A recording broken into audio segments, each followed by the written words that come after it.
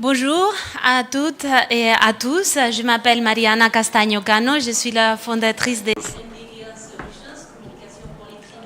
I'm for the sustainable development. It's a great pleasure to be here at the French pavilion another year. I was lucky to, I had the luck to be in Sharm el-Sheikh last year and in Glasgow the previous year. And this is always connected to this sustainable development in the building sector. And this is the subject we'll be talking about today. Sustainable constructions in the Mediterranean and West Africa. Today is the Urbanism Building and Transport Day. It's only the third year that we have a day dedicated to the building. It's very important for the countries that have a lot of influence. They can do good lobbying so the buildings become important in the agenda. So this afternoon there will be an event on the buildings breakthrough, and you're all invited.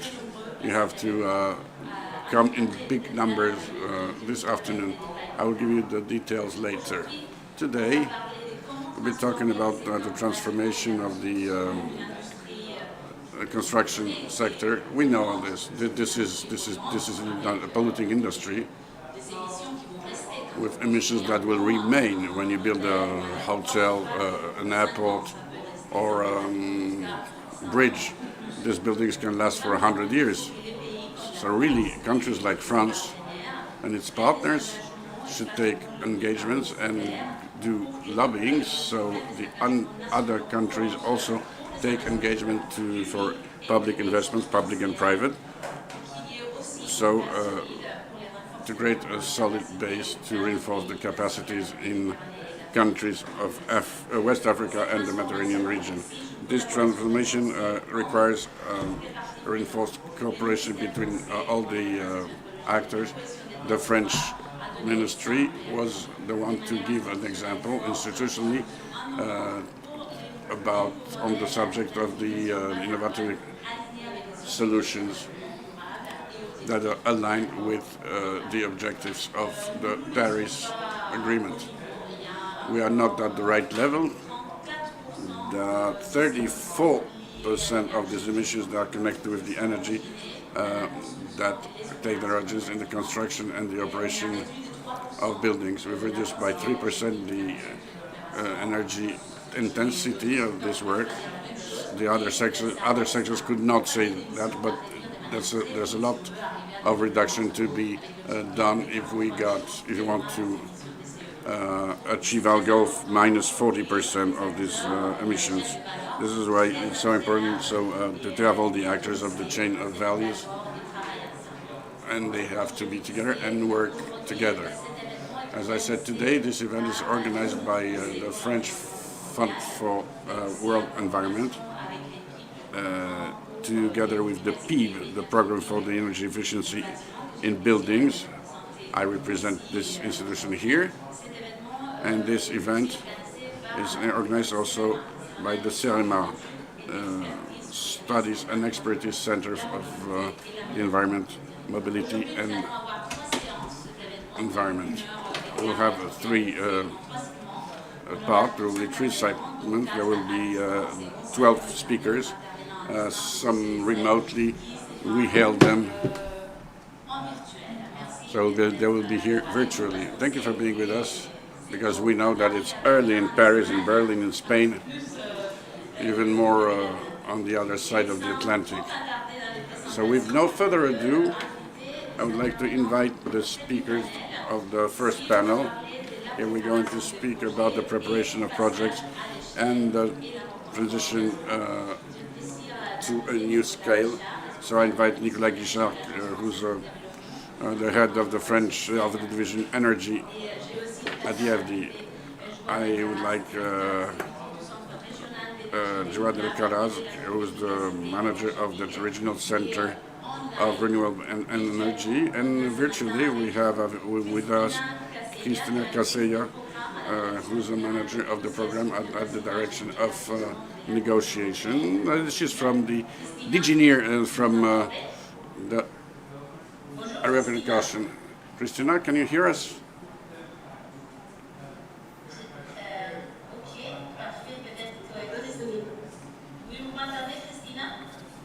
Là, c'est Agathe, bonjour. This is Agathe. Hello. Christina sur en ligne. Voilà, et Agathe Lecomte qui est coordinatrice. Agathe Lecomte, who's the coordinator of the MeetNet project. Hello, Agathe. It's good to see you here. It must be early for you. Christina, let's hope that she's going to be able to connect later.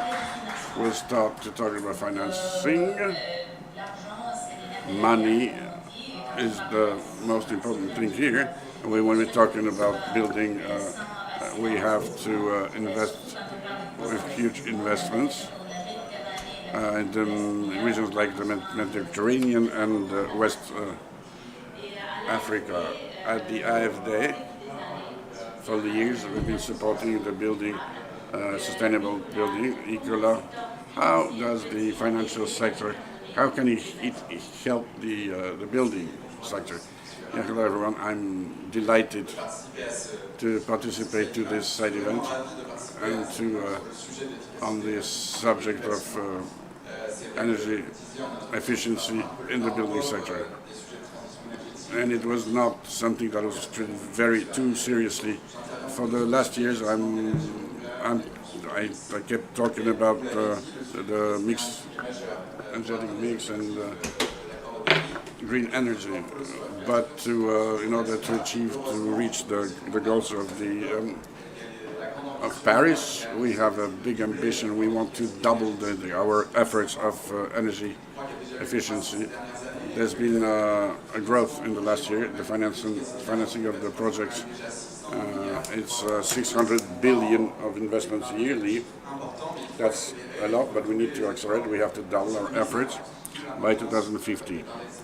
This is why it's important to talk about these subjects. I would like to add that beyond the impact on these climate subjects, another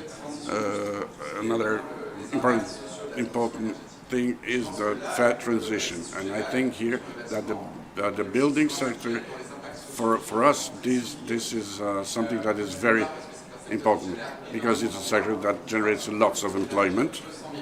More than 200 million jobs in the world, and with the dynamics of building, the urbanization, and the climate adaptation needs for coal, it will generate even more with the building of new buildings, of course. So it's also a social subject. And not like we can do on the subject of energy efficiency in building, all the improvements we can bring, it's also lowering the costs of energy, which touches something that is touching the poor people. So this is a sector that will touch, that will reach all the populations, especially the poor ones. We have to do more everywhere. I think that the institutions like the AFD, I think that we represent 10% of financement in the sector.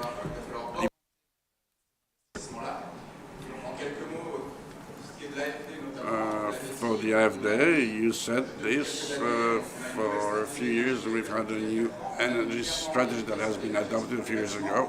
We have something new at the heart of the strategy, so it's a main axis that allowed us to create this program called PEEB, Energy Efficiency in Buildings. It developed slowly, so starting by Africa and now the Mediterranean region, that allows to accompany colleagues in building things like hospitals, schools and others to improve the energy efficiency in a few years. That allowed us to accompany projects. We're talking about 500-600 million of investments. We want to keep growing.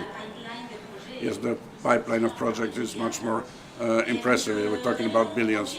Let's get back to the PEEB more in detail. In 2016, if I'm not mistaken, after the Paris Agreement, France and Morocco took on this beautiful initiative with the AFD to create the PIB. A little bit more details, Nicolas, please, on how can the PIB encourage the investments for energy efficiency in buildings. Sure. This program has been created a couple of years ago with main objective being to help with technical assistance during the early phase, which is why I was saying that the PEEP team that has been created is supporting colleagues around education, health, with public buildings to build. The idea being to be there while the project is being designed, bringing the best standards, planning, designing buildings that will integrate more than the business as usual ones, the energy efficiency aspect. So it's a technical assistance during the designing phase. It's either renovating or building new buildings. This is how the PEEP started. We got started in Ivory Coast, Western Africa in general, and the Mediterranean coast. We have hospital projects in Tunisia, in Morocco, in the Maghreb in general. During the last 3 years, many partners have joined us, like the European Commission, who has supported us during a new phase of the project in the Mediterranean phase, the MED-PEEP. So we are working with 7 countries, like Egypt, Jordania, Palestine. The idea being to keep on working and to upscale the whole project with additional resources. For the first time, the PEEP is bringing a contribution in terms of subsidies for investments in order to cover at least partially the additional cost that represents efforts upon energy efficiency. It was quite important for us to switch from this additional cost reduction in order to support the building phase and create a leverage effect.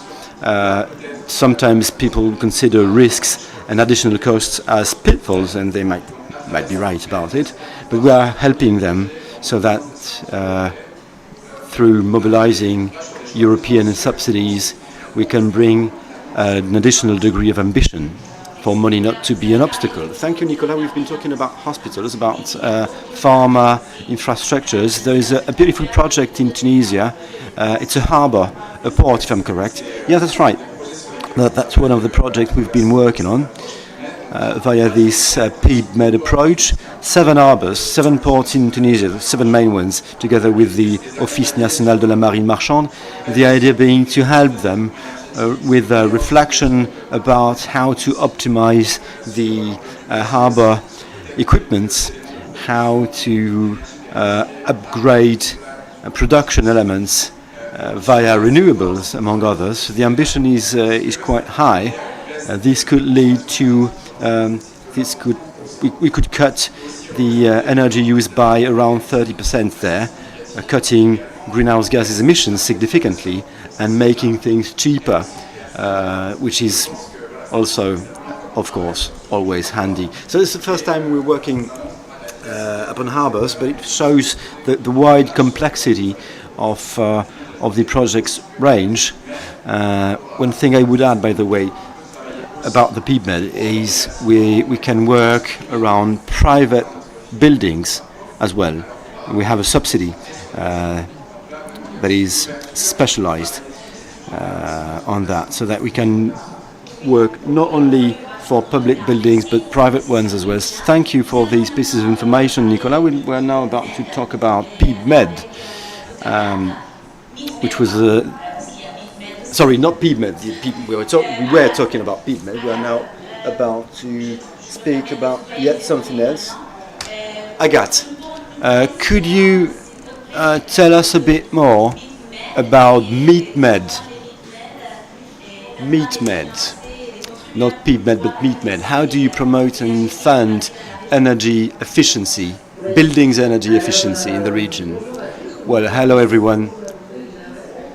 Hello Jawad. So, as you were saying, the construction sector has gone through a transformation and needs different kinds of interventions, national commitments, investments, capacities reinforcement and cooperation between all the stakeholders. So that's what the MEET-MED project is working upstream in order to foster investments.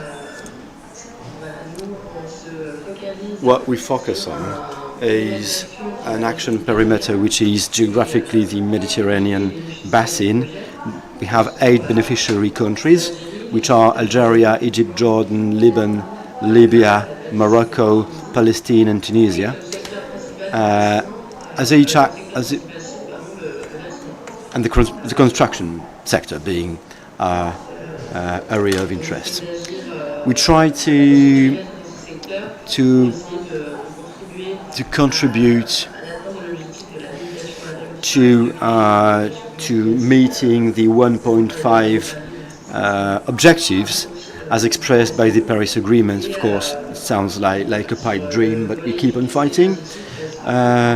It's linked with the energy efficiency chapter, since the construction sector is the main source, the main GHG source, the main energy user, and the part where a part of the world where climate change, average temperatures are going up by 20% quicker than the world average. Thank you very much, Agathe, for this presentation. Could you describe the tangible actions MEET-MED is bringing on? Well, what we are doing is we are working at several levels via an experts network. Those people are based in agencies who are like ADEME equivalents, the ADEME being my structure in France. They belong to the same association that gathers the energy harnessing agencies, plus experts from the RETROUVEZ, which is yet another actor. Via this experts network, what we do is we support things, institutionally speaking, expressing recommendations in the scope of public policies. Upstream-wise, this is going through a concerted actions model. It's like on the EU concerted actions model. Experts discuss with countries directly about public policies in order to reach and express and provide them with recommendations. There are different public policies groups, construction-wise, renovation-wise, labelling-wise, or in terms of trainings plus funding. That would be about it. As for the recommendations are concerned, but in order to push these public policies later and to prove how energy efficiency is, how important energy efficiency is, we also pilot demonstrations of various natures, putting in place measurement tools as for energy consumption in public facilities such as schools, hospitals, or others. I'm not sure you know the priority tool, that the numero uno in France. It's been created by Croatia, but the Croatian ADEME. There is another tool that has been created and implemented in the Mediterranean basin. There are also energy performance contracts in order to test energy services companies in the beneficiary countries, fostering investments in virtuous projects. There's also a pilot action linked with the water energy nexus and other technologies aiming at reducing energy consumption in the region and linked with cooling networks. And that will be about it as far as the pilot actions are concerned. But we also reinforce capacities. We train the various actors on the field on the basis of their needs. We first analyze their needs. Broadly speaking, in 2024 in Jordan, a training should be organized about the new ISO 5001 standard. This is to be an online training, but on-site trainings has been organized in Tunisia and Palestine as well about the energy performance contracts. We've also developed a NUB in partnership with the AFD, about energy efficiency, buildings, energy efficiency in the Mediterranean basin.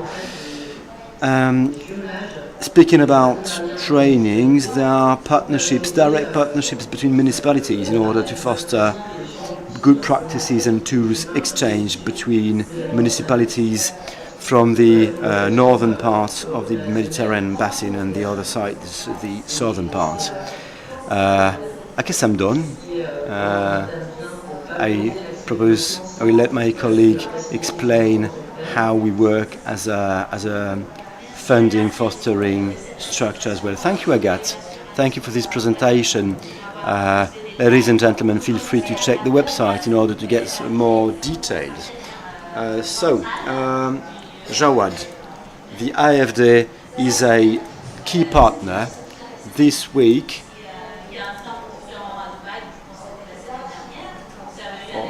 there's been an event concerning fundings. So how do you fund renewables and energy efficiency? What are the conclusions of the conference you took part in lately? What are the keys? What are the leverages? Mic needed. Hello everyone. Thank you for inviting me. It's a pleasure for me to be here at the French Pavilion. The RETROUVEZ means Energy Efficiency and Renewables Energy Regional Centre. We cooperate with the Energy Ministry. Our main mission is to support Arab countries in terms of energy transition, renewable energy efficiency, in terms of public policies. As you know, in the Mediterranean basin in Europe, between 30 and 40% of the energy-related emissions are linked with construction and buildings. It's really important to work around those topics. Hence the Med2 project. We are cooperating with energy efficiency agencies. We are co-financed by the EU. As Agathe said, we are cooperating with many countries. Among the main axes, we have national codes benchmarking about energy efficiency in the construction sector. There are trainings, but it's also about funding, because money is crucial, both for project managers who don't always have the knowledge, the know-how, the experience, but also for the banks. People working in the banks don't always know how important and how profitable it can be to invest in energy efficiency and such. So we've developed a vademecum, a guide about the financing tools for the project leaders, but also for the banks, as I was saying, for them to know how interesting and how profitable those kinds of investments can be. We've also done our best in order to transfer European experience from the Sustainable Energy Forum. It's a forum that gathers stakeholders from the energy, from the housing ministries, from the local banks, in order to promote dialogue and facilitate investments in energy efficiency as far as the construction sector is concerned. So it's the round tables, panels, discussions, something we've implemented in Jordan, Egypt, Tunisia, Morocco. This year we are going to organize a seminar in Tunisia, a second round table, the idea being to consolidate these forums, these networks, We've gathered all the banks, the national banks, the Moroccan Energy Efficiency Agency, the Housing Ministry. So it's extremely important to have those kinds of experiences. Our pavilion is quite close to this one, by the way. Feel free to pop in. The AFD is one of the main partners that we have mobilized. We are nourishing dense exchanges with those agencies. We've also talked to the NME, the Tunisian Energy Mastering Agency, in order to put in place projects that could benefit from the funding mechanisms we've put in place. So there are many things going on in Jordan, in Libya, in Morocco, with all the stakeholders through a cooperation with various actors. We are quite complementary. We'll be up and running for 1 year more. I think it's extremely important to consolidate this cooperation and to make it for a better future for all the countries we are working with. Thank you for your explanations, and thank you for showing these links between the two coasts of the Mediterranean Sea. Now you have to be not only at the energy level, but also in the cooperation with different actors. So it's a central partner. Christina Casilla, she's with us remotely. Christina, can you hear us?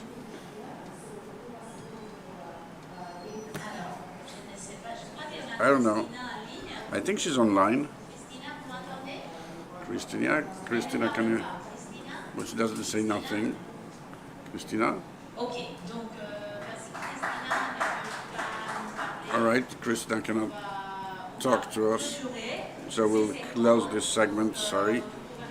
You can see the details on the website of the MICMED and PIPMED when it comes to the participation of the European Commission through DG NEAR, because these projects are supported by Europe and its neighborhood policy in this region. Thank you, Gerard. Thank you, Nicolas. Thank you very much, Agathe. I know it's too early, very early for you, and have a very good day. We'll continue. We'll just make a family photo. Just wait a few seconds.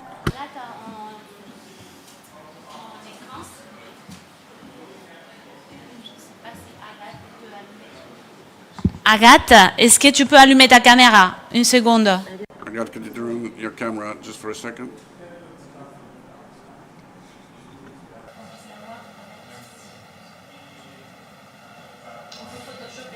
Ah, normalement, elle est allumée. Attendez, je me recoiffe.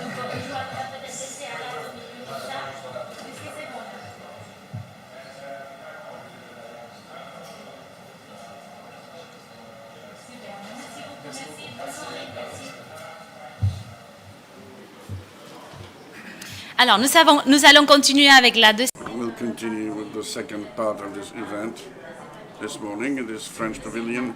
The second part is dedicated to the sustainable construction.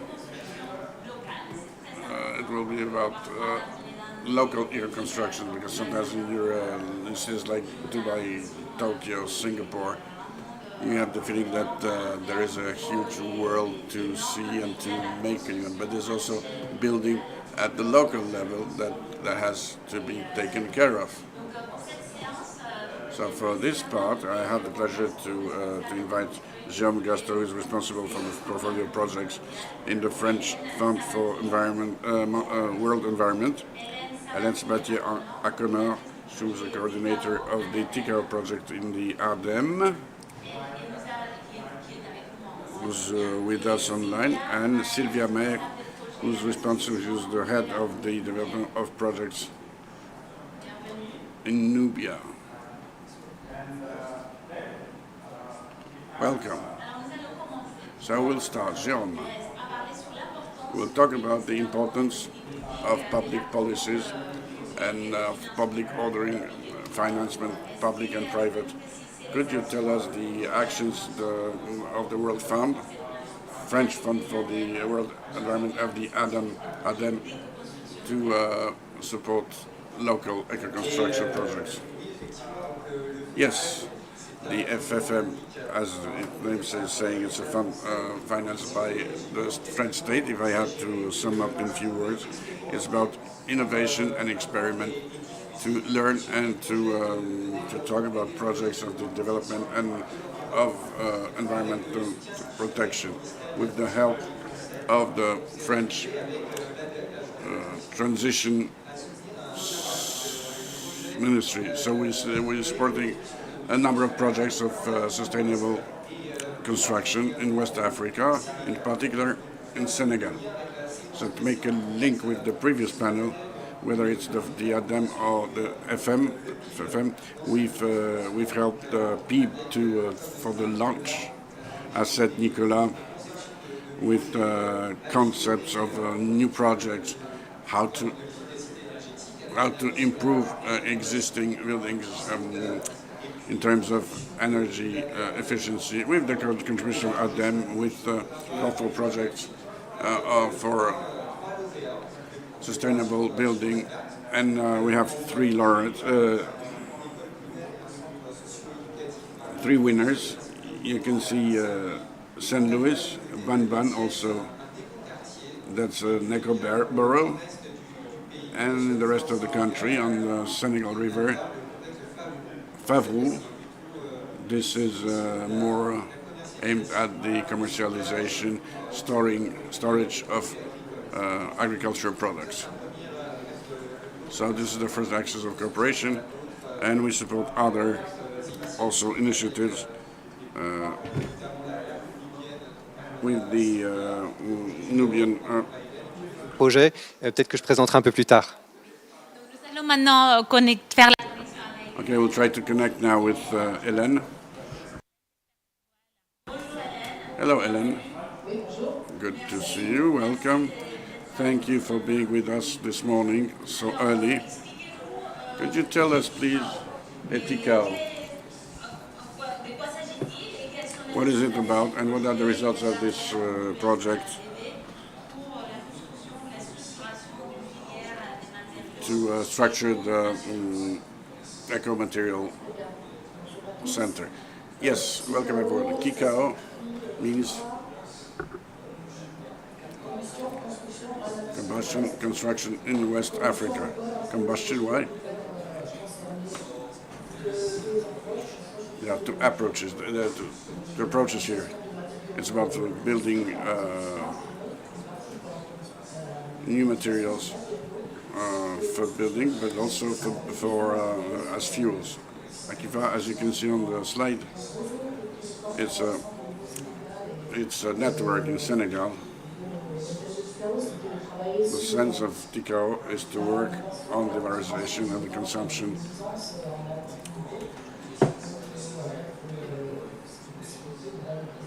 using the reeds. That's about the fuel for building. That's a project that concerns two countries, Mauritania and Senegal.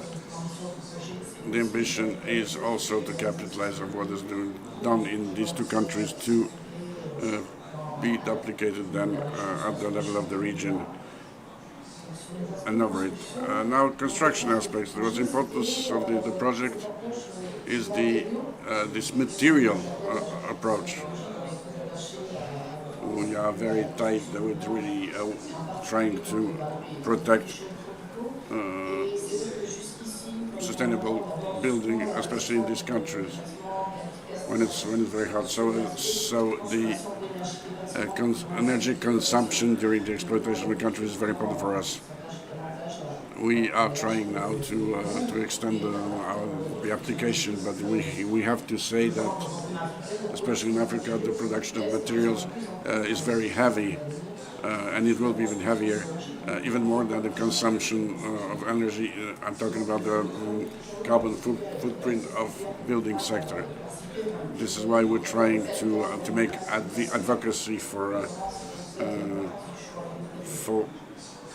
protection of the environment by the choice of materials. There's been a work conducted on the development of materials. We already have lots of materials made by Tifa and ground. That was done in Senegal and under the coordination of the Ministry of the Environment in Senegal, of Senegal. Ticao went beyond. We're trying to help these materials and working also on new materials. We want to create concrete, Tifa concrete.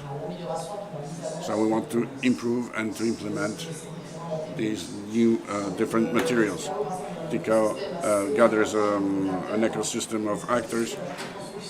On construction, there's more than 20 actors that were implied in the realization of the program on 3 countries: Senegal, Mauritania, and France. It's important to conduct the research concerning this project.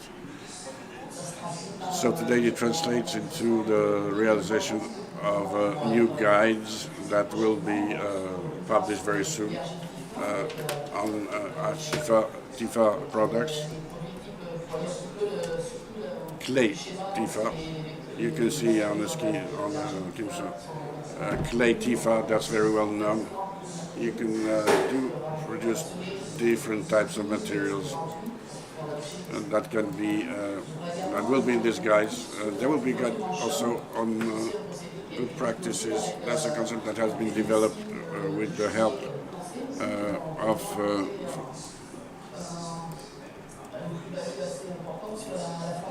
French thatchers, and we also want to have thatchers in Senegal with French expertise.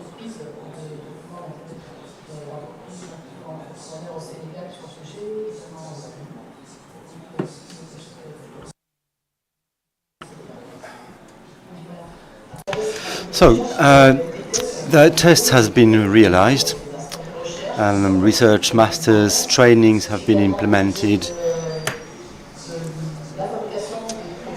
for products fabrication, but also for implementation in Mauritania and Senegal. Trainings about the environmental assessment of the buildings, because that is something beyond Ticao. That's something that needs to be developed.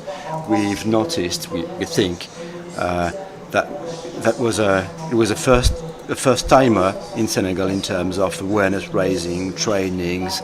It's been organized in Nouakchott University in Mauritania, but also in Senegal, as I was saying, with the necessity to work upon databases about raw materials, like the Tifa, like clay, like the thatches, like those reeds we're using, about the environmental performance of the materials and the techniques that have been implemented. A whole work around capitalization, research, communication on the internet. I'll drop the link later.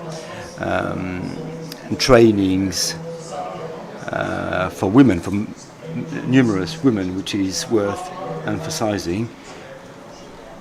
There's something to add. Yeah, as we speak, the raw materials, the building materials topic has been tackled upon. We consider Ticao has promoted those materials with all the due modesty. We've participated in the elaboration of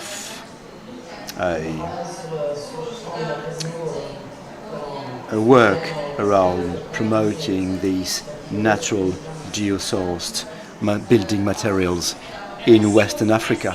Well, thank you, Ellen. Thank you for this presentation. This has been truly not only instructive but beautiful. Beautiful pictures. How it's pleasant to see how you can build new buildings with old materials, old traditional eco materials. It's new. We are using new words to describe old things like thatch, like clay, like reeds. Yeah, and the thing is, you are using old techniques to build buildings that look quite modern, look quite fancy and stylish. Yeah, not only concrete and steel and glass. It's we can live, and we can even better live upon old geosource materials. Thank you, Hélène. That was extremely inspiring. Okay, local dimension, geosourcing. Sylvie, could you talk to us a bit about your association, the Nubian Vault Association? You're a project leader. What are the projects you've implemented in order to promote energy efficiency in the framework you work in? Well, hello. All right, thank you very much for the opportunity to showcase our project here at the French Pavilion. Each time we talk about the construction sector, what happens is people think first things about cities, about demographic explosion, the demographic growth, outburst within the cities, about climate change. But in the Sahel, where we work, the majority of the population live in rural areas.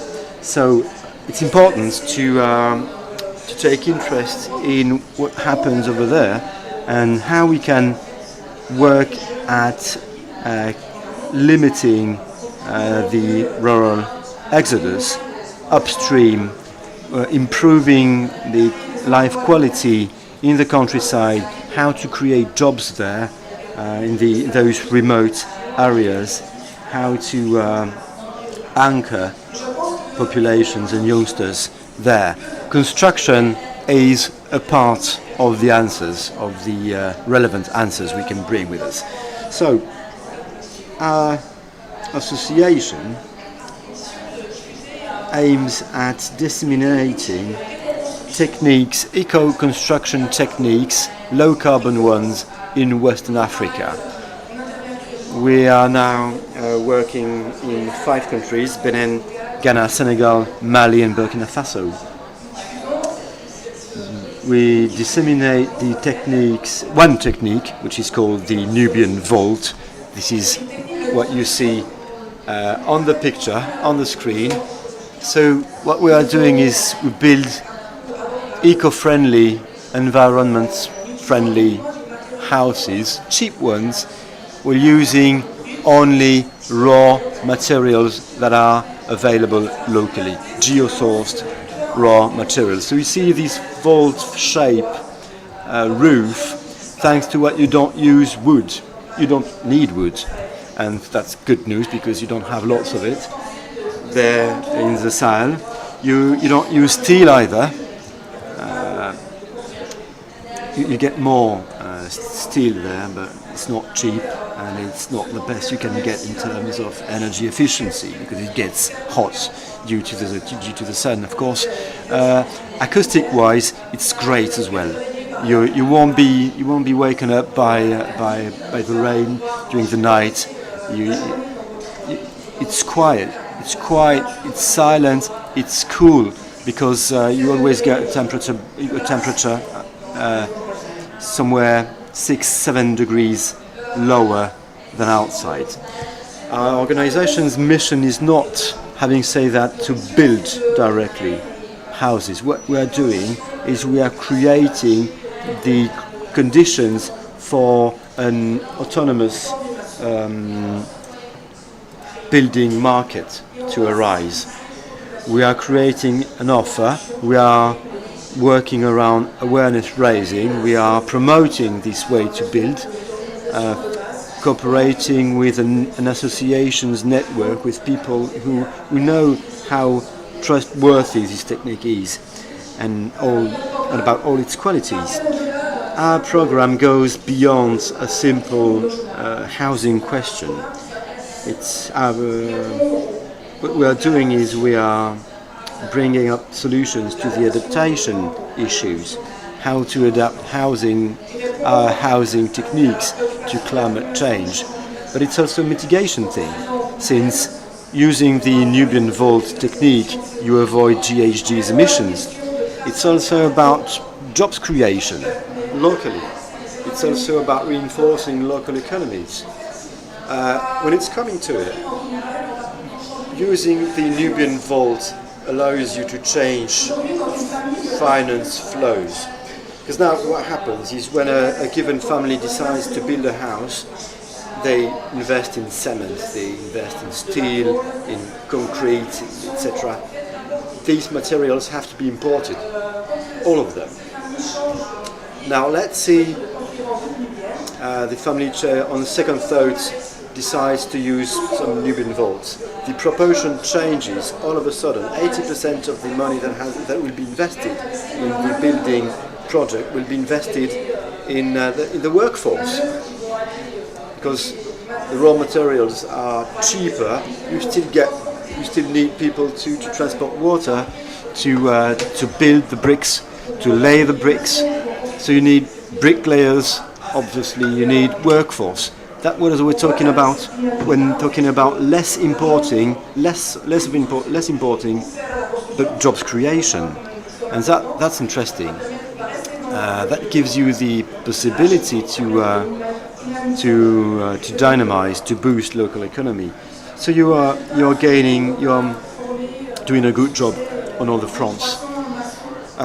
We've trained 1,300 bricklayers that are still working on the market, which bricklayers have created thousands of Nubian vaults, thanks to which we've avoided GHGs like 160,000 tons avoided. Good results, still insufficient, of course, given the needs, the building needs, the needs on the market, but also the climate change related needs. Our ambition now is to reach 10,000 Nubian vaults each year by 10 years' time, but we're not out of the woods yet, believe me. The main challenge being to reduce, to shorten the amount of time we need for an innovation to be implemented, which is, especially given the fact that we are dealing with vulnerable populations, bringing up a product, a house that represents for everybody in the world, the main investment in your lifetime. So you don't build a house every year. So the most efficient leverage we can use are financial incentives, of course. Which financial incentives, in spite of the fact it's just 20% of the real cost, the real effective cost of the building, are significant and show how far you can go in terms of accelerating the risk-taking capacity when engaging in a journey, that represents building a house for your own family using an traditional but innovative technique. Sustainability. Okay, we are not a state, we're just an ONG, a small ONG. Given the immensity, the huge character of the demand, it's of course quite difficult to cope with it. We've been exploring, going to explore, the funding mechanisms based on low carbon loans that exist. We are going to upscale the low carbon mortgages for Nubian vaults on a voluntary basis, and the money we are going to make thanks to that will allow us to create a virtuous cycle, and a virtuous cycle that will allow us to finance on the long run. Thanks to the FAFN, by the way, thanks to the AFCEA program for the support. Do I have 2 minutes left? I'm not sure. There is yet another thing I would like to mention. A pitfall with something that hampers the Nubian vault development, at least to a wide extent, this is about the risk-taking capacity, the ability to risk. You get gatherings, you get families and cooperatives there who would be interested in this kind of construction techniques. There are people who would like to propose this technique to their moneylenders. There are people who are ready to talk moneylenders into using this technique. It's also about awareness raising among them. I mean, we could convince moneylenders to invest in that kind of techniques without using calls for bids, with all the legal framework, with all the calls for bids, calls for tenders, procedures. It's about talking mayors into Nubian vaults. To say, you know what, you're building a school over there. You know, Nubian vaults are not only okay for private houses. You can build a school using that technique. It's not that easy. That's a hamper. That's a break. You know, that's a vicious cycle because what happens is nobody takes the responsibility. And what happens is you have to take the risk together. What happens more often than not is you're getting the runaround from everyone. Thank you, Sylvie. That's beautiful as well. Quite beautiful. Literally, I mean the houses, the technique, how it looks like, but also what you're doing. 80% of the benefits you're making, of the money you're making, goes into the private family's pockets. It's not going somewhere to a hidden account in a bank somewhere. Thank you very much and congratulations. Jérôme, we're expecting a lot from the funding mechanisms, from the low carbon mortgages, etc. What's your take upon that? Well, three key messages in order to reinforce what has already been said. Local materials like the tifa, this reed, like the clay, thatch, Nubian vaults. This is great. There are projects in Brazil as well. What they are trying to do now is they are trying to use construction waste in order to upcycle waste, upcycling rubbish in order to make raw materials out of them. That's what circular economy is about. It's a key sector. It's both adaptation and mitigation, and that's what's great about it. The temperatures are extreme in some regions of the world, like Sahel. Sylvia was saying the temperature is always 7 degrees below inside compared to the outside, and that's great. You don't need AC anymore. And that's tremendous. There are huge economic development opportunities for local sectors, and of course there are hampers, of course there are pitfalls. It's about the perception. It's about marketing when it's coming to it. Some people might say, "Hey, that's a thing of the past. That doesn't look fancy. That doesn't look modern. That is not what will make my neighbor jealous." But it's cheap, it's beautiful, it's energy sufficient. We nearly have to talk people into it. I'm happy to hear that you make it popular among people, among cooperatives. You are able to talk banks into those techniques. You are able to show them this is bankable, this can be profitable, and it's a huge effort. That's about making. Mariana, you were saying it's about who dares wins. That's what it's about. Okay, we're going to conclude this segment with a family photo. So, Hélène, if you could turn on your camera, please.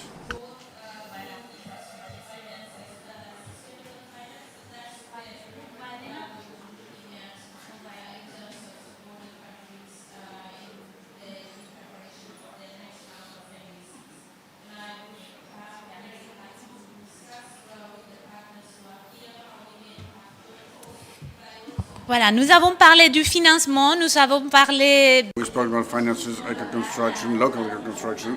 Now we are going to talk about waste, because there is lots of waste from construction, from building. Too much of them. In some countries, though, there's laws that don't allow to destroy the thing.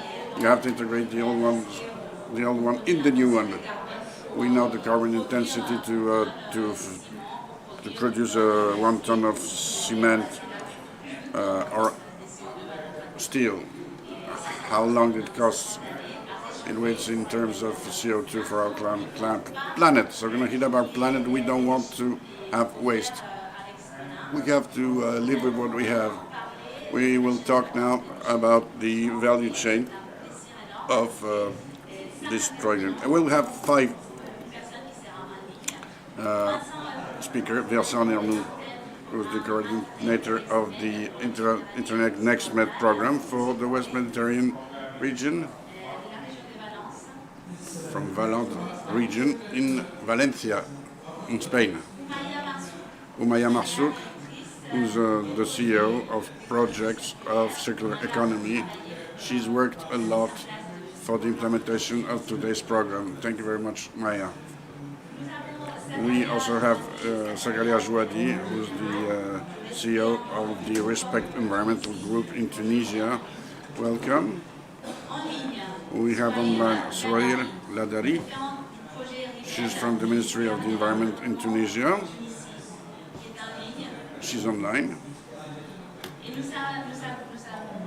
And we also have today Elia Obeid, who's the manager of the Lebanese Syndicate of Public Works. Welcome. Could we... the person is not online?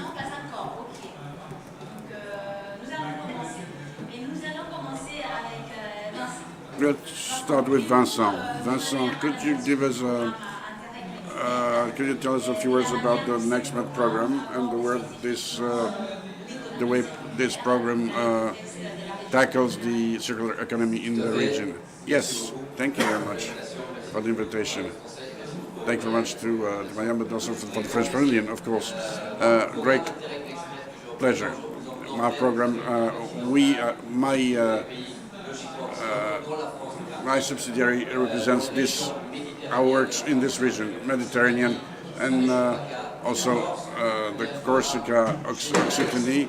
We have a general program, so we don't work only on circular economy, but the circular economy is one of our specific subjects. So we work a lot on it, and the circular economy we can work on on construction, as shown by our favorite project, REMED, a project that we appreciate a lot because it's a project that is real innovation and has a tangible impact, and that managed to engage the highest level. And just in a few words for the program, for the waste, we've worked until now hugely waste, household, textile, wine. We're French, so we take advantage of we managed to reorganize the waste from where the wine is produced. We can present a project in our program. It's very open. It's very open. Also, when it comes to the typology of partners, private, public, and others. I would like to tell you also that compared to the AFD, we are not a program dedicated to development. We are not a program of bilateral cooperation. But what differentiates us is what you, or the person who listens to us, will take into consideration. If you want to work on our program, what should interest you is the cooperation, transnational, as we say, where the effects, the benefits are common for the zone. So to present a project in our program, the basic is to identify a need or a challenge in the region of the Mediterranean, like waste from the roads. You have to you have to look for partners on both sides of the sea and propose together. We insist a lot on the fact that that innovations do have to be commonly appropriated. Then we have a competition program.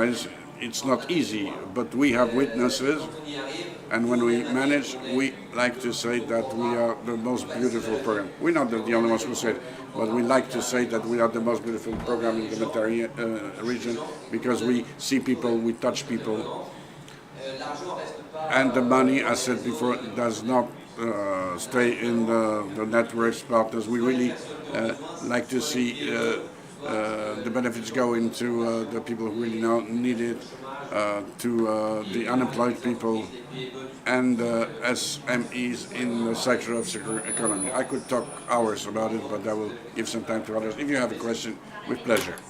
Of course. Okay, we'll get back to it. First, thank you very much for the work, for the organization of this event.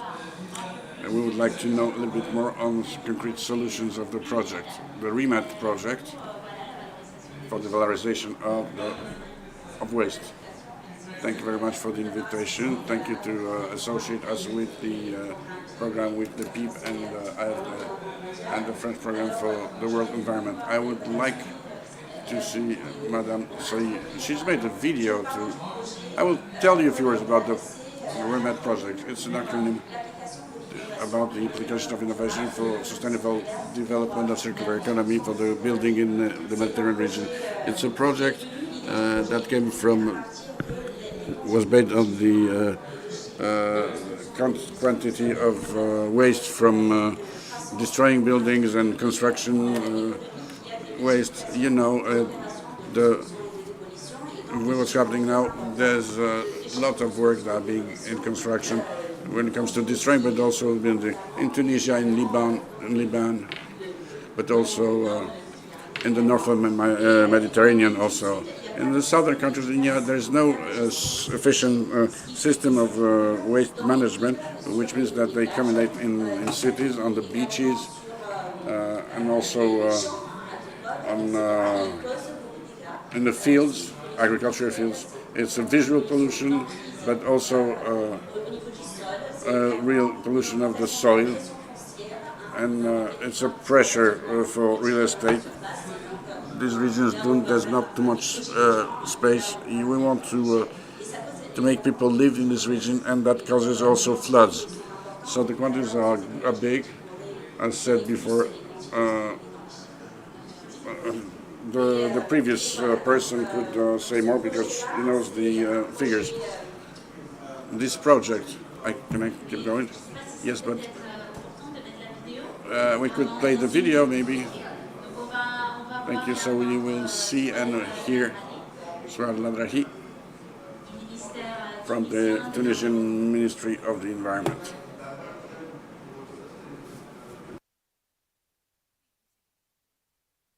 Just a few seconds. Elle nous a dit que le réseau n'était pas bon. She told us that the connection was not too good. Face à l'évolution constante du secteur de la construction, l'éco-construction apparaît The booth cannot translate. We have no sound. It's in the room, but we don't have it. Attention particulière à toutes les étapes de la vie d'un bâtiment, dès sa conception à son démantèlement. Cependant, la gestion complexe des déchets de construction et de démolition à la fin de leur vie reste un défi majeur, surtout dans les zones urbaines. Les implications telles que la pollution visuelle, les risques sanitaires, les inondations et les accidents sont aggravés dans les pays du sud de la Méditerranée. Prenons l'exemple de la Tunisie.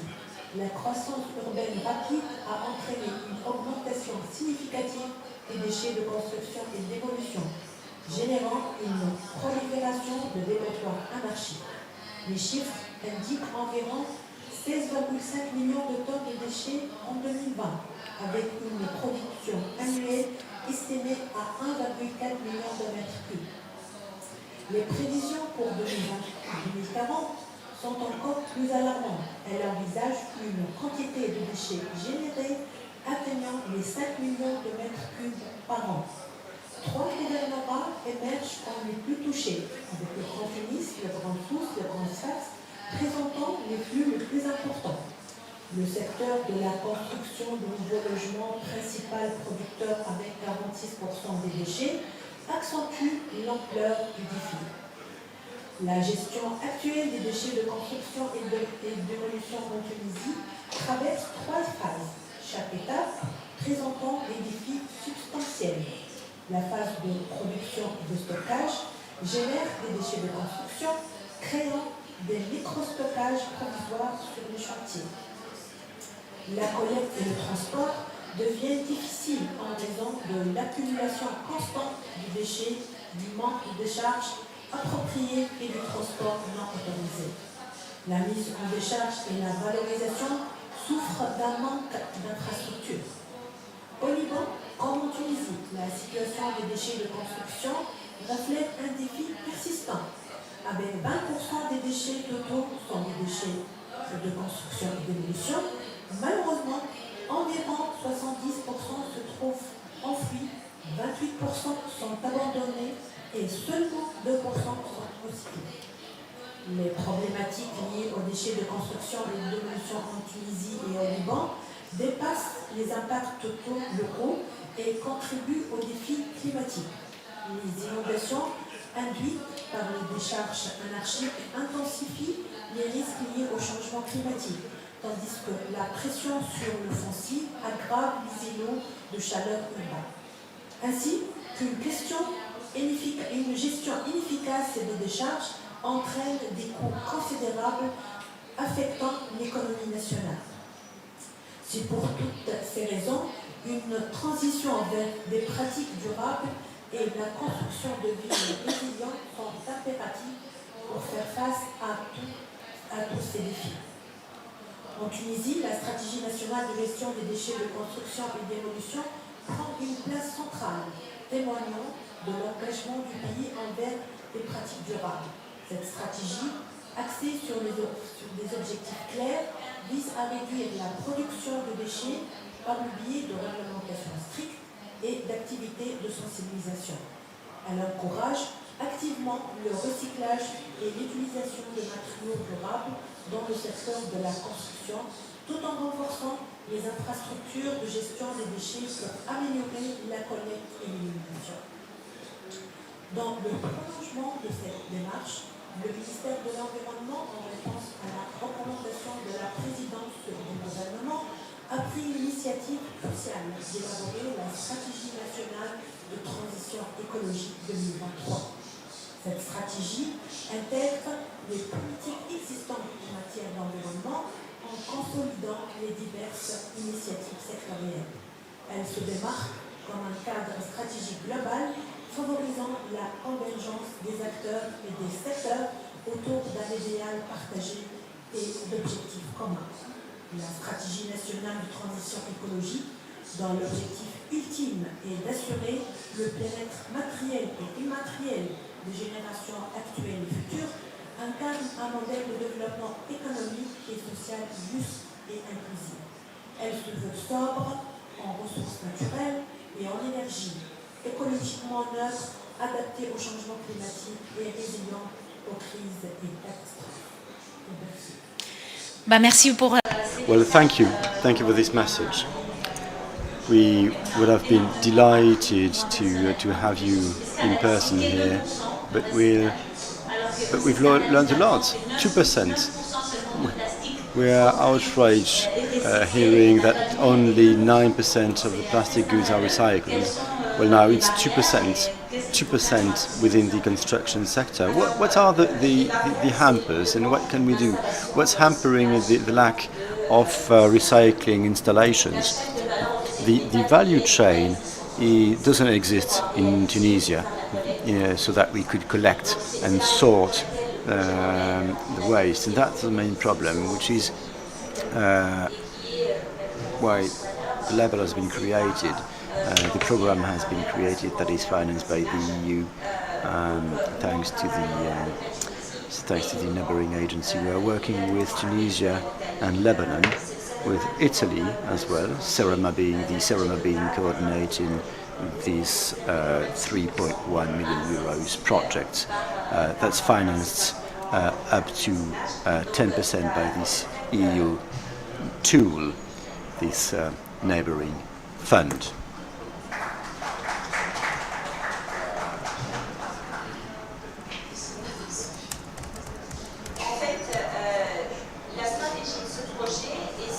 The Neighbourhood Fund. So the strategy is to perform a knowledge transfer. It is to take the knowledge gathered in Europe, since we've been active on that field for the last 10 years in Europe.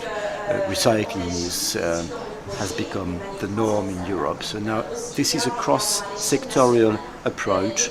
Both it's about looking at the policies that are put in place, both macroeconomically and microeconomically, at the national level, and about adapting the local context in terms of regulation in Tunisia, for example, and adapting the local context from a technical point of view. It's regulation-based and technical ways. The standards have to adopt the construction materials, the construction techniques. We've adapted 19 French and European standards to Tunisia. We also bring evidence to show that what's feasible. It is feasible. We've trained around 100 young engineers, bricklayers, so that the new generation is now here, up and running, trained, so that companies get workforce, and for the young workforce to be a proposal force, to be able to bring its knowledge, know-how, and experience. Thank you. It's extremely interesting and inspiring to see how people face 16 million tons of waste. That's quite an amount of rubbish for a year for a little country. Because Tunisia isn't that big. It's a never-going process in terms of construction in Tunisia. How many resources are wasted in the world? How many tons of waste that could be upcycled? It's about value building. It's about building a circular economy. Circular economy, upcycling is about giving value. So it's about marketing. It's about ads, like with plastics. Yeah, it's about awareness-raising spots. Awareness-raising videos. A campaign has been launched on TV, on the radio.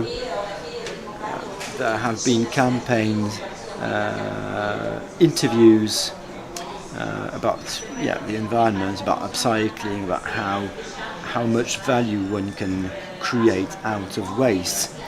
Yes, it's about but not only are we wasting the environment, but we are wasting waste. Okay, Zakaria, hello. Yeah, hello everyone. I'm from Tunisia. My name is Zakaria. I'm the general director of my company. We are into recycling and upcycling. We are the first company, the leader on this sector in Tunisia. We've been active since 2019, and thanks to the MED project, we've been performing many activities and making our projects tangible.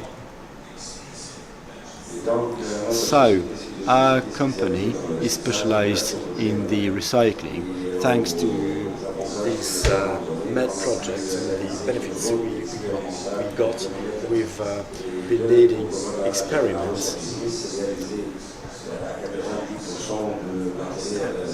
And we've built a road 90% recyclables. And so that's thanks to Euromed. We've contributed to the creation of a guide. We've published a guide concerning upcycling, showcasing the projects we had been running in order for people to understand how valuable it is. As our colleague from the Environment Ministry said, 16 million tons of waste in Tunisia per year, but the figures are going up by 10% each year. more than 100% of the housings in Tunisia have been built in the 1960s, 1970s. So you still have to demolish and you still have to build. We are doing our best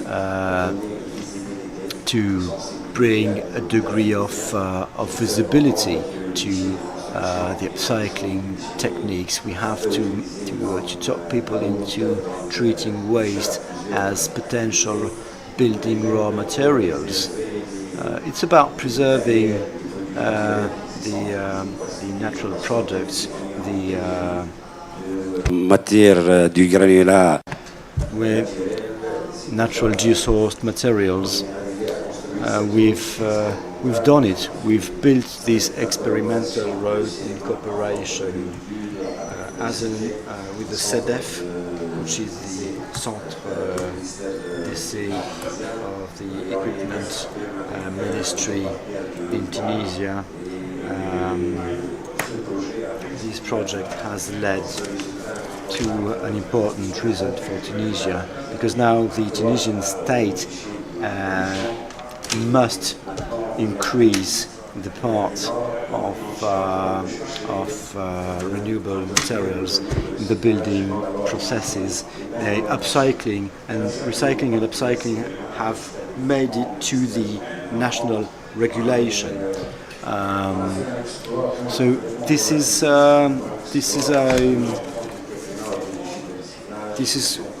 something great.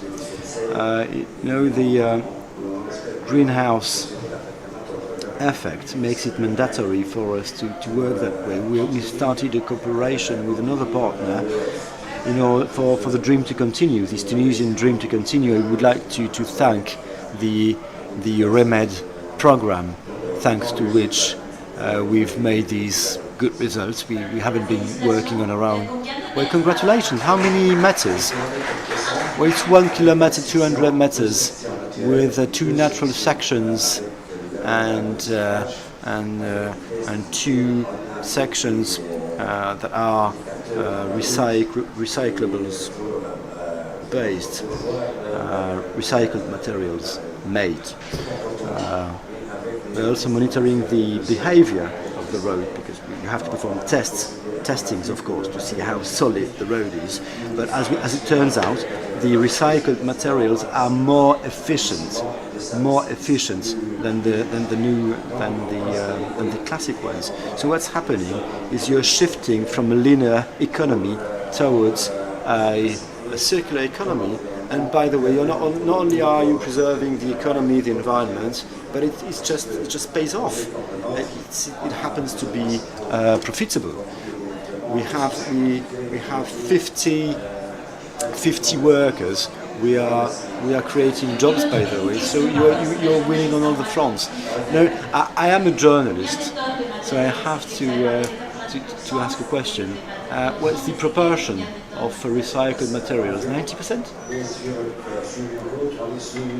As far as this road is concerned, it's around 6,000 tons, 300 meters long sections, 70 centimeters recycled materials. Then you have another layer, then you have the GB layer.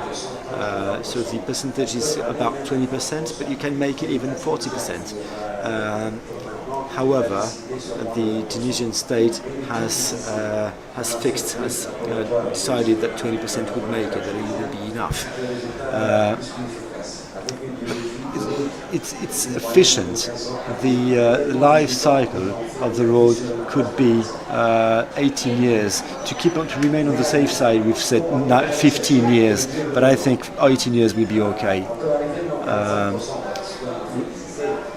We've performed testings.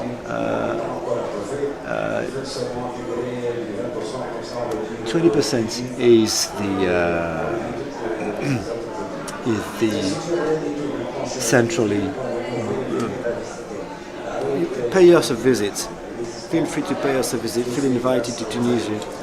The road is created, is built, and I hope this is just the beginning. And just calculate how many tons you could, on a yearly basis. Well, that's the first time in Tunisia, that's the first experience. But in terms of visibility, that's great, because it's a first timer. And that's, I hope this road will pave the way for other roads to rise. You know, we could build lots of installations of that kind in Tunisia, potentially. Well, congratulations for this project. Well, Lebanon now. Elia El Omei, you're the General Director of the Entrepreneurs and Public Works Trade Union. It's always interesting to hear the workers' voice. We've heard about 200 million workers, which shows how huge this sector is. What is the order of magnitude in Lebanon? How has the project improved and enhanced the circularity of the sector in terms of, from your point of view, as the trade union leader? Well, hello everyone. I would like to mention three big, huge partners from Lebanon who have worked during 40 months to contribute to this project, namely the Ministry of Environment, the American University in Beirut, and the Entrepreneurs Trade Union. I would like to sum up the success story in 5 minutes, if you allow me.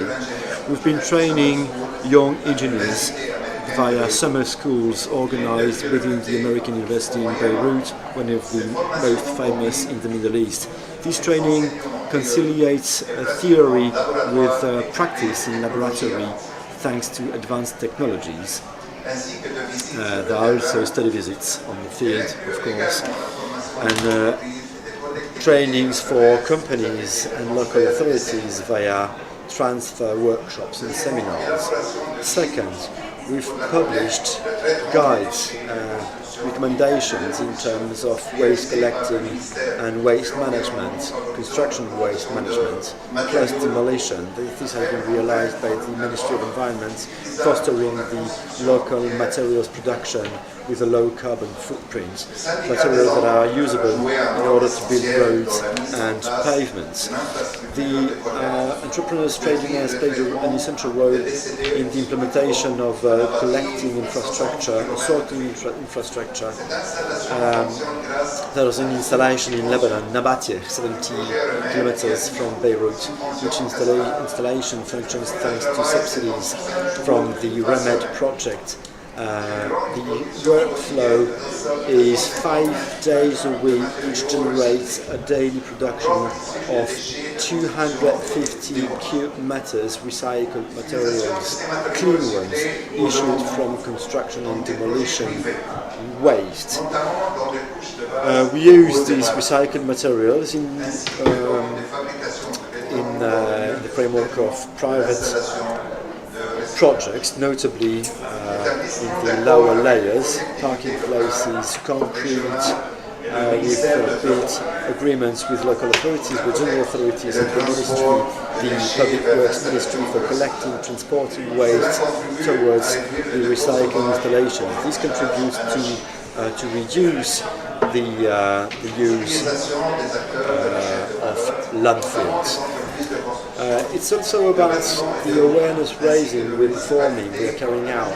We are convincing the value chain actors, notably the construction companies, those who build roads and buildings, municipalities as well, explaining them how important and how interesting, how profitable it can be to cooperate in order to lower the use of landfills and to adopt sustainable mechanisms such as upcycling and recycling. Thank you very much. One question? I have a question for you. The trade union, how many entrepreneurs?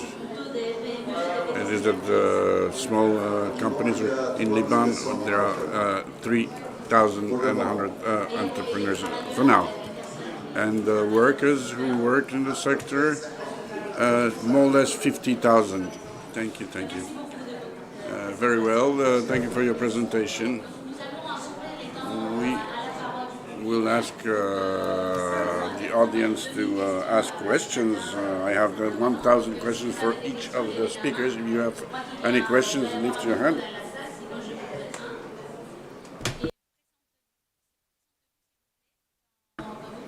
Introduce yourself when you're asking questions.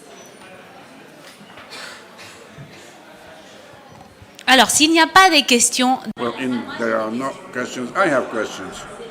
Today is the day of the urbanism in Dubai, the transport day in the COP. It's been only 3 years that there is a day dedicated to the number one source,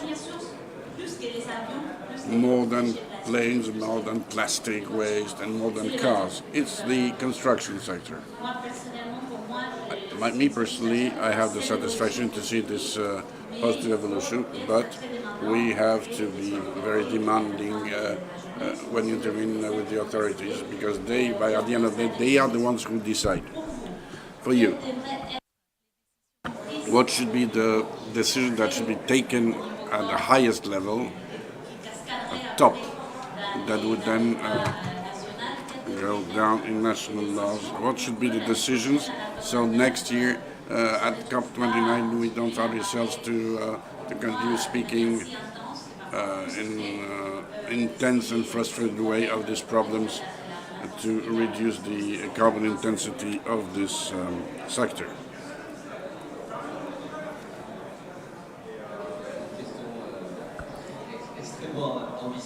Ambitious question, extremely ambitious. We work more like with partners, so we don't have this global reflection. I'm not an expert in this in the area. I imagine that the efforts undertaken at the level of the policies, I'm not an expert, should go in the direction of reducing the possibility of usage of everything that is bad for the environment. We know the problems.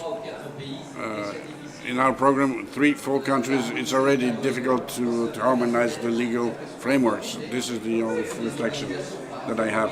The organizations like the Humanitarian Union should continue their efforts to harmonize the legal frameworks that foster the usage of waste and unfoster. Do not accept the usage of contaminant materials.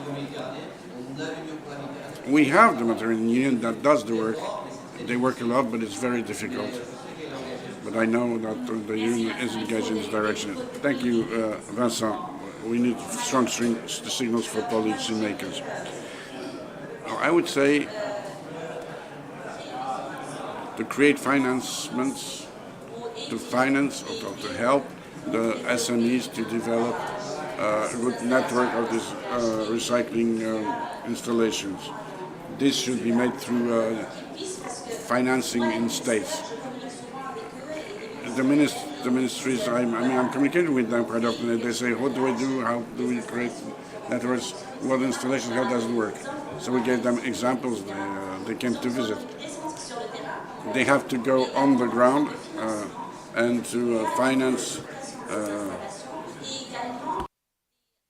the field.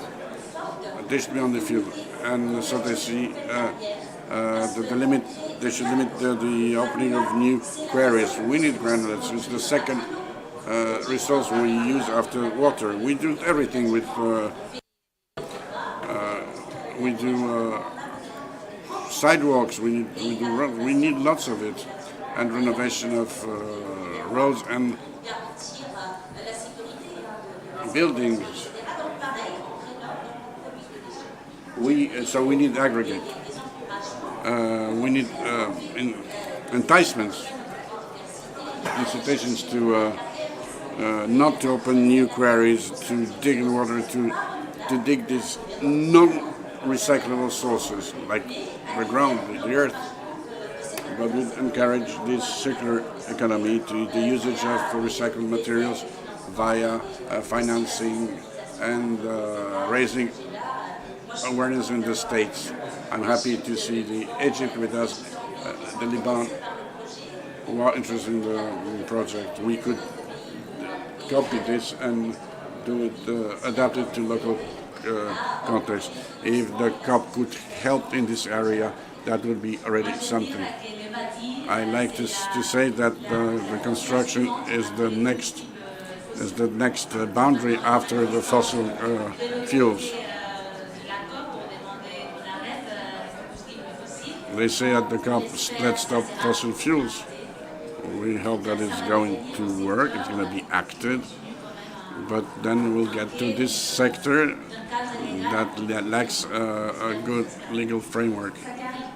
Second, you came to the COP to present your beautiful projects. It may 1.2 kilometers may seem to be not much, but it's a lot. That's 6,000 tons, as you said. What is your message to after with your experience? My message is it's a dream that we had in Tunisia. We have to change the legal framework in Tunisia. We have to integrate the product. We have to respect the nature and be more strict in our country to respect the environment. The objective is the environment. And tomorrow, I'm saying in 100 years, the natural resources will not be there anymore. It's time to start. In in our capital, Tunis, we have the first recycling installation. We'd like to have 20, 30, even if they're our competitors. But with the experience that we've had with Ramad and with the experts, French experts, Tunisians, and the Lebanese, we'd like to give our experience to other companies. We have no problems to see 10 to 20 companies in Tunisia. We are open, not only for Tunisia, the other countries of the south, Libya, Egypt, Lebanon. They are invited to visit us to see our reality, and you can make 1 million of kilometers with recycled products tomorrow, because we've seen it in the field. Thank you for your invitation. I would like to thank Monsieur Vincent, Madame Bayer, for the experience that we live together. Even the problems that we've had, because there's been a lot of them, to make understand that this is a reality that we can act and we can make alive. The COP for our project is like the cherry on the cake. Thank you very much. You are an entrepreneur, you know the field. What would be your message for the COP? For the COP, we are waiting the next remedy to participate to next year, next 29th COP. Thank you very much. Please applaud our speakers. Thank you very much.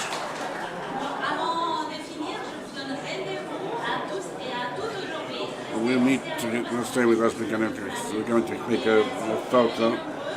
But please come in big numbers this afternoon. It's a very important day for the construction sector. We have a great room,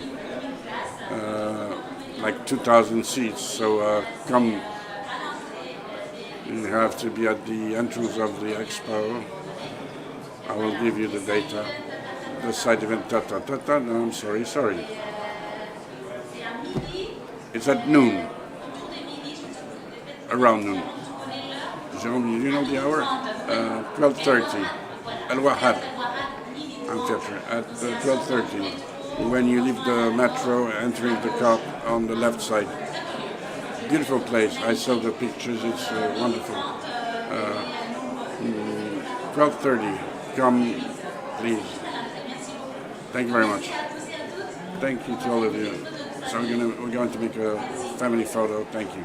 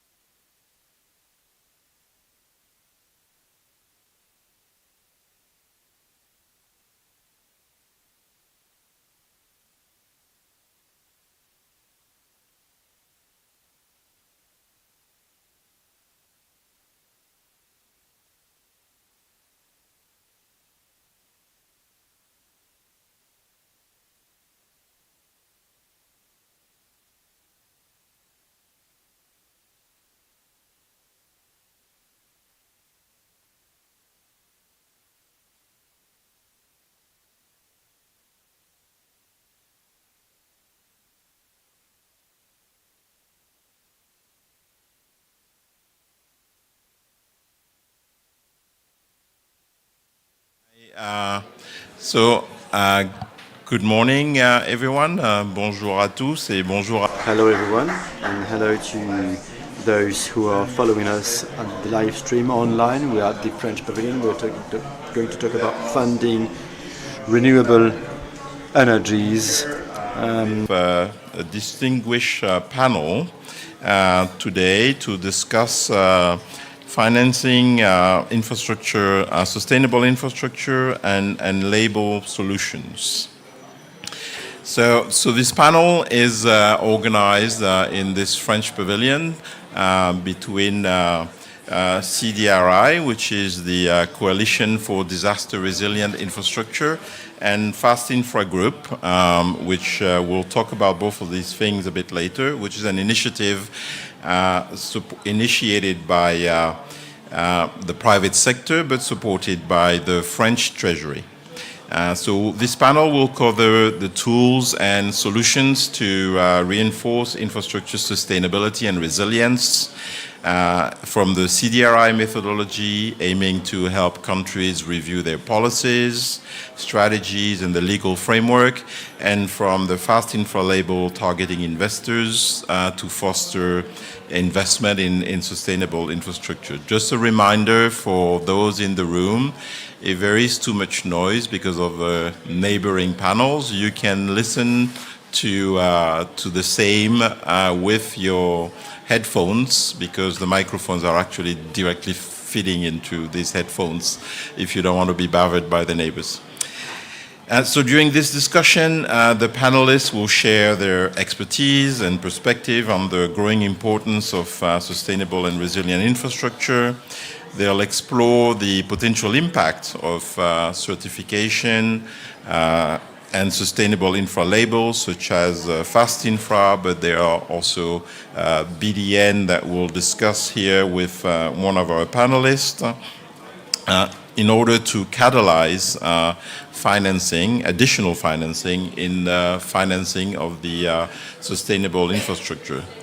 We're at COP28, but I think the necessity to drive more capital, particularly in emerging markets, has been reminded at every single COP since COP21. And so it's a main topic and trend in the COP, so it's really about addressing this. So really, what this panel will try to do today is to really show the pivotal role that labels can play in catalyzing the transition towards sustainable and resilient infrastructure, and in particular towards emerging market.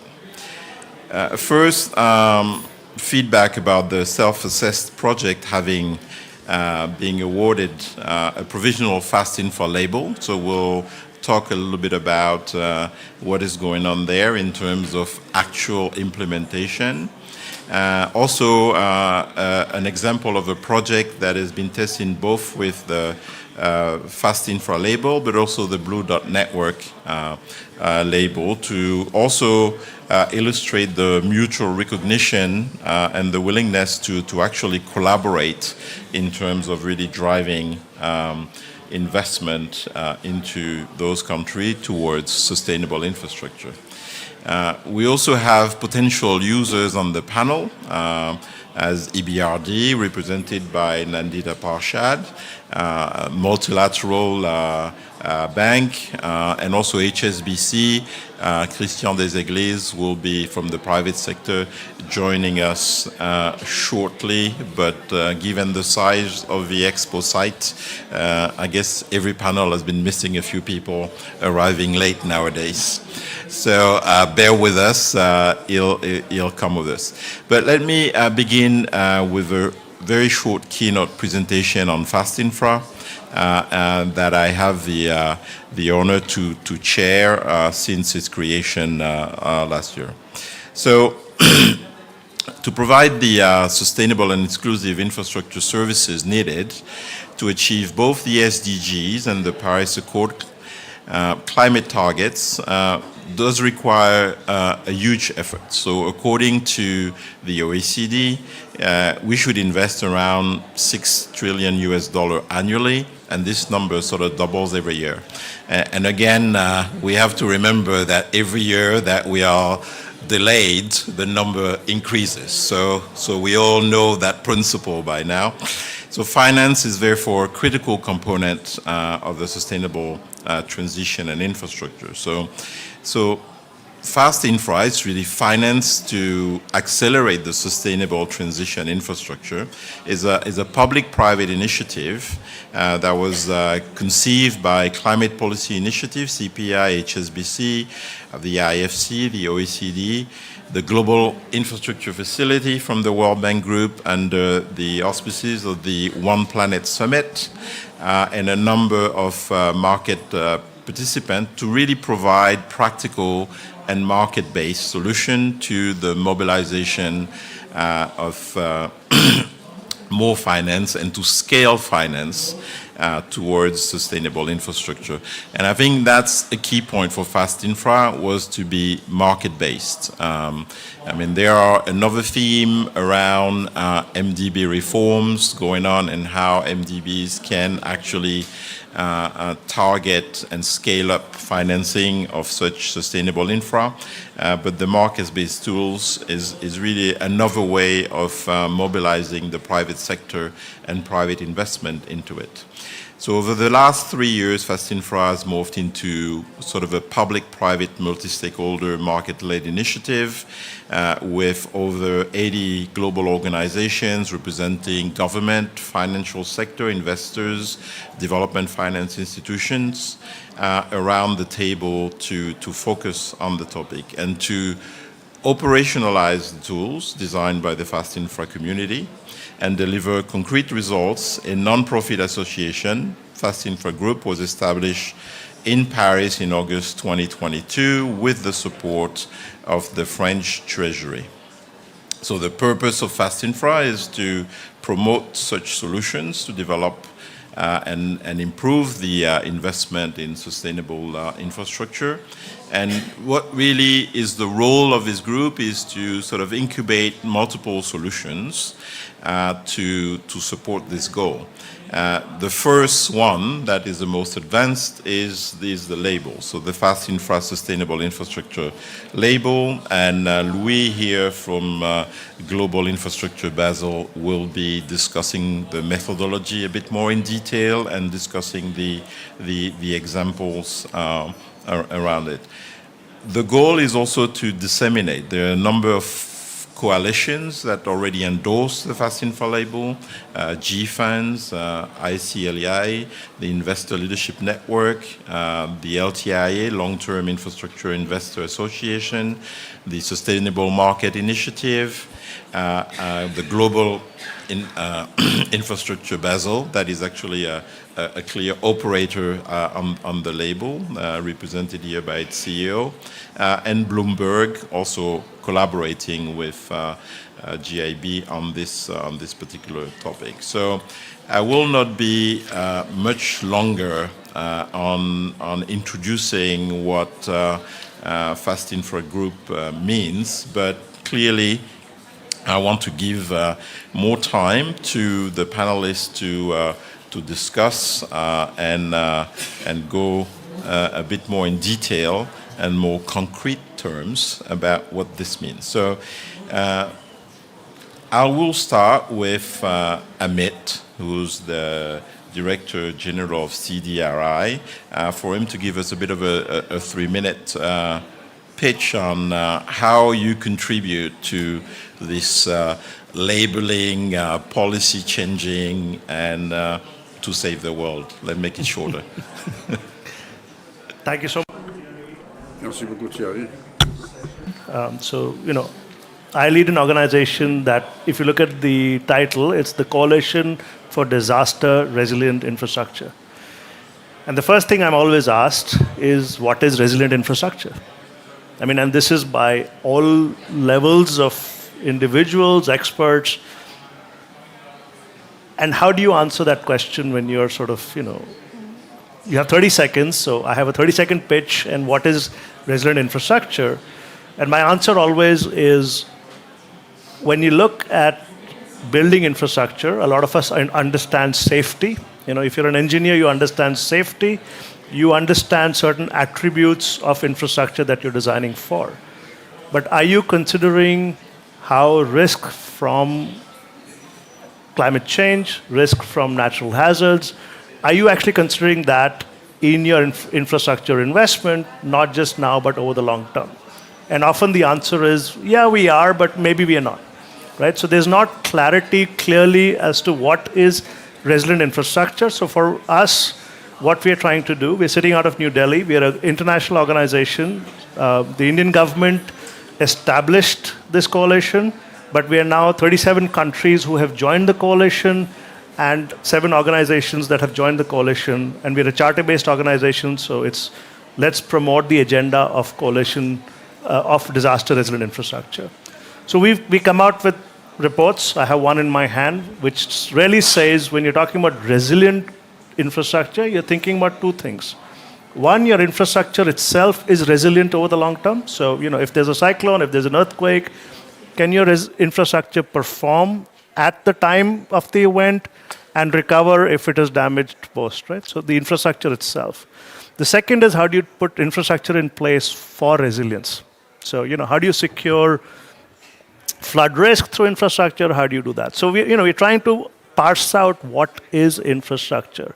And there's lots of gaps in this space. I'll get into it more in detail, but, starting from the whole evidence of risk on one end, do we actually know what is risk, physical risk? We have come out and we'll be launching a platform in the next 3 days where at the country level, one can start to see what is the physical risk from 6 kinds of hazards for 8 infrastructure types that can then start to inform, if you have an understanding of risk, what do you do about it? With UNDRR, we have come up with a principles document that says one needs to understand resilience from a systemic point of view. If your power system fails, the telecom cannot work. Telecom fails, hospitals don't have. So this whole systemic risk, how do you understand it? We have come up with a framework, at least from a governance point of view, to understand, is your policy framework even looking at risk from a much more comprehensive perspective? So our mandate is disaster-resilient infrastructure. We are starting to look at that from an evidence point of view, data point of view, starting to think about capacity building, starting to think about technical assistance on the ground. How do you get people to actually buy into this idea of resilience? I'll stop there, and then we can get more into a discussion. Thank you. Thank you very much. And yes, we'll get into, and for those who are in the room, because those online won't be able to ask questions, we will have a Q&A session and try to make this lively. So now to you, Louis Downing. You're Australian, so I shouldn't say Louis, but I don't know. But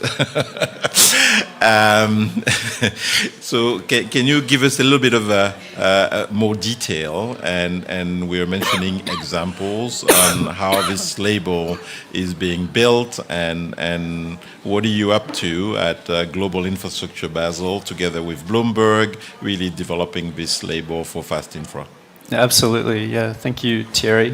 Thanks for everyone for joining as well, and thanks for the people who are joining online and chose not to fly to COP this year as well, reducing your emissions a little bit.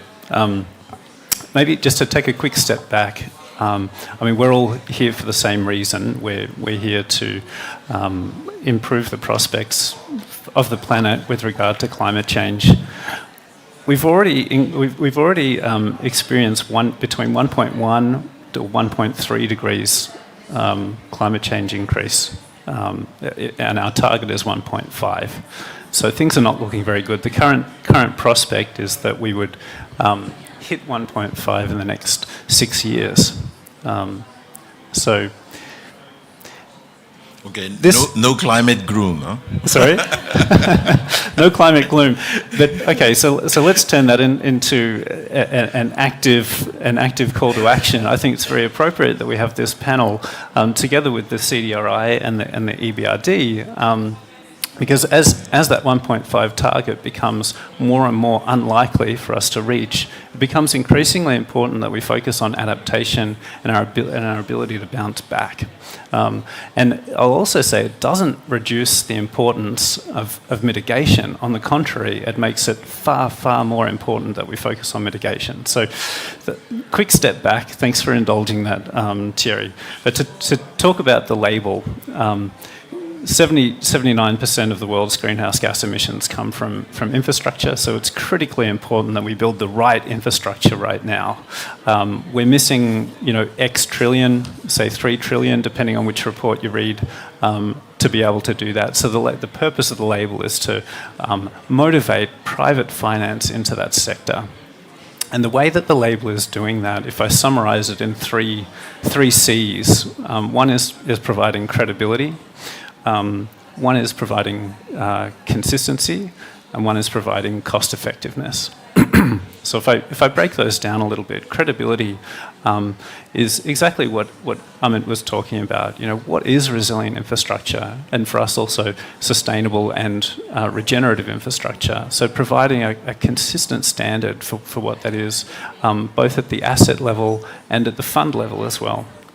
Consistency then is about seeing that we can all speak a common language about that, and that speaks also to investors and helps us to build the data foundation that we need to lift sustainable infrastructure out as an independent asset class and pave the way for more institutional investors to get involved as well. And then in terms of cost effectiveness, we're really talking about setting the label up in such a way that we can reduce the cost of project sourcing, reduce the cost and time it takes for due diligence and risk assessment, and enable sustainable infrastructure to be more investable more efficiently. So that's what we're aiming at. How the standard is set up is there are 14 criteria spanning 4 different dimensions, so an E, S, G, and an R. So environment, society, governance, and the R is separated out as resilience because that's a really key element from our perspective. A project applying to get the label needs to first meet a set of baseline requirements, minimum safeguards, which are based mostly upon the IFC performance standards with some gaps filled. And then they need to demonstrate positive contribution to one of a set of positive sustainability goals, so like climate mitigation, climate adaptation, biodiversity, gender. There's a range of them. They're like the different flavors of the standard, if you like. In terms of how it's been developed and what we're doing as a secretariat, so as Thierry mentioned, it was sparked in President Macron's One Planet Lab. And since then, it's had more than 100 institutions across the entire infrastructure value chain, some of the most important institutions, standing behind it and contributing to its development. And many of those now have formed into the governance groups of the label. So there are 2 governance bodies that make all the decisions on the label. And last year, Bloomberg and GIB were appointed as the secretariat and the data repository, respectively. And so we're managing those governance bodies. We're doing what we're told by the steering committee, who makes all of the decisions, basically. And we're really delighted to announce that we have the first 5 labelled projects now. And into next year, we'll be... Right. Exactly, yeah. So, and we've had excellent feedback from the projects. Many of the project developers who've used the label have started piling up new projects for us to also assess because they're happy with the process. So that's the proof is in the pudding, as it's said. And so some of those projects as well are, from our perspective, are demonstrating some really amazing, replicable, sustainable, resilient, regenerative characteristics. So, for example, in Philippines, we've assessed a project which has got a really great approach to combating food security issues at the same time as energy security issues. So looking at photovoltaics combined with agriculture. In Mumbai, another fantastic example of where electric transport is being powered by renewable energies with solar panels installed at the new infrastructure to enable that bus network, so at the stations and so forth. So a lot of great examples. Happy to get into it in more detail. Thanks, Thierry. Well, now we will have the opportunity, but I think it's always good to put real meat on the bone when we talk about these labels. They're not theoretical. They actually mean something on the ground. So in the same vein of thoughts, we have Lyda Fitz here from US Treasury, your Director for Sustainability. The US has also developed an approach around the Blue Dot network, and perhaps you can talk a little bit about this and where you see similarities and interoperability of those various approaches and labels. I think you're on. Am I on? Closer, maybe? This is good? Yeah. There we go. Sorry about that. Better with infrastructure than technology, I guess. So I'm Lyda Fitz from the US Treasury. I have been working in infrastructure over the last 15 or 20 years and have seen an unfortunate number of infrastructure projects fail after they are constructed. And that is nothing more painful than buying something as expensive as infrastructure, thinking it's going to last several decades and being a couple of years in and having it go wrong. That's a very expensive and unfortunate experience for any country. And now that our government budgets are tighter and we're focused on where we can spend those monies towards climate action, all the more upsetting. I think for that reason, the G20 really focused on quality, and I am the representative of the U.S. into the infrastructure working group in the G20. It's been many years looking at how we could develop common principles to save countries from that experience. And so the quality principles for quality infrastructure investment discussed over many years and finally adopted in 2022 is the basis for, I think, is first of all a common set of standards that projects can refer to, but they are principles versus what you can actually the bars against which a project can measure. So I appreciate that both Fast Infra and Blue Dot Network, which the U.S. Is helping to lead with partners in Australia and Japan, starting in 2019, both work to address that. How can you take these broad principles and make them measurable? Blue Dot Network, or BDN for short, is designed to be easy to use tool to demonstrate that a project fulfills those QII principles that the G20 endorsed and is able to measure them. And it operates as a certification. It was actually inspired by LEED certification for buildings, so that it's an easily recognized standard to understand, what level of green major building infrastructure is. Could we adopt this across a whole range of infrastructure so that you could see that genuine benefits, that it would also help to drive more private sector investment into infrastructure, the idea that you're able with proper planning to de-risk and avoid delays that often increase the cost. So as I noted, in 2019, we launched BDN with partners in Australia and Japan. The UK, Spain, and Switzerland have joined the steering committee this year. And the OECD has provided technical support, including by developing a process to assess projects, defining the criteria, and having detailed requirements for certification.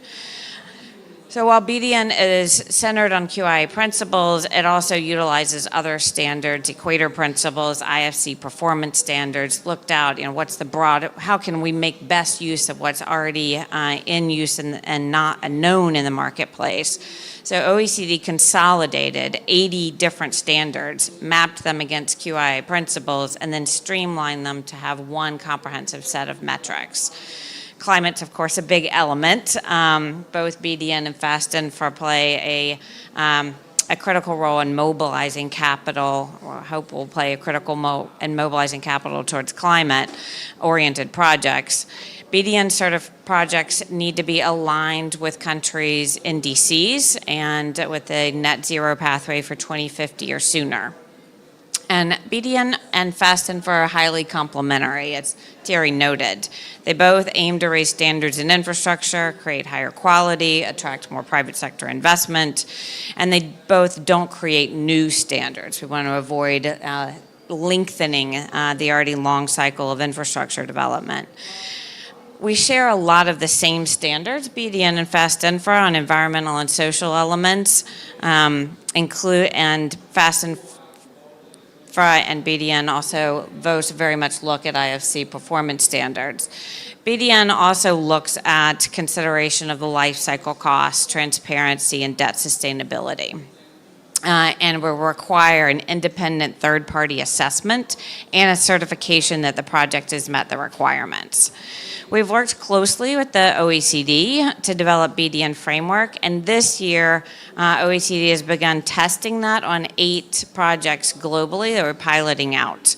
It tested whether the assessment system is user-friendly and also not too burdensome that you're adding costs, and that are we being able to demonstrate quality as a result. And I'd say that while pilot projects are ongoing, early results are promising. Project developers have said that they're ambitious but achievable.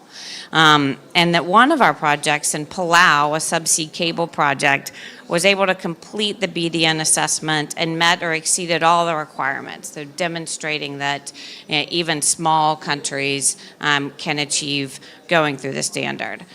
We've also done pretty extensive outreach to the private sector. I know that's another thing that we share. And in fact, we just held a consultation with CEOs during Climate Week in New York around infrastructure and asked them for recommendations, very non-directive, and we just got them last night, and one of them was, please, can you expand Blue Dot Network or standards that can help de-risk infrastructure projects for us.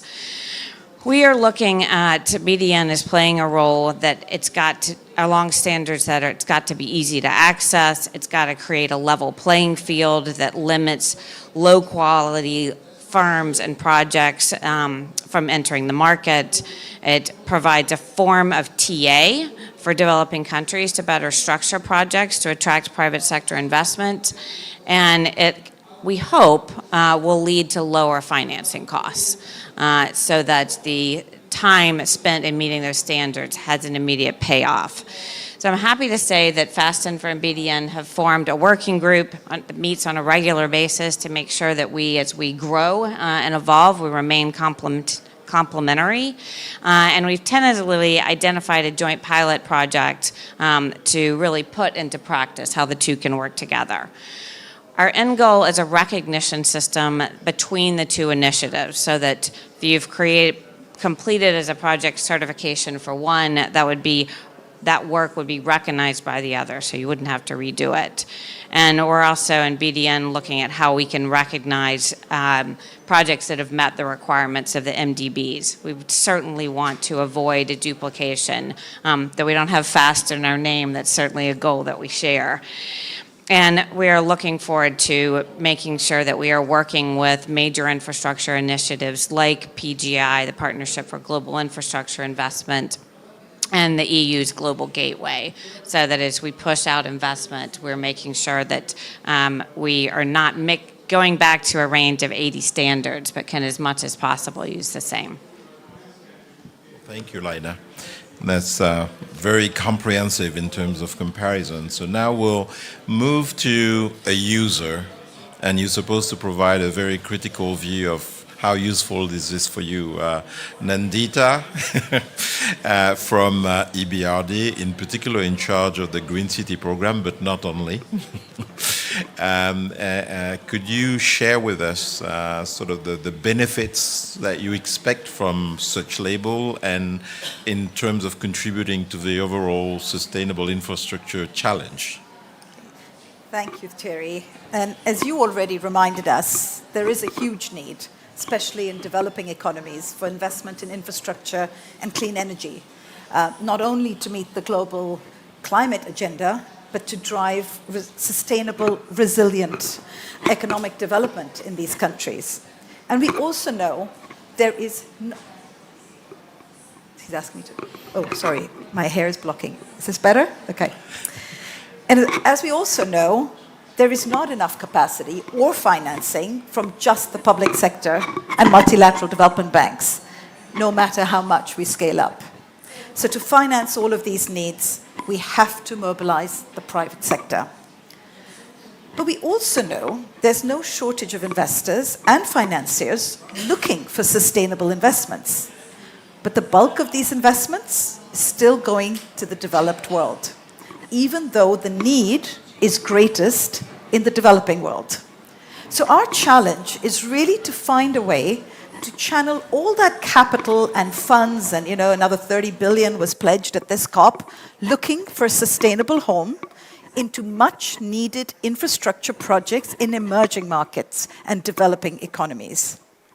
And this is why we at EBRD, but also other multilateral development banks, are increasingly focusing on creating the enabling environment and developing bankable projects with the standards that would attract private investment into sustainable infrastructure.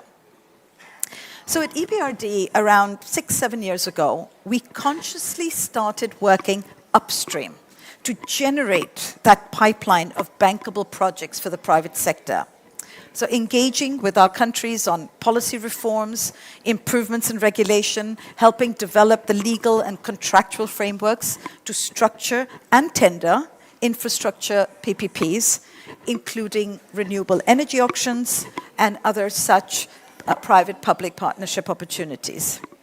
So to give you a flavor of, sort of what we've done to date since we started this, we have signed on approximately 5 billion euros, 5 gigawatts worth of renewable auction mandates in about 15 countries, and about 4 billion euros worth of infrastructure PPP mandates. And these include projects, concessions like Sofia Airport, Thierry, that you know well, where we were involved in preparing the project. We brought the private investor, Meridiam, into the project, and then we took it all the way to financial close with a lot of standards, particularly bringing in greening opportunities into a vital piece of not always obvious green infrastructure airports.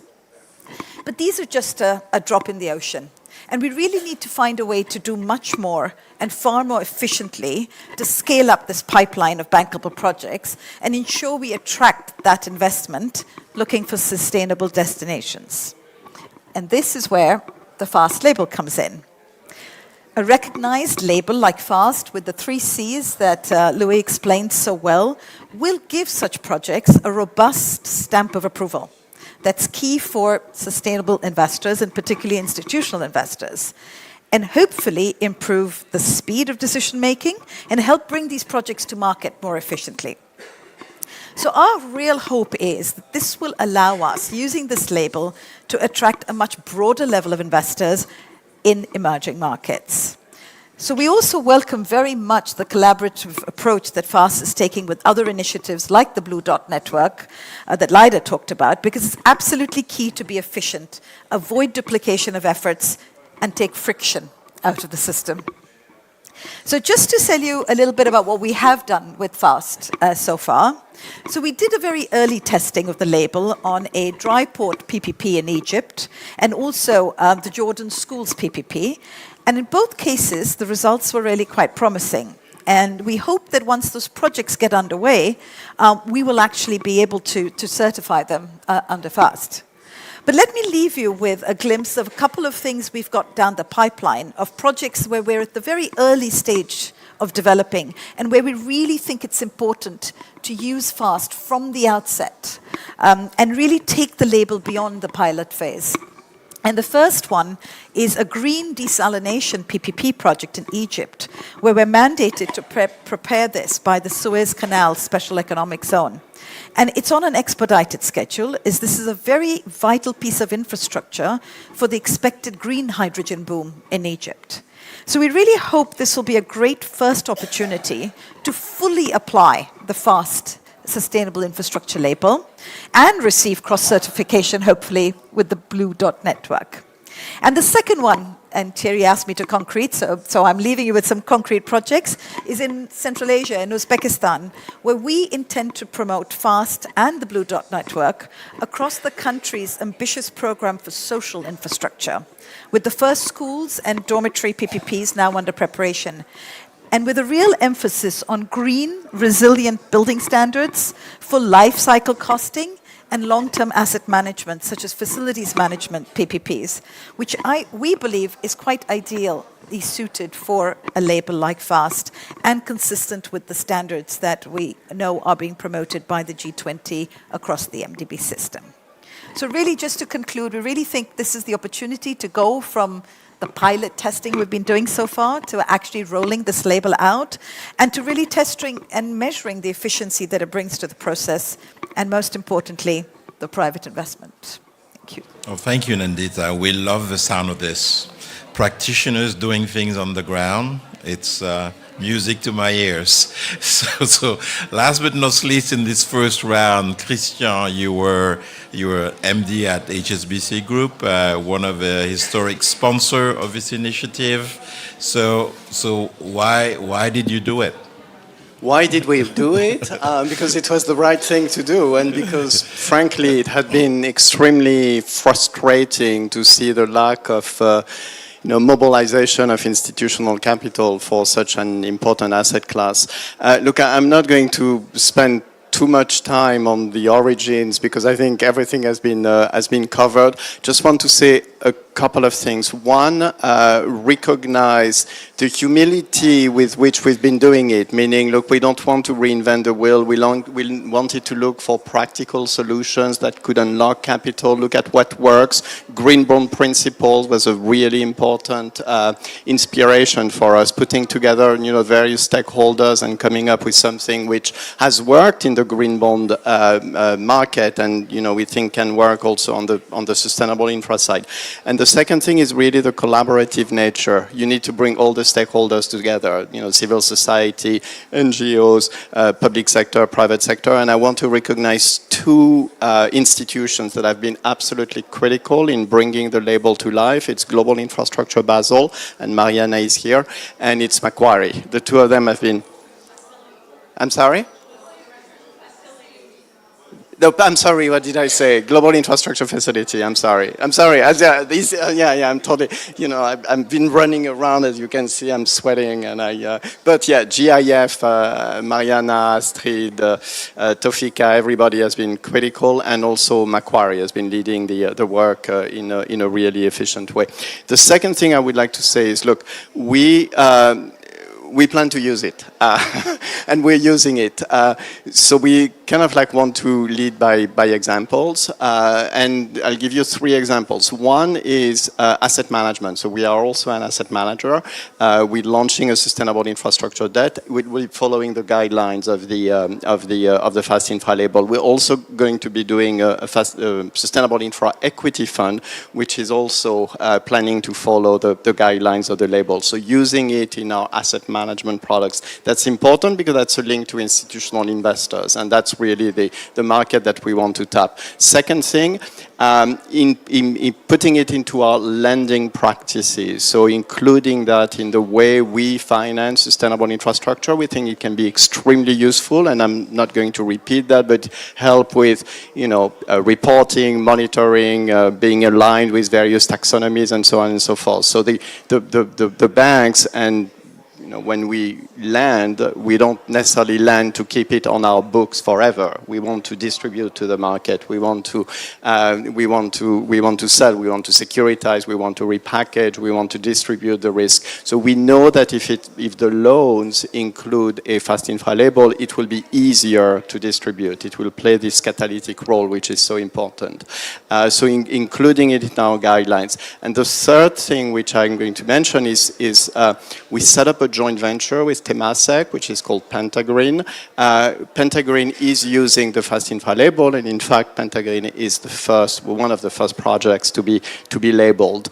It's important because first of all, it's a joint venture with an important sovereign wealth fund. It was set up, it was established to also unlock a bottleneck, unlock a gap, and that gap is lack of financing for marginally bankable projects.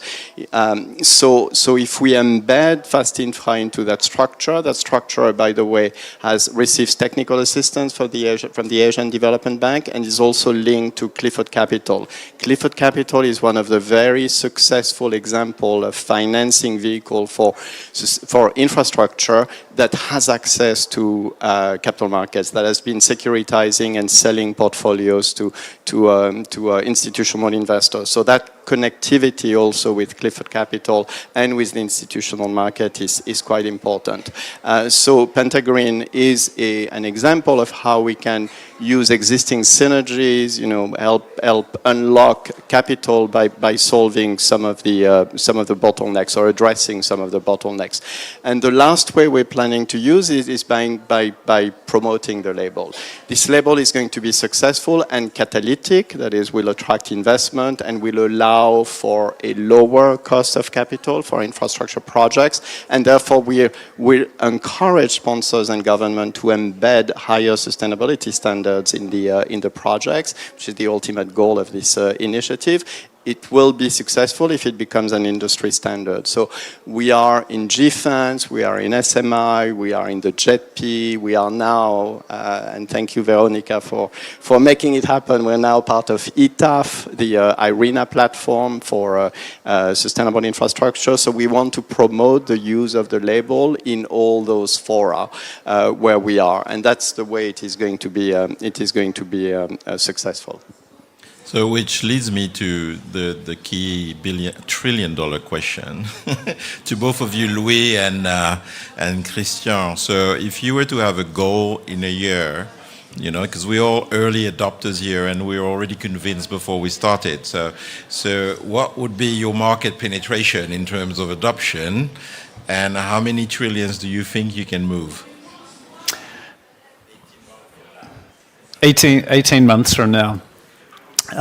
So currently we've labelled 5 projects, and the rollout for us looks and those are all renewable energy projects. So we've only focused on that sector so far. So early next year, then we'll be opening up to many more sectors, and then also opening the doors to promoting the label more and trying to get as many projects on as possible. So we're hoping for between 50 to 100 projects next year, and then many hundreds in the following years, basically.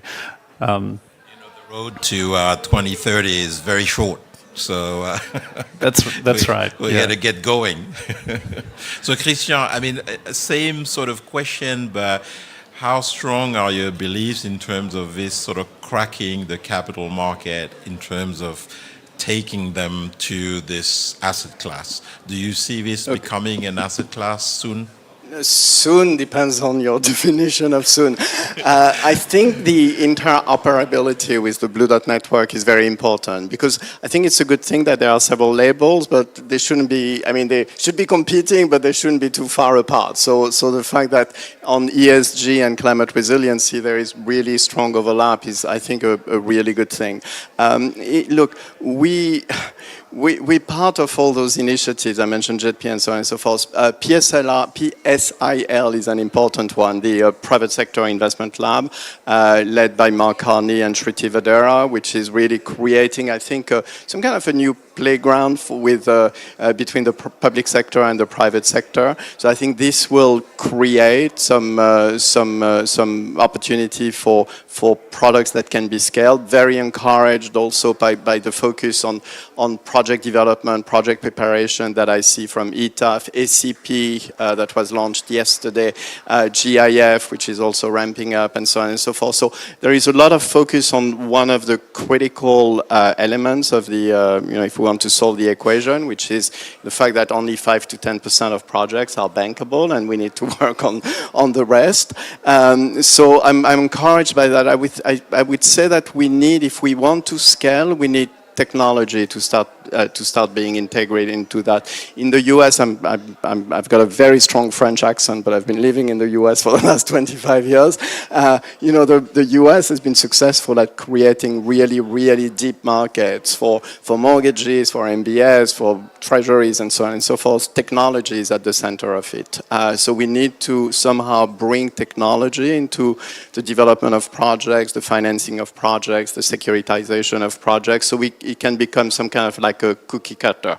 So I don't want to say standardization, but at least some products, some contracts that can be used at scale. And I want to highlight François Barthélémy here, which is in charge of the Tech Infra platform, because that's also one of the solutions. So Thierry mentioned at the beginning, Fast Infra Group is looking at various solutions, not reinventing the wheel, but stuff that can help move the needle. The label is one, I think the platform is another one, and if we continue creating like these products that can unlock, will be successful. But I mean, I've been in this market for too long to say that it's going to happen tomorrow. I'm going to bring that question because I was thinking about asking Lida, because the US capital markets is one of the deepest in the world. So when you go back home, what are going to be your conversations with regulators, with the market players to make this a market that understands sustainable infrastructure and make it a real asset class? Because if we started with this, we could go a long way.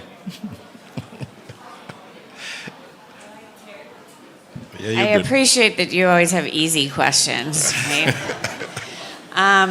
I do think scale is critically important. It's difficult when you're dealing with long-dated assets and long prep times, and when part of our core goal here is quality. And so I think that you always do need to balance that, balance the need for speed, which is very real, with the need for quality. I think that when I look at scales of markets, it reminds me of actually, this is really an EBRD idea, and focus on expanding the ability of governments themselves, emerging markets, to prioritize and prepare and recognize projects, to be able to use these standards, but also to be able to conduct that analysis to understand, best use of funds, highest ROI from a social perspective as well. We heard yesterday on stage one of our institutional investor partners say he bucketed challenges to infrastructure in data, and I think that that's one thing we really hope to see from Fast Infra and BDN is not only the help in moving things, but then being able to share out the progress of those projects, that will help to draw more investors in and reach the scale that you mentioned. And they said project prep. And so I do think that this is obviously a tool that can be used to prepare projects by governments, and is very much been supported. I come from a background of project prep, and we work very closely with GIF and hope to be able as the U.S. to more formally support it. And then he mentioned FX, which is, I know it's something that Terry thinks about, thorny challenge, as well as overall de-risking. And I definitely think that these standards, while not the sort of concessionary tools that are often called for, discussed in de-risking, are very much de-risking tools that can be used to to further scale in markets that can then demonstrate the number of projects that they have that are able to meet these standards. So I'd say those four can help us get there, but I'm not going to make a prediction on time. No, I can understand. So actually, talking about sort of de-risking, and there is an MDB reform, or World Bank in particular, ongoing. I won't give you that one, Lida. You already had your difficult one. I was gonna talk to Nandita, because you're a practitioner, you adopted. So what do you think this label, those two labels, what can they play in this whole MDB reform program that is going on? Well, look, I mean, one of the key elements of the MDB reform agenda is really how do we scale up, right? How do we use MDBs more efficiently to mobilize more private capital? I mean, that's one of the main agenda items. The private sector lab that Ajay has set up, is supposed to be really coming up with ideas on how best to leverage. But I just go back to what I talked about earlier, which is, there are some very fundamental things that MDBs can do, which is engaging directly with governments, with countries, and just getting the investment environment right. And that's an advantage we have that institutional investors and private investors don't. And if we can get the overall investment framework right, we can get the overall regulatory environment right, that's the best de-risking you can do. Is having a reliable environment in which to invest, because we can come up with ideas for de-risking the FX on this project and that project, but that's just one-off. If you want to really have scalable de-risking, you have to de-risk the whole environment in a country. So I really think the key for MDBs is going to be engaging directly with governments at the level where you create really a whole bankable country system and not focus only on individual projects. But then, of course, the next step is preparing projects. That's what we're already doing. And we just have to do a lot more of it. And when you talk about the labels and the two labels and where do they fit in, I think, and I said this to Louis earlier, is really the proof will be in the pudding, right? When we actually start to apply these labels to these projects, are we going to see the private investor come? Are they really going to bring us what we're looking for, which is a diversification of private investors, and the kind of projects that we're working on with these country platforms, such as the desal I talked about in Egypt. When we bring that to market, using these labels, will we see the usual suspects, or will we see HSBC actually coming to the table and investing in these projects? So I think that the MDBs need to work on growing the pie, and these labels really have to bring the pie to the investors. I have a totally biased proposition, which you said you're an early adopter. So what if we said all the MDBs of the world have to use one of those two labels in anything they do, so they actually disseminate the use of the label and actually create that standard on a systematic basis, not just on a case-by-case basis. I'm sure IFC will love that. Well, I mean, I will say this, that maybe I'm just cautious here, but I do think success breeds success. So I think we really need to first see the early wins. And we need to see those early wins in concrete terms of, as I said, for me, the key is the diversification of private investors. Not you, Thierry, each time on our emerging market projects on your own, but really seeing Veronica there and Christian there. And for me, that will be a measure of success. And I think if we see that once, twice, the dissemination will happen. Everybody will want it. Perfect. So, Amit, you're coming from an angle of more policy and from the government sort of lens. So when you hear all that, what do you believe? So I also actually I've spent a lot of my career in project preparation in the US, but also Vietnam, Singapore, China, etc. And I've just, two things. One, in this whole discussion, we are not recognizing that governments, national governments, are spending a lot of money on infrastructure. The national infrastructure pipeline in India at this point is in trillions of dollars. So how does such a label, and this is a question that I'm getting asked, how does the national infrastructure pipeline in India start looking at resilience and sustainability? So how do we use labels such as this, even for the national investments that are planned, state level investments that are planned? How does one bring such kind of metrics of, at least at a very, very, very upstream level, starting to understand, are we actually even recognizing the various attributes of resilience and sustainability in the investment? That's one side of it. Louis talked about a couple of projects, and if you think about where they're located, Bombay and Philippines, I'm guessing Manila, these are the urban centers where there's capacity. But when you see where investment is going across the developing countries, emerging markets, a lot of it is not necessarily in your urban centers. It's actually where there may or may not be capacity. So that is getting to my second point. I'm very familiar with Leeds. And if you think about Leeds and how it actually evolved, and then it led to something called EDGE, right? Now, Leeds became very cumbersome at one point because it became very difficult for somebody in parts of the world where maybe capacity was limited to take that and apply it in certain contexts. And then the IFC came up with EDGE, and suddenly EDGE has taken off, right?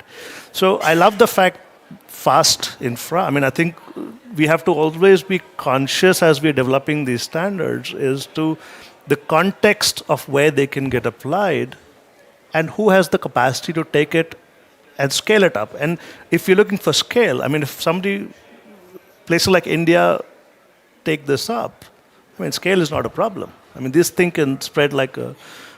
Now you see what's happening with EDGE, and the amount of, EDGE has got I forget, the millions of square foot of buildings are now certified as EDGE. And that has been over a span of 5 years or 4 years. So I think the opportunity is to also, when we're developing these standards, to think, and I'm keen to work with you on this. That's where, CDRI wants to sit on the table and start to understand is how does one take this standard and how applicable is it in contexts where capacity may or may not be there, and speed. You see how quickly, like I remember in China, I used to joke, I was working in the US for AECOM, which is a consulting company, right? Designing infrastructure. And I remember a colleague of mine from the US going to China, and he would write back and say, the guys, those concept scribbles that you did, well, those have gone into construction drawings and construction has already started. And so that's what you're seeing in a lot of the world is that the pace of infrastructure construction is so fast. So how do we make sure that these labels don't interrupt that pace, but can accept that pace as well? So those are my reflections. No, I think the importance of a market-based solution is also for that. So it's adaptable, and also the reference to the G20 quality infrastructure principle is important because that involves the entire G20, so different type of geographies, different type of issues. We're not exporting the EU taxonomy, just to make that clear. I'm not criticizing, I'm just saying we're not exporting it through the label. It has to be user-friendly, it has to be quick because the market needs something quick as well. So it's quite important, the comment you just made. So Louis, are you online with this? Or are we going to have to correct the course? No, 100%. And I think that's exactly the reason as well that we chose projects in the locations that we chose. So Vietnam, Philippines, and India, because there are huge pipelines of infrastructure there. As you said, we're not exporting the EU taxonomy, but we are aware of the scope of applicability of the SFDR globally, and the fact that very similar initiatives or reporting requirements are underway in other geographies. And for a lot of the asset managers and financiers with whom we've spoken, this is actually becoming a very big barrier to them investing in sustainable infrastructure. So it's having, in some cases, the opposite impact of what those disclosure regulations are seeking to improve. And I think that's an important element of the standard that we haven't spoken about, sorry, of the label that we haven't spoken about, is the ability to generate a report from the data that's inputted, which will then gather that asset level information and enable a portfolio level disclosure to be made. So that's something that's in our pipeline to build out that functionality next year, which we're very excited about. Meantime, go ahead. Now you can jump in, and I'm inviting the public also to prepare their questions, because right after this you'll be able to also put your questions. We've been able to aggregate risk to infrastructure at the national level and literally launching this in 3 days. So I'll be very happy to see how, and it's going to be in the public domain, so see how you can use this information, the risk information on infrastructure, assets and linear infrastructure, point infrastructure, etc., and the kinds of risk that's facing. So let's have a conversation. Definitely, yeah.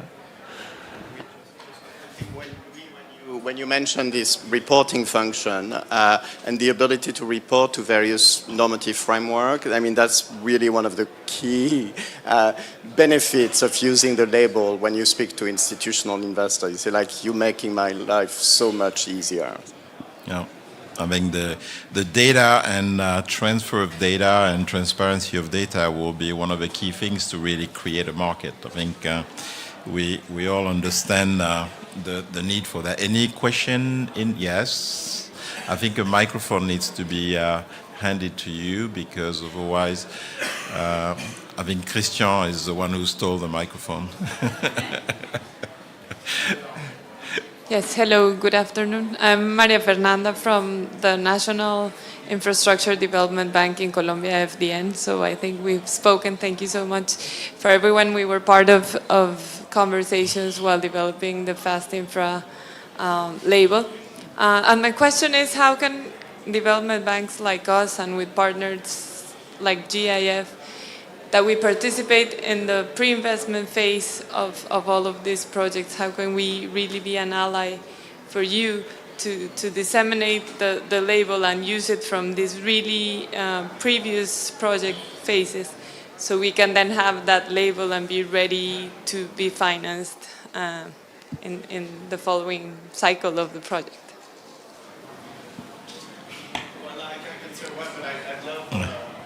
Louis, to say a word after. Comment, yeah. Fantastic and great to meet you, because we have been in contact many times. One of the ideas that came actually from Clemente del Valle, who's got some, historic association with the label FDN, obviously, was that at some point when we grow, it's still early stage group, but when we grow, we have like local regional offices for promotion, for adoption.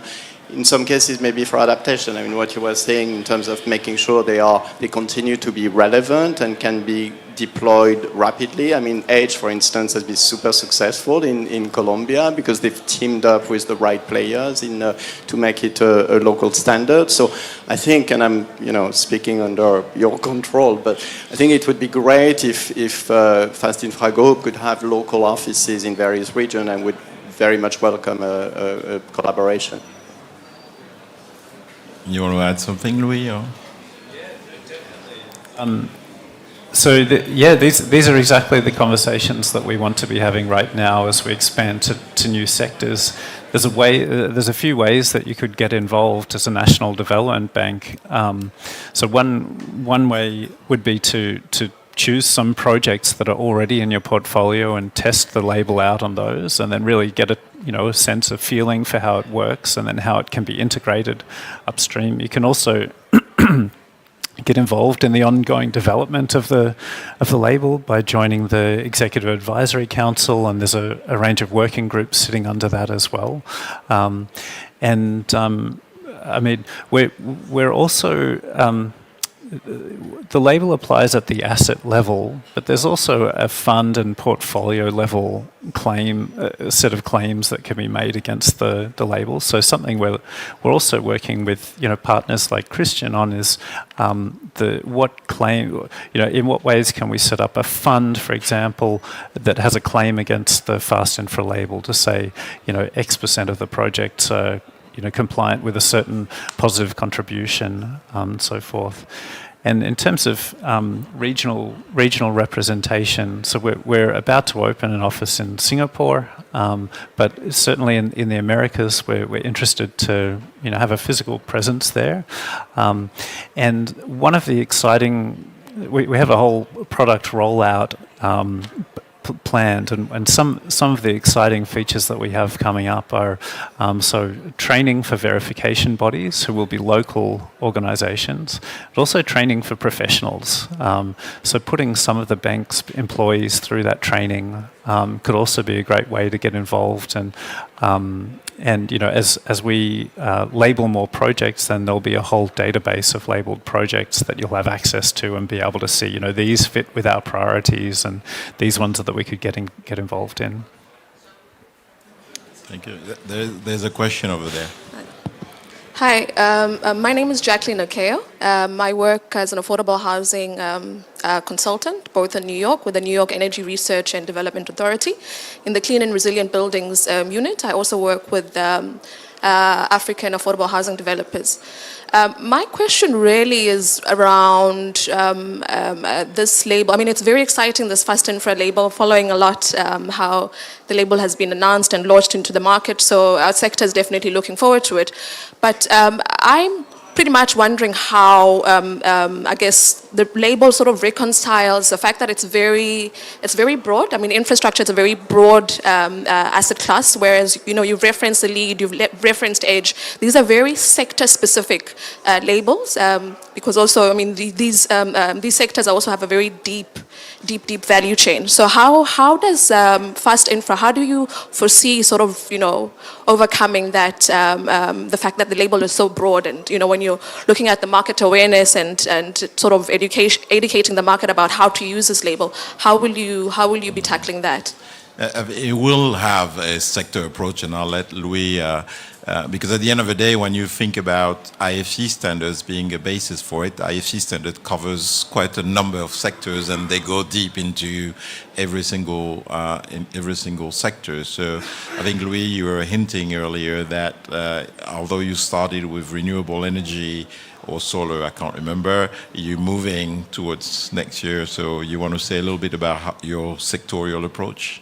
Yeah, it's a really interesting question. I mean, if you look at an example like a wind farm, how do you demonstrate that a wind farm is a part of the circular economy, and to what extent do you start looking at things like, where the blades were manufactured, or impacts on biodiversity, and light flicker from the blades and so forth. It's very sector specific. The underlying sustainability objectives tend to be sector agnostic. So what we're doing with the governance bodies of the label is creating, well, this is the existing structure, and we're not creating it, is a sector agnostic foundation for the label, and then where a deep dive is needed for different sectors, then building out indicators for them. And as it was said before, we're not creating new indicators, we're linking to existing standards or reporting frameworks to draw those indicators out, and then creating a cross-referencing back to those frameworks. I can add, if you think about the Environmental Policy Act, right, the NEPA or SECRA in New York, I worked there for about 25 years ago, so I'm just remembering it may or may not be there, SECRA. It didn't matter what action you were taking or what investment you were making, but you actually had to do an evaluation from environmental and social purposes, right? So it was infrastructure, it was sector agnostic, it's a methodology, it's in a way of evaluation to say, this is what you're conceptualizing. Are you taking the box across, gender and, supply chains? So there's a whole way of evaluation that can actually be sector agnostic. And I suspect, I mean, I need to get more into it, but there are enough examples, I mean, IFC standards and all, where it doesn't matter what sector you're in, I mean, but the framing of how you're actually looking at it and then starting to record it and report on it, and then the consistency comes through that. So, but I don't know enough about fast infra yet, so I don't want to take credit, yeah. You have one last question here. Hi, my name is Raffaele Della Croce, and I used to work at OECD, so I've been behind some of these initiatives for a long time. So it's great to see this happening. Well done, amazing. That's what is needed, implementation. Even more so after being serving the Italian government, the Minister for Infrastructure, trying to implement the recovery plan, very much on these same topics, and seeing how it's difficult to get the actionable side of this EU taxonomy, sort of high-level principle on sustainability on which we all agree on, but then at the ground level it's much more difficult to get this done, especially getting together the financial community and the engineering community, which I see it is here represented, so that to me is great. I'll add another element, a comment. I'm now in academia. I'm working at the Imperial College, and I think academia should not be left behind in this discussion. Because when we talk about broadening the investor set using then this type of standards, the ESG plus R, or taking them into account the risk, the physical risk, then we need to progress with academia with the evidence base, which is not there yet. And we see this reflected in the narrative that here, for example, at the COP, for the first time adaptation is being taken seriously, but not there yet for the impact that we're going to have over the next decades. So we do need this evidence, we need the systemic approach, which was mentioned, the cascading risks included into consideration. This is missing now in the climate modeling that financial institutions are subject to. So there is a role for financial regulators. I think there are positive signs. There is the experience of the insurance sector. There is the NGFS launching a new adaptation financing group. So clearly these initiatives should be linked to the mainstream climate narrative, because I think that's a lever which is important for then the investors and implementation side of this initiative. Well, thank you. I have one last question. It's a gloomy one, but you need to give me a positive answer to each of you. I mean, we sort of very much practitioners and excited about filling up this gap, but we live in sort of a geopolitical atmosphere, economic and geopolitical, that is brings everything to reality at the end of the day. So, and Laida mentioned, for example, one of the features of BDN is on the debt sustainability. So, especially when we talk about emerging market, current economic situation, despite the fact that we're a G20 sort of framework, creates quite a lot of tension on fiscal space for a lot of governments, and sort of forces them almost to be in a standstill in terms of promoting investment. So how do you see this label, especially including that sort of sustainability, financial sustainability bit into it, could help sort of overcome what is hopefully a temporary sort of high US interest rate moment that is killing the emerging markets? You don't have to answer that first. So who wants to take that and give us a positive outcome on this? I can deepen the gloom a little bit and then maybe pop out of it. So to deepen the gloom, I mean, when you mentioned the rising interest rates, there's a bunch of studies which have recently come out to point out that the higher interest rate punishes more sustainable infrastructure, more resilient infrastructure disproportionately to other infrastructure, because it tends to be more capex heavy, so the cost of capital is much higher. So that's very bad. Another thing that yeah, no. Can I deepen a little further? Okay. You know, another point that I don't hear so much in the discourse is we talk about mobilizing private capital to fill the infrastructure gap, and that means, in some way the projects need to be bankable, be it through clever blended finance mechanisms like Meridium sets up or other ways. But in a worst case scenario, what we can do is set up infrastructure projects that no one really wants, that the people who need the most don't really need and can't afford, an infrastructure which is just servicing the richer strata of communities. And then in addition to that, we're servicing the private sector cost of capital in low middle income countries. So in a dystopian sort of scenario, we're setting up a rent from low and middle income countries to high income countries by closing this infrastructure gap. So that's the worst possible scenario. Now, out of the gloom, this is where standards come in, because, or labels like the fast infra label, because what you're doing by applying a label like the fast infra label is you're showing that the positive benefit of the project outweighs the cost of accessing that capital. You're looking at the social dimension, the environmental, the governance, and the resilience element to say this, like the cost, and there is a cost, is outweighed by the benefit that society environment is getting. So it's actually, we're winning. So that's the importance of the labels in this. That was a good job. So you took one for the team.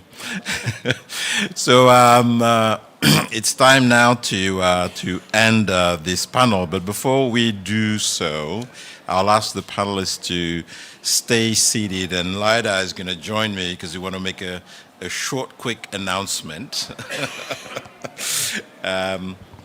Because, as a conclusion of this panel, just to announce that the US and French government, actually the State Department and the Ministry of Finance of France, are making a joint statement on advancing sustainable resilient infrastructure, really emphasizing the importance of the collaboration between Fast Infra and BDN to really move things forward, and the aligned principle of the G20 quality infrastructure principles being the underlying basis for all this, and really an engagement to collaborate further to really move this forward as they see it as a enabler to filling up this gap. So there'll be a statement issued by those two institutions right up. So thank you again. Merci à tous ceux qui nous écoutent, and thank you to all of those who are listening on live. And thank you, great panel. Thank you. I know the questions weren't prepared and they were difficult, but it's much better this way. Thank you.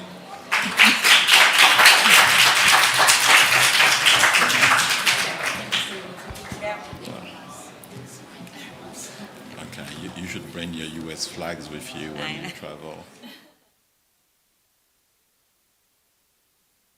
Okay. Quick panel picture.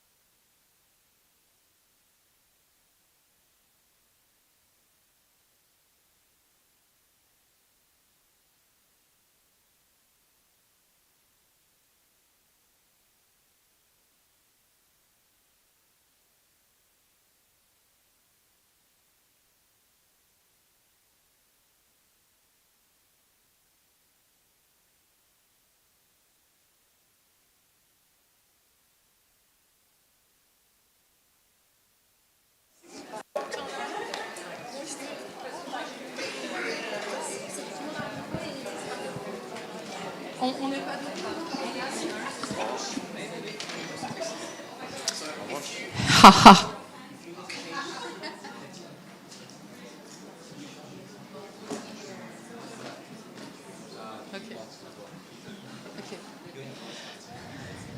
Welcome everyone. My name is Alice Audouin, Chair and Founder of Art of Change 21.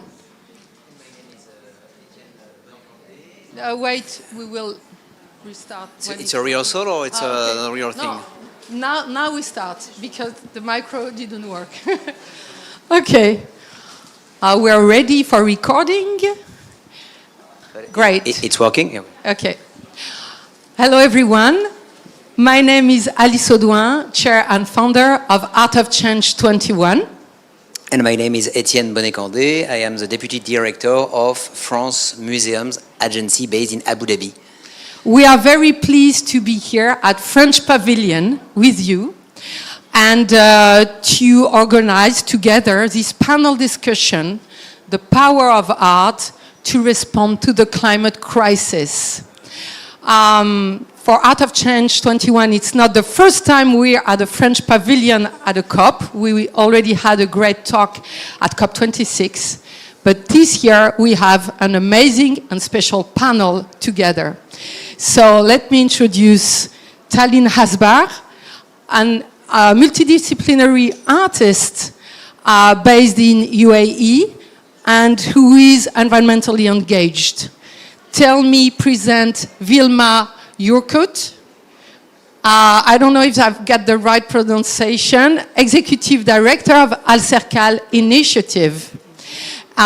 You will talk about the exhibition we organized together at Al Cercal, and also you will talk about the global co-commission you are leading on climate crisis. And Alison Tikel, CEO and founder of Julie's Bicycle, a well-established player on art and the environment for a very long time. We know each other for many years. And also a member of the steering committee of the Climate Heritage Network. And we will talk more about that. Maybe we can present ourselves, France Museum and Art of Change 21, and maybe you can start, Etienne. So, France Museum is a consultancy agency that provides diverse services for museums in order to help them develop all over the world, and we are well known to have accompanied the Department of Culture and Tourism of Abu Dhabi to co-create and co-manage the Louvre Abu Dhabi. We are here in Abu Dhabi for more than 16 years now, so it was very natural for us to be part of this COP. We are now keep on going with all the museum and heritage partner to provide them also with sustainability advices in order to promote eco-design, to try to also eco-design the exhibition we are producing for Louvre, Abu Dhabi, and we are also in our board, we have 13 French museums that are backing us also with their own sustainability strategy and the way they tackle this very up-to-date question that is today at stake. And a few words about Art of Change 21. So we were created at the eve of COP21. We are specialized in art and sustainability. We focus on climate change, biodiversity, waste, and we organize exhibitions, art prizes. We also have a media named Impact Art News where we share all the news about what's happened as exhibitions or projects on art and sustainability in the world.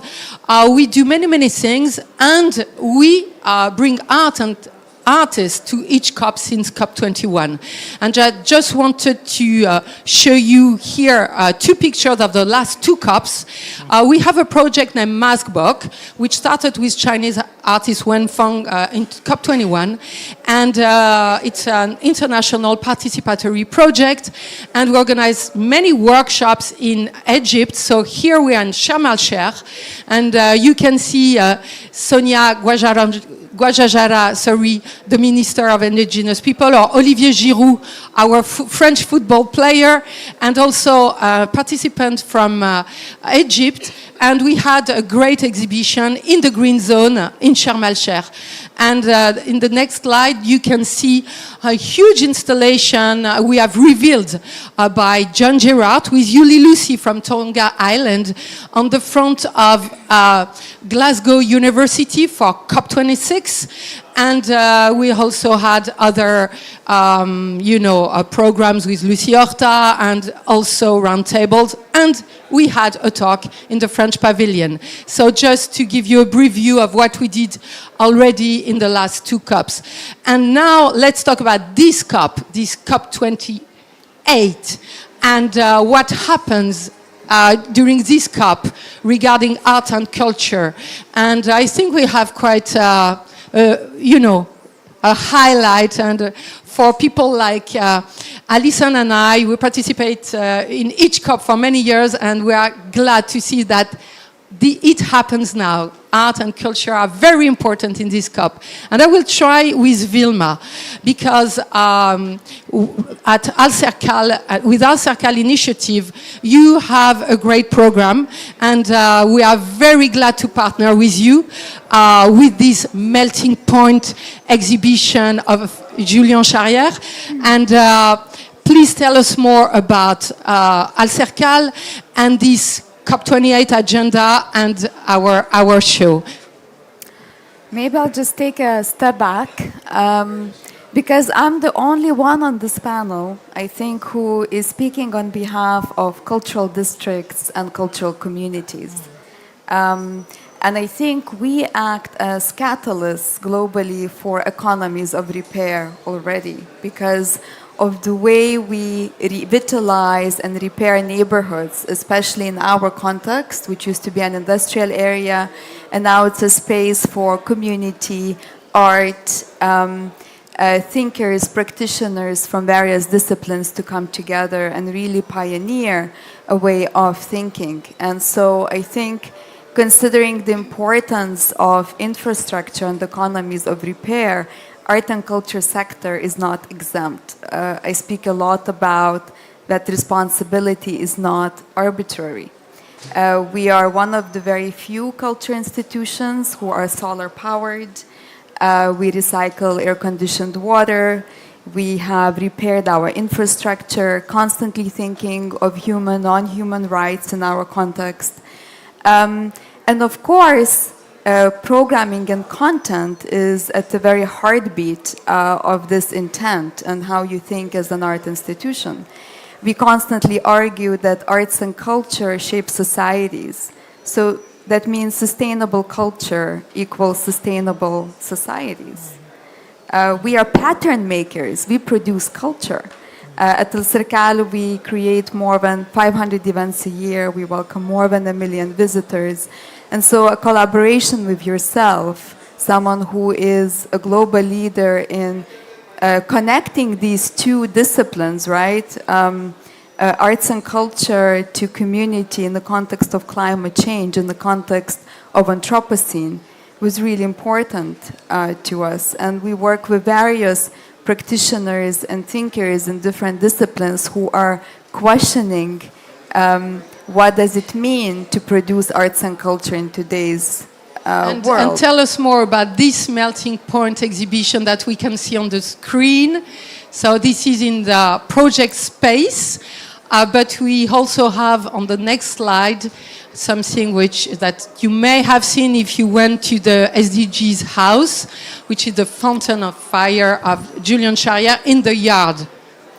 Actually, so Go's House at Al-Cercal is a very active participant, and of course, bringing Julien's work to Al-Cercal very much resonates with this very question, I think, that we've been raising or arguing for culture to become viewed as the fourth pillar of sustainability.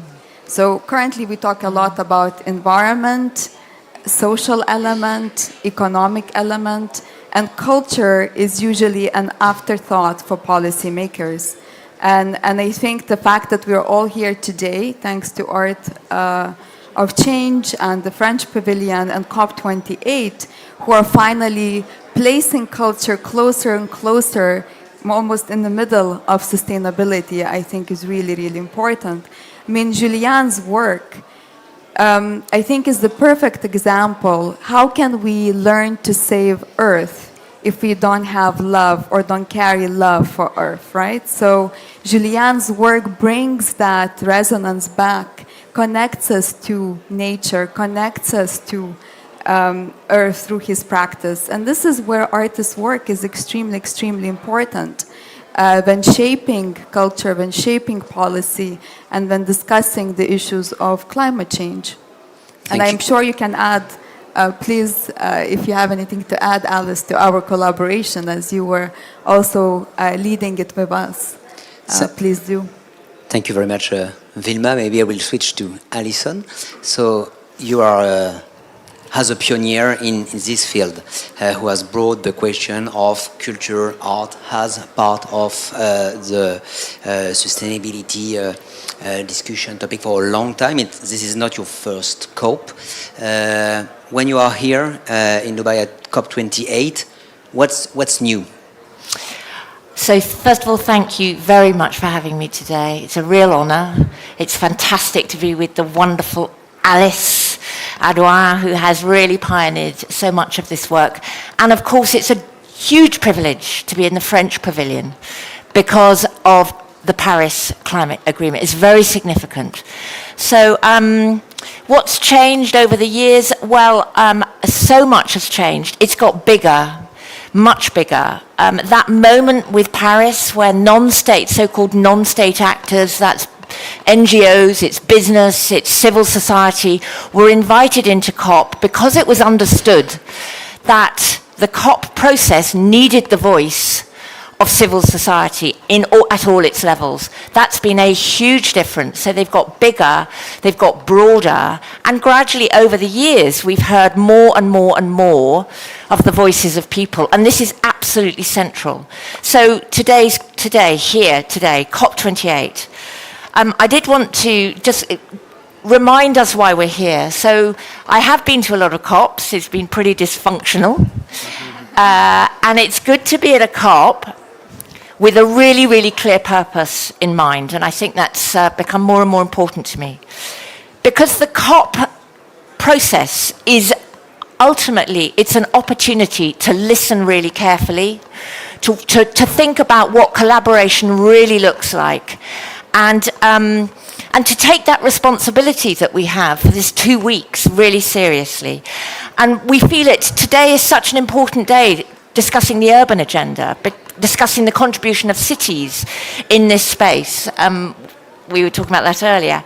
And I do come to COPs with a sense of responsibility. And crucially, the ubiquity and the totality of climate change to everything, every aspect of our lives. Again, French coining that term existential. It feels existential at COP. Thank you, Marcel, for that incredibly useful word.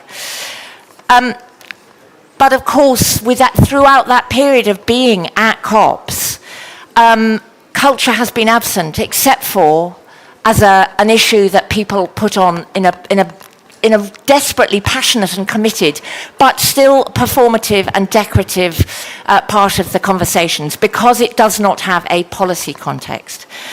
And of course, we all feel in this room the importance of valorizing culture. And I'm just going to say what I mean by culture, which is heritage, cultural heritage, land, livelihoods, beliefs, knowledge systems, cosmologies, ideas that actually we share about who we are, who our identities are, the historic and cultural traditions that we hold so dearly to ourselves, all over the world, heritage, as well, of course, of our sites, of our land, our landscapes, how we've shaped our built and our living environments around those landscapes. We're also talking about the arts, sensuality, our capacity to feel the world really differently, to communicate using different languages, different meanings, different narratives, poetry, visual art. I mean, this is really fundamental to who we are as individuals. And finally, creative industries. They are not here enough because they are vectors of economies. We need to think about whose creative industries now need to grow. We need to shape those creative industries that taste make, that lifestyle, that are so critical to our environment. What we wear, the design, how we think about these in direct relationship to climate change. So that most gaping gap has been culture, and we need to unify differently. Creative cultural industries need to come together, and this is really exciting at COP. I'm really pleased to be here, not just as Julie's Bicycle. We've been working at this nexus since 2007, working on systems change, looking at this crisis as an opportunity to really think holistically about our core purpose, what are the nuts and bolts of action, but actually what are the values that sit underneath that work? What is the opportunity culture has to contribute to this most vital issue? And I'm really honored to be part of the Climate Heritage Network. I need to point out Andrew Potts in the room. who has led the Climate Heritage Network since 2015, I think, 2015, and who has brought into this context a level of leadership to valorize climate action through culture into policy that this COP is finally beginning to really take root. Do you want me to talk about this later or shall I stop? In a nutshell, call to action in a nutshell, on Friday? There are two things happening. First of all, in order to valorize culture into policy frameworks, which will affect national policies as well as international, we've launched a call to action, and this is an invitation to all of you to join a call to action, civil society putting pressure on both international, the UNFCCC, and also our state parties to understand the relationship of culture and heritage to climate policy and develop policy frameworks nationally that are fit for purpose, and most of them aren't. The second is, and I'd really like to thank Manaz Anwar Fancy over there from the UAE Ministry of Culture, who has really championed this.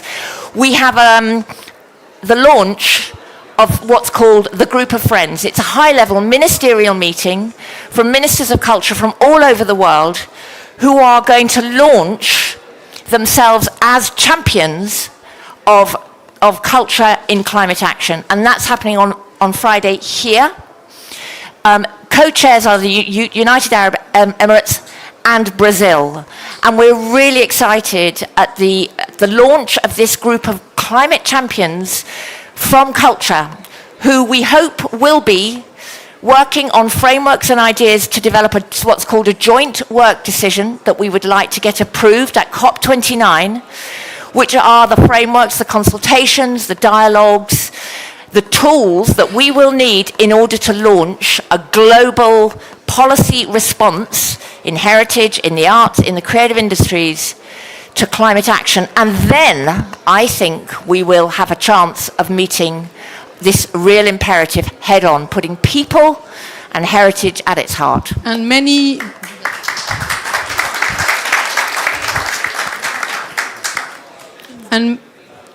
yes, it works. And many ministers of culture will be here or online on the 8th of December. And now this is a call to France. We are waiting for your answer to attend this event. They're coming She's online. coming, yeah. Okay, great. Proud of my country. Oh, so amazing. Now, great. So Tallinn, Hasbach. So, you know, what we do at Art of Change 21 is really, we believe that the ecological transition is also a cultural transition. And that artists are at the avant-garde of a new mindset, a new low-carbon future that you can bring us and you can give us the imagination, the braveness to change the world. So I know it's it's not easy. A lot on your shoulders, but you are an environmentally engaged artist, and now we will share some pictures of your work so you can tell us a bit more about how you include environmental issues in your work. You were born in Syria in 1988, and you live here in Sharjah. Yes, so I grew up actually in the UAE. To start actually with my practice. So my practice is actually started from the material research and mainly looking at natural landscapes, natural materials, natural systems. And I was very much interested in how nature kind of operates between microscopic but also like macro level. So I was interested in like how nature you can kind of like delve into very different scales, and this is actually how I started working with in my earlier practice with granular materials like sand, and this is where I started to kind of looking at understanding like working with natural materials and natural systems, what are the possibilities, and kind of like go with the flow and go with the process as well. And in my earlier practice, I was mainly focused on working in my studio space, but then later I started kind of engaging with landscape and land art, and this is where I started to kind of go actually outside and kind of start to be more engaged with the landscape and try to find as well the overlapping kind of disciplines or the overlapping kind of things that happens when you are within a landscape. You start kind of being engaged with the history of the place, the data of the place, the people who are been living there, how they actually work around it, how do they associate with these materials, and how they preserve it. So in a way, like I was very interested in archaeology and specifically the archaeology practices, and this is where I started kind of delving more into like different landscapes and started to kind of working with also like different expertise, different professions as well, like to kind of understand it's not only like it's like natural materials and the way or the process how we work around natural resources as well. So how to kind of go back and work with very old techniques or kind of culture, like how to kind of understand culture through the people who used to also like live with the resources around, and this is where like how to combine as well and understand nature in its all essence. So I started working with different entities and like with also like different, I mean, part of it was also part of my practice to kind of like develop materials, but also always kind of related back to the landscape and to the people. So these are just like few slides to kind of like show, and we will talk about them as well, like more. And Tallinn, how do you see the role of an environmentally engaged artist in bringing more awareness about climate change? And how do you see, the impact of a new generation of artists here on a local level in GCC region? And in France, there are now many artists. There is a kind of huge movement and a new artistic movement dealing with environmental issues. Is it the case here? And in France, in Europe, and in other countries, it's mainly young artists, emerging artists who are leading the way to this kind of new way of creating and of reshaping even the art world itself. Yeah, definitely. Like you would see, like there's more awareness. So definitely it's been there, but now it's being expanded more, and there are more awareness of like what we do as a collective, what we actually as well place, and what's the impact from the artwork and the material that we use as well.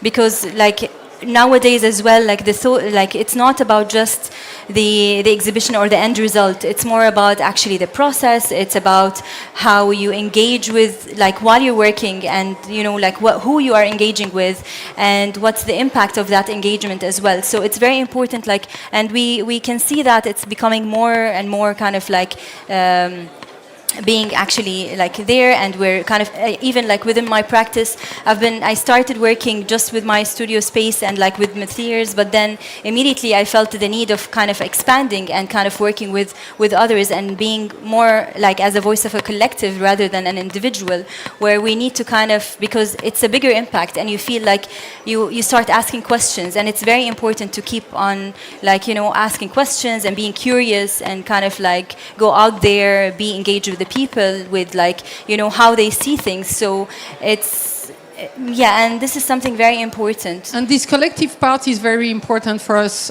We have created the first art prize, which rewarded 21 artists.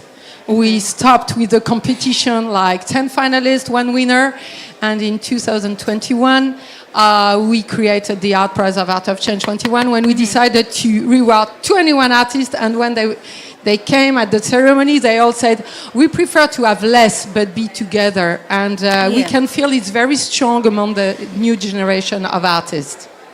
Maybe it's time for us to talk about cultural institutions, because if we are also here, it's because we strongly believe in the fact that they have a tremendous role to play for sustainability as well, in order to reduce their carbon impact, in order also to create a more inclusive way to think the society.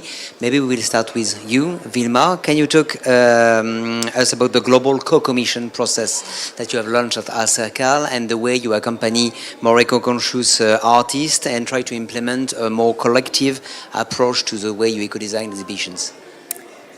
Well, I think just listening to all of you, it's very clear that with sustainability and as living in the age of Anthropocene, it requires multiple actors to be part of the solution, and starting with artists and of course with us who are in the private sector and the public sector. So it's grounded in municipal diplomacy and collaboration, and innovation tends to come from grassroots initiatives, from artists, from practitioners in various disciplines. And at RETROUVEZ, I think one element that we always argue for when it comes to Anthropocene, and something that is important to start, is with self-critique and self-auditing, because we live in the age of recalibration, resisting temptation for building more, big museums, big buildings. We need to really think, what is our role in economies of repair, and where does our responsibility lie? And so Global Co-Commission project was born with that intent. I mean, when you deconstruct word Anthropocene, from Greek word anthropos means human. So it all starts with us. And so in the art world, usually the research part, the artists questioning our role in the context of climate change is disconnected from practice. So the way we produce the kind of emissions that most of the time we don't audit when it comes to exhibition making, when it comes to shipping. This is, I think, the part that we talk about when we say responsibility is not arbitrary, and we are not exempt as art institutions. And this is how Global Co-Commission project was born. We are leading this across 3 continents. We are working with Johannesburg, Kingston, and Dubai. And 3 artists are involved, 3 different cultural districts are part of it. And the intent was, in partnership with urban art projects, to utilize something they developed called art ingredients, where we question how you produce public art in non-Western context and audit CO2 emissions of that very production. So really connecting theory, responsibility, and practice in the world of Anthropocene and the role we play as institutions. And really we've been learning that by just questioning materiality of the work before production, so for example, swapping virgin stainless steel for recycled stainless steel, you could reduce your impact on the environment by 90%. These are significant numbers. And so using this methodology and adopting it is a huge challenge. It's difficult. It really requires you to slow down in the process. But then it's done with care. Our practice is grounded in ethics of care. And I think that's really, really important for all art institutions and everyone who is involved in that cycle of production. So it's the moment to really revisit where artists is situated in the context of artistic production and content economies globally. And thank you very much, Vilma. And you, Alison, so you're here to you know, on the Climate Heritage Network side, but when you will be back in the UK, you will take your other hat, Julie's Bicycle, a big player in accompanying the cultural sector, the museums. You bring methodology. You even you even calculated the carbon impact. You remember of Ice Watch of Olafur Eliasson in COP28. So you bring tools, methodology, and you are really helpful. All the museum who are collaborating with Julie's Bicycle can really improve and reduce their environmental impact. So just give us some tips, you know, if you had to say, okay, let's start with that, and this is what you should do, you know, like the 3 pieces of advice that you could share today very shortly. 3 pieces of advice. So I think actually they're going to be values, but we have got, so if any of you are interested in this field, we have got huge number of resources to actually what the practical nuts and bolts are.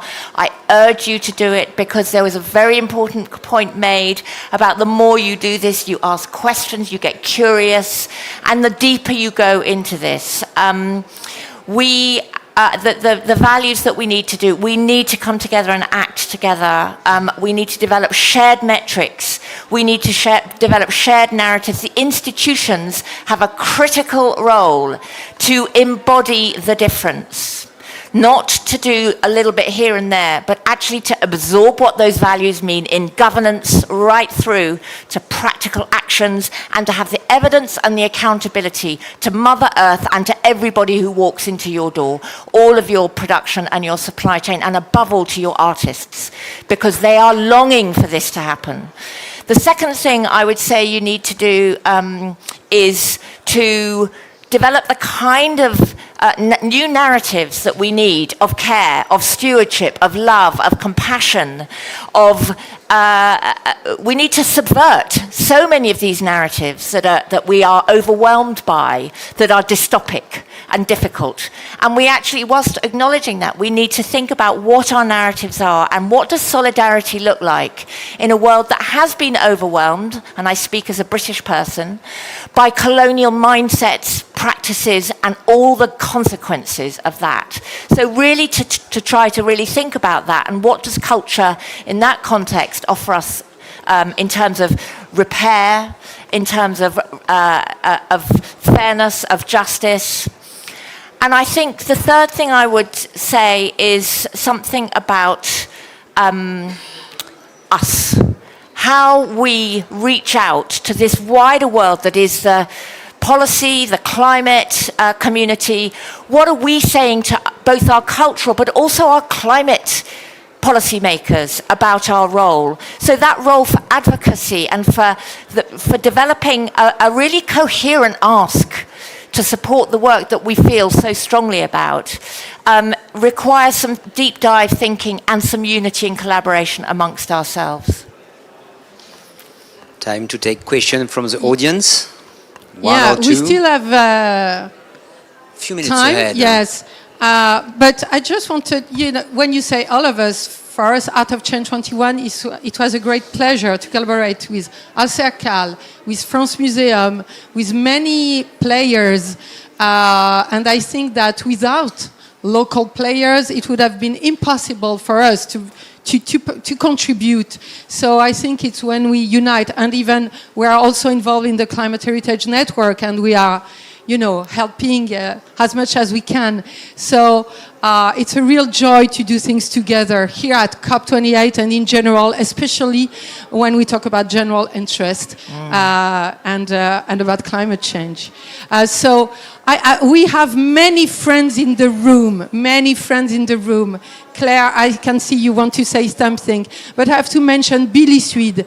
It's like a long time ago, I started on art and sustainability thanks this sponsor, Billy Swede, and now he's the head of climate risk at Barclays Bank. And Ilac Diaz, okay, many people in the room are already friends and took part of our action. And many of you, I can see Anne-Marie Meister, I can see Econo TV, I can see artists. It's great to see that we all share, you know, this art and sustainability history. And you, of course, from the Ministry of UAE, thank you for being here. So, Claire, you wanted to talk first with great pleasure. Hi, everyone, and thank you so much for allowing me to speak. I just wanted to first of all say what a brilliant conversation. It's actually wonderful to see, I've been going to COP for 5 years now, to see more and more artists invited and more of these conversations happening and the dialogue opening, basically. So just wanted to say that, so thank you very much. I work at Google Arts and Culture, part of Google. It's a non-profit, and we work with cultural institutions all around the world to bring culture to everyone for free. And I lead the sustainability program within Google Arts and Culture. And my program aims to converge arts, technology, science, and policy together to make climate data more accessible to broad audiences, basically. We're an information company, so we should be communicating about information in a way that's more accessible and tangible for people. So I have an artist residency called Heartbeats of the Earth that I started about 5 years ago to do that. And so I've been working with nearly 20 artists now on many, many artworks that live online, that look at IPCC reports. How can we digest those reports, make them more accessible, taking the topics from the IPCC reports, and then enabling conversations, enabling collaborations with scientific institutions, with intergovernmental institutions. So we collaborate with the UNFCCC. We also collaborate with NASA, and actually I'm here with an artwork, a big installation just around the corner on freshwater availability with artist Yoon Kang, who's here next to me. So yeah, if any of you want to go and see the installation, you're welcome to come. But I just wanted to say how important it is to all collaborate from so many different sectors, open up these dialogues, and make sure that we're also engaging not with just policy, scientists, etc., but also with the broader public on ways of basically making this issue more tangible and more local as well.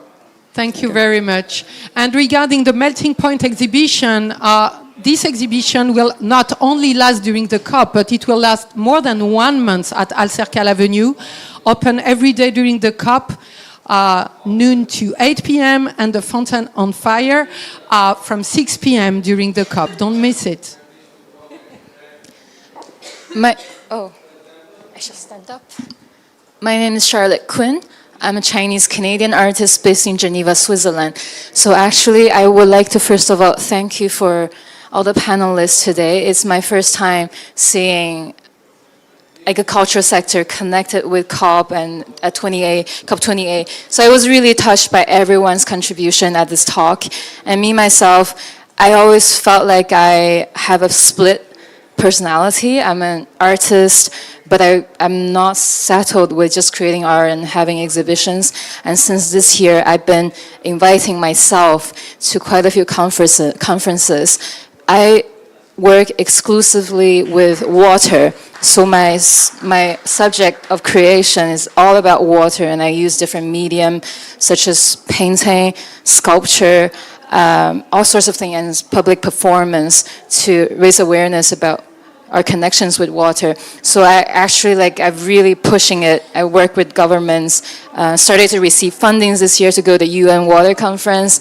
I've been to Beijing in World Water Congress. So I just want to share this, my position, but also thank everyone. And lastly, a question for the panelists on the measurement of impact for art in such space. Because when we talk about science and policy, people look at numbers, and if I want to convince them about my impact, I'm working with someone who's never been to an art exhibition, never seen art, and like questioning me, who are you, an artist coming to my event? Like, what do I say to convince them? Thank you.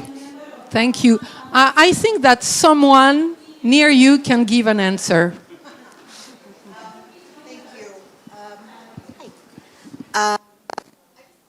Say that. Tell us who you are.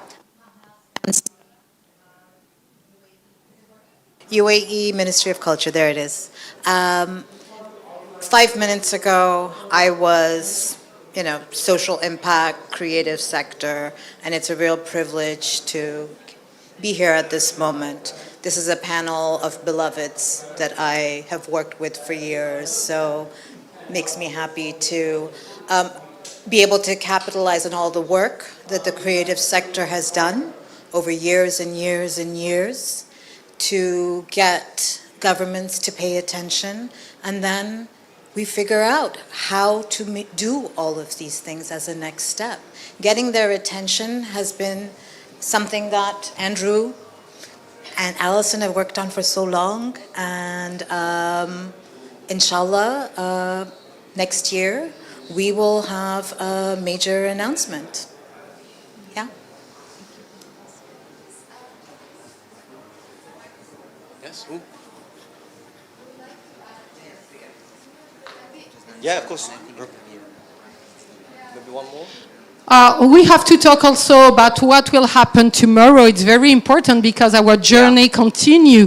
I will be very glad to talk at Louvre Abu Dhabi for your event, and maybe you can announce what will happen tomorrow, and then we can continue the discussion. For those who want to keep on going with this very important topic, tomorrow we organize at Louvre Abu Dhabi 2 rounds table on those topics as well. We will be glad to have Alice Audouin also as a speaker and not a moderator this time. Bruno Giavot, also the leading director of the Palais des Beaux-Arts of Lille, and many others for us to keep on committing to this very important part. And we make a little advertisement for that because, it's the day break tomorrow. So if you want to do both cultural and constructive break, you're warmly welcome in Abu Dhabi, in Louvre for that. Yeah. I just wanted to comment on something that the artist from the audience was saying earlier. I think that's what we must problematize. Policymakers speaking on behalf of artists, that's the problem. And questioning us back, I think it's time to stop speaking on behalf of or speaking for, but speaking with. And that's what we were talking about, this element of withness. How do we open this table, open more doors, and invite everyone from each sector to be part of the conversation when it comes to policy making and revitalizing culture in the context of climate change? And just to add one other thing, tiny, which is that you're also talking about how we speak to policymakers. Policymakers do need evidence. They really do.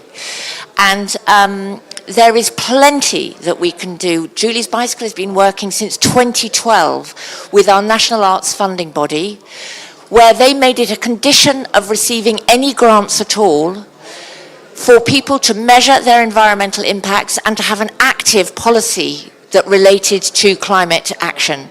And since that time, we have gathered all sorts of evidence, including greenhouse gas emissions evidence, including pathways towards net zero using science-based targets, and including a huge range of qualitative impacts which are showing 2 things. One is this is a wonderful creative invitation for us all to be deeply creative, and the second is that we can do this together and do it really richly, and there is no difference between understanding this wonderful, generous issue that is climate nature justice and actually how we work on an everyday basis. So we do need that evidence. That's what the joint work decision should trigger if we get it, which we will. but don't think that we can't do it. And we've worked with lots of artists to support them in that work. So we can talk afterwards. I would like to add something. An artist can change its own practices. Art of Change 21 has created the first art and eco-design art prize. And what do you win? You have a grant, but beyond that, with the Palais Tokyo, we train artists for 3 days to learn how to reduce their own practice. One day the museum will be green and the transport will be okay, but what about the artwork? So for Art of Change 21, it's really important to also train, coach, and bring expertise about eco-design to the artists themselves, and we organize an art prize every year so to do that. I think it's important, like, as if I can just like go maybe back on the slides for. Yeah, like for example, as well as an artist, like it's very important to always kind of be aware and open to the materials you're working with. So I've been working actually with like fishermen earlier on, and we were kind of like trying to understand like the accumulation that happens in the Gulf in terms of the organisms that accumulate on like the fishing traps on the shores and all of that. And it's very important to always be like, while we were doing the process and like kind of understanding and analyzing, it was very important like to be very aware of what's happening around us. And since then actually we were like, I mean throughout the trips we found so many waste. So in order, like previously I was just working with natural materials, but the soonest like I started being engaged with I mean the whole different kind of like industries and different like the fishermen and like the communities, I started to like we started actually be aware of the waste that is happening, and it's kind of recreating on the seabeds in terms of like the waste on the fishing like nets and ghost gears. And this is where we started to kind of look at how to repurpose these materials and turn them into a material for an artwork. So it's always like we're always kind of, we can create impact no matter what we are and where we are. So at the end we just need to be very aware, and we need to be always like really valuing the collective over the individual, in order for us to kind of like knowing like whatever that we do, it has an impact. So yeah, I think that's, yeah, thank you.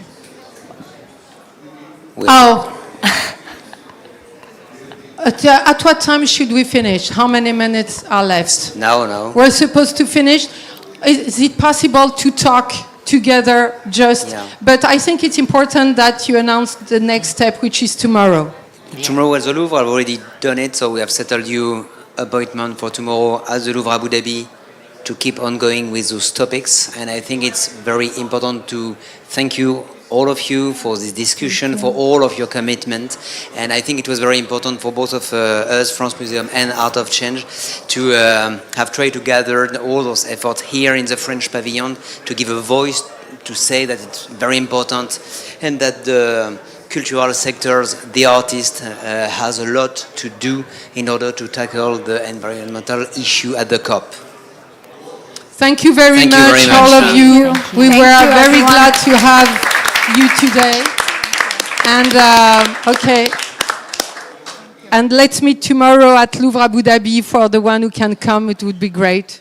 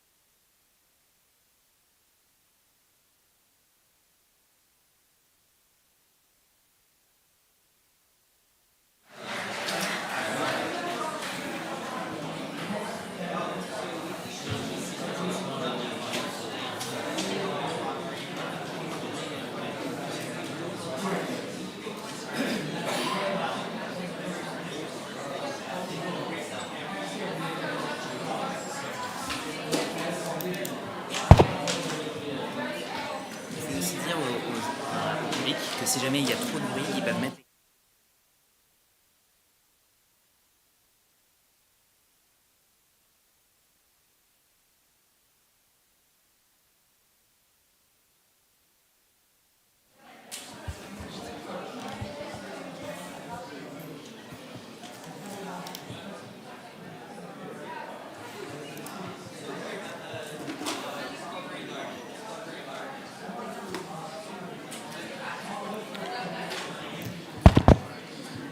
Merci. Bonjour à toutes. Thank you. Welcome everyone.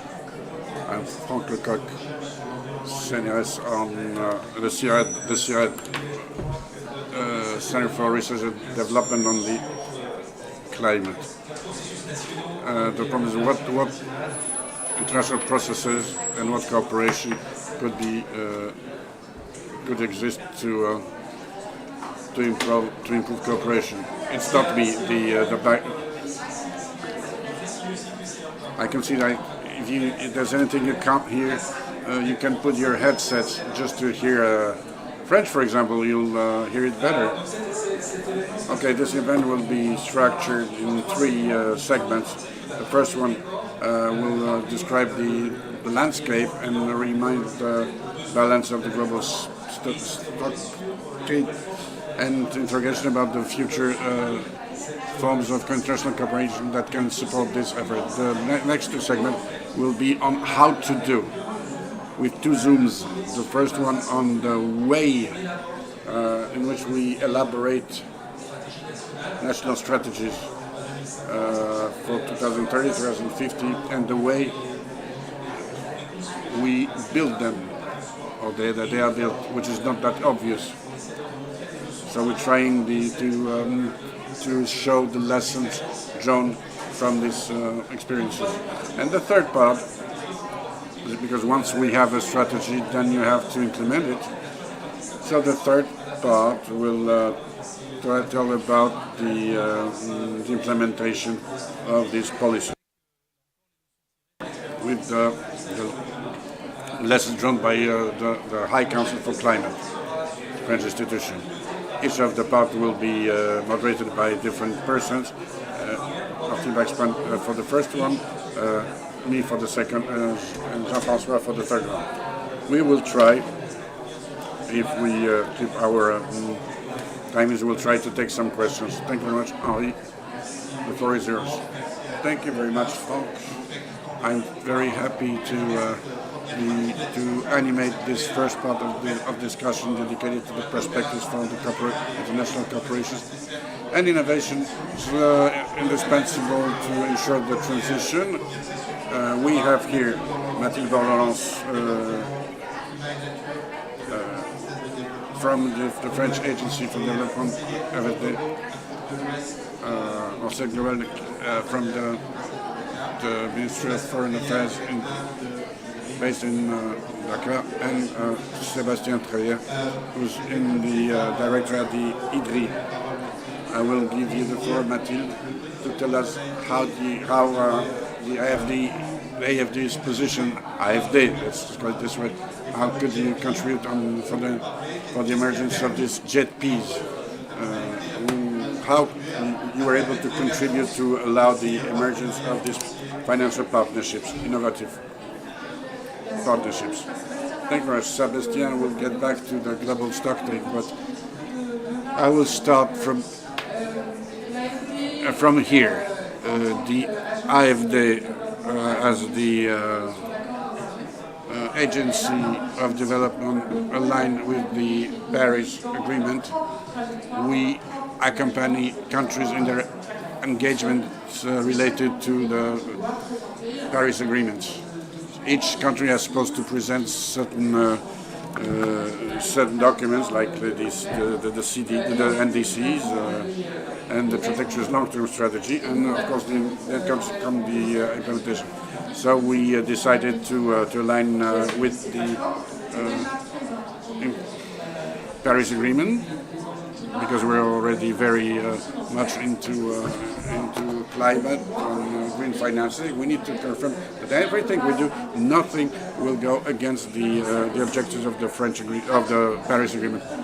So we're the first one. We took this decision very quickly. We didn't know what it would entail, but it came very quickly, especially the questions on how to judge the project, how to judge the alignment of our friends, of our partners, whether they are countries or other actors. We've mobilized finances through the facility 2050-2050. This is an estimate to have 40 million euro in these assets. So they're working on the bricks where to define the development, long-term development, together with the IDRI and other local partners, those of the IDRI or those other in all the different countries. So lots of work. I will take two examples: the South Africa and Senegal. With relatively different approaches. We already had dialogue with the authorities. In South Africa, for example, we had worked for a long time on the identification of what is called the transition risk. So we looked asset by asset in South Africa. What was the financial risk that would come to the economy of the country? Of course, in relation with the Paris Agreement. The risk is very major. It's the end of coal. Actually, it was relying on the final finances, because it's Eskom is the operator and Transnet who are the actors who will be impacted over the populations, of course. Impacted because of the transition. In Senegal, we also started the IDRI and Energy, a local partner, a work on scenarios, long-term scenarios, allowing to reconcile development and transition in a context very specific of Senegal, access to energy, and gas has been discovered recently, so we have to consider all these challenges in this country. So we developed the JETPs in all cases at different horizons.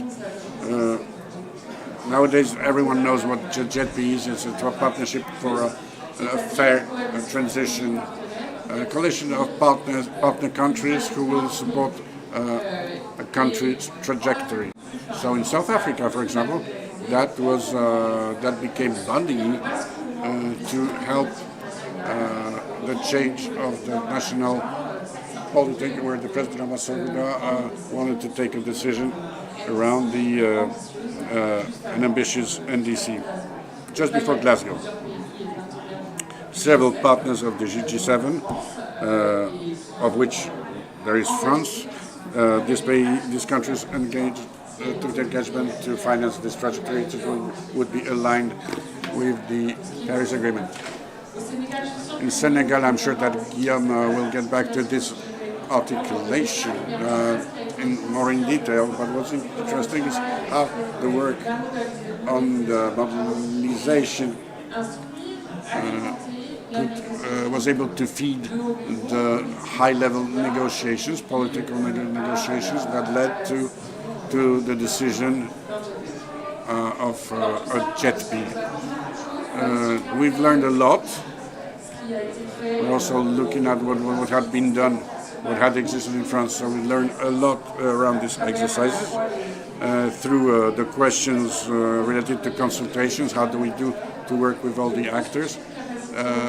Capacity building, local capacity building, the integration of actors of very different horizons. The work of the High Council for Climate was an inspiration, because there is an equivalent of this council in South Africa. It played a very important role in the governance of the JETP, and it still is playing such an important role. So we've learned a lot of things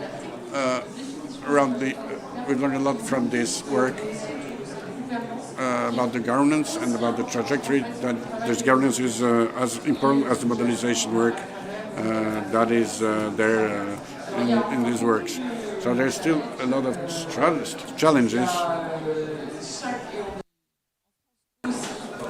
In France also there are challenges.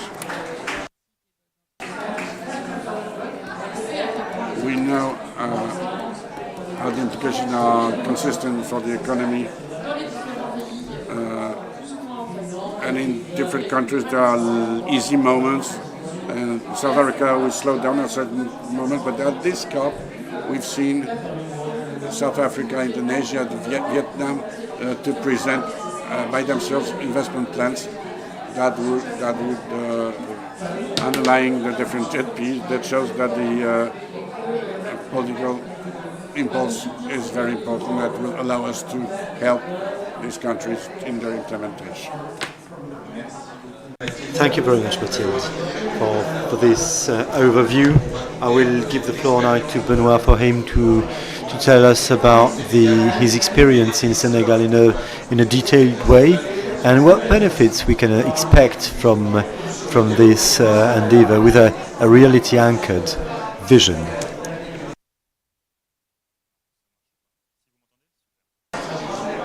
Okay, hello everyone, and thank you very much for the invitation. I'm delighted to be here for this panel, and I love the question you asked, because that's about international cooperation efficiency and about innovation as far as its implementation is concerned. As Mathilde said, the AFD and the whole French team is playing its role in a very proactive way on the field in order to create strategies in partnership with the third countries with which we cooperate. My point of view is quite local. I live in Dakar, Senegal, and I work with the contact point for the GNPs, for the Senegalese GNP. I would like to underline 3 main points. First things first, to get a bit of perspective, there are 3 steps or 3 topics to take into consideration. The first one being the definition of a vision, of a strategy in order to nourish an NDC. Henri told about how the process's inclusivity is important. It's important for this process to be owned by the country owned. And that's a major challenge indeed. The second thing is about defining a project and looking for money, looking for sources of funding, and that's linked with the strategic vision and the implementation of the NDC. And then you have the monitoring, the follow-up, the assessment of a given project, to know what happened, to assess the project's quality and its potential upscaling, or quite the opposite if it didn't work out. This would be the. I mean, each of these 3 points comes with its share of pitfalls. You have always obstacles, locally, geographically, nationally, worldwide. You have many initiatives, as you can see here. Lots of money, but lots of initiatives. So, but the problem is, the struggle is about consistency, and I think this is a major source of concern, because we have to follow, you have to monitor, you have to perform the follow-up of various and numerous projects. For instance, France and the EU have co-financed the first climate strategy of the CDAO, Western Africa, which climate strategy has been showcased during last COP in Sharm el-Sheikh. All those national strategies have to be aligned with this Western Africa common strategy. The struggles with money are numerous. Mathilde knows about them even more than I would. Trouble because the projects has to be in line with the vision, with the strategy, and you have here again many projects, many topics, many actors, perhaps too many stakeholders, which makes it difficult. Because it's a question of consistency, it's a question of inclusion, a piloting issue at the country level. Which project to nurture, to finance. This means many challenges and sometimes conflicts between the various ministries, energy, finances, Home Secretary, we have the civil society, the private sector as well. And the third thing, as far as assessment is concerned, it's a problem too. We have a problem too because we choose projects on the field, and the work need to be done beforehand. The strategy is a prospecting, because the project doesn't end all of a sudden. We wanted to go to mature. We wanted to attract new investments so that we upscale it for a little project to become a big adventure. But you need this assessment anyways. It's a complex matter, but see the indicators.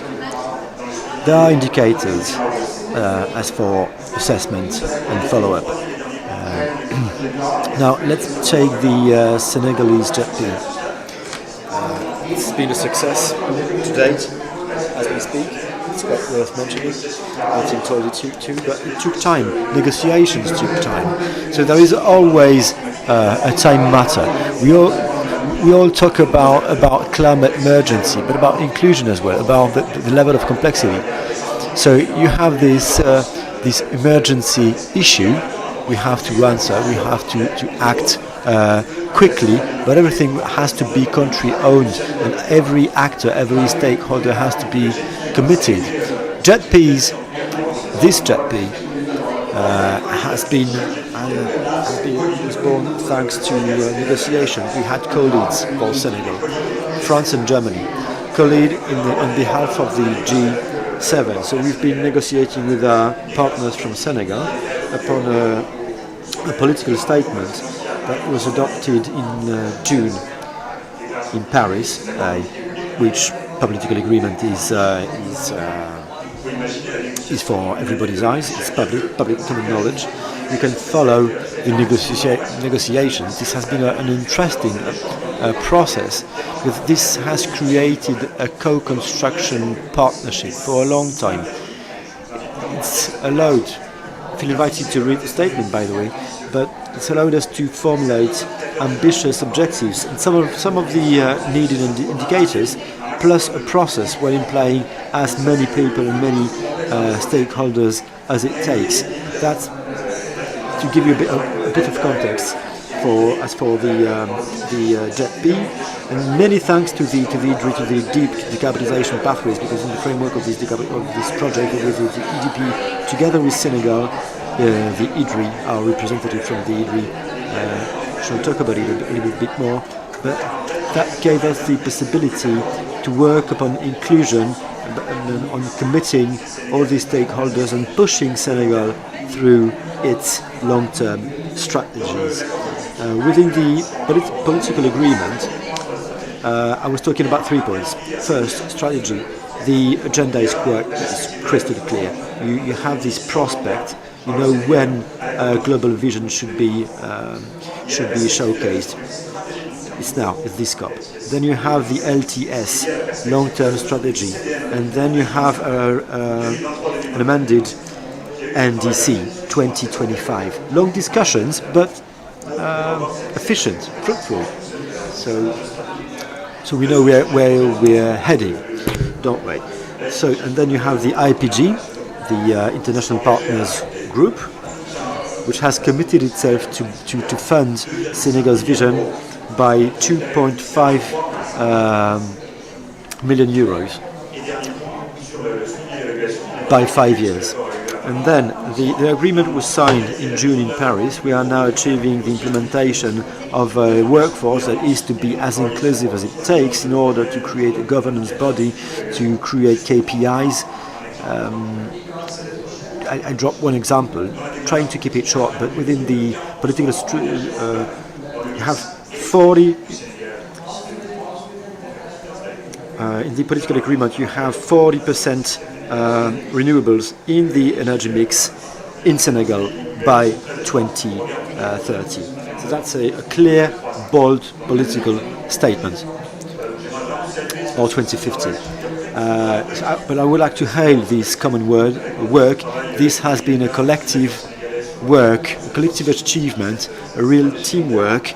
The LTS mainly, but we've been working with all the partners in Senegal in good intelligence during 1 year and giving birth to an ambitious, bold political agreement in Paris, an inclusive work with people from the civil society, with the private sector, with NGOs, with money lenders, with local authorities. Apart from my embassy hat, I'm also the head of the money lenders group in Senegal. So that's a tool we're not afraid to use in order to disseminate pieces of information to whomever it could serve.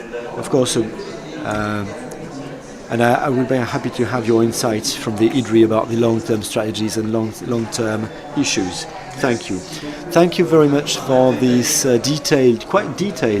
quite comprehensive landscape, quite comprehensive overview of the partnership. We'll tackle upon this subject later as well. Sébastien Prière, if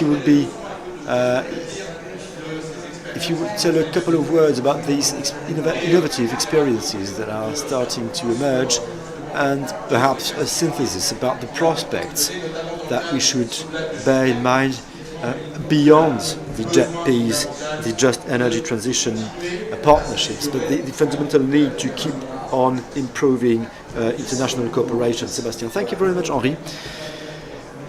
And many thanks to those who organised this event. I would like to thank the CIRED, they coordinated this event, for their approach for the decarbonation pathway.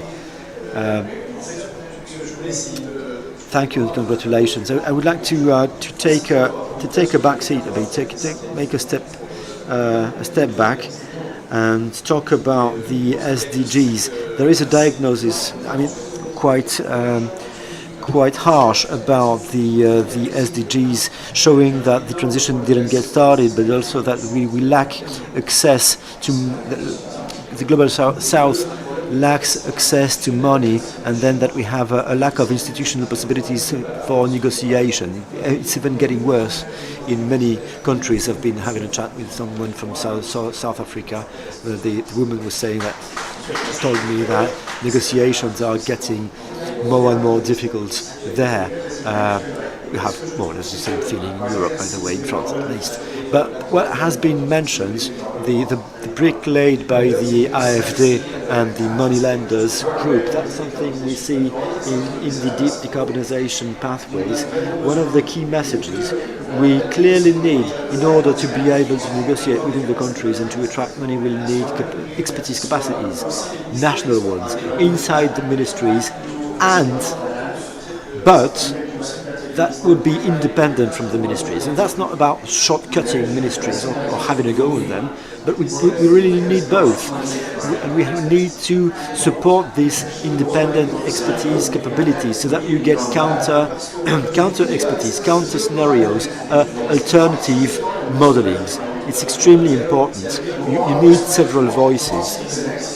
You have to use, in order to use this other expertise, having an A scenario, a B scenario, a possible scenario, an impossible scenario, so that you can say, okay, I'm going to base my reflection on this path, on this modeling, on this scenario.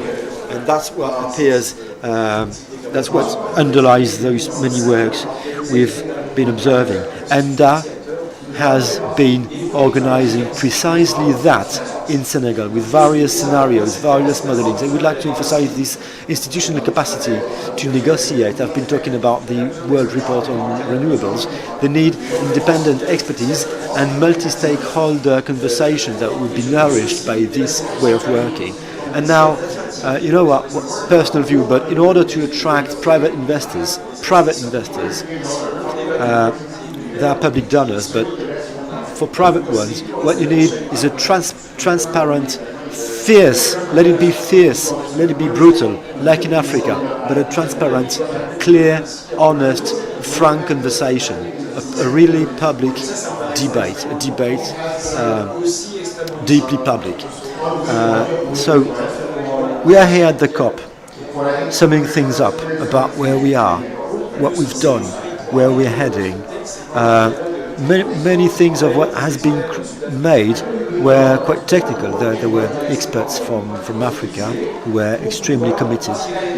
So to bottom up some collective learnings about what we can say about the many pitfalls and bottlenecks as far as our capacity to push necessary transformations at the national level.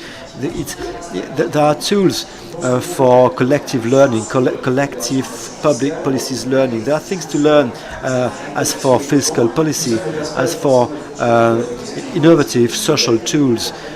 It's global stop take, but there are many things to build upon.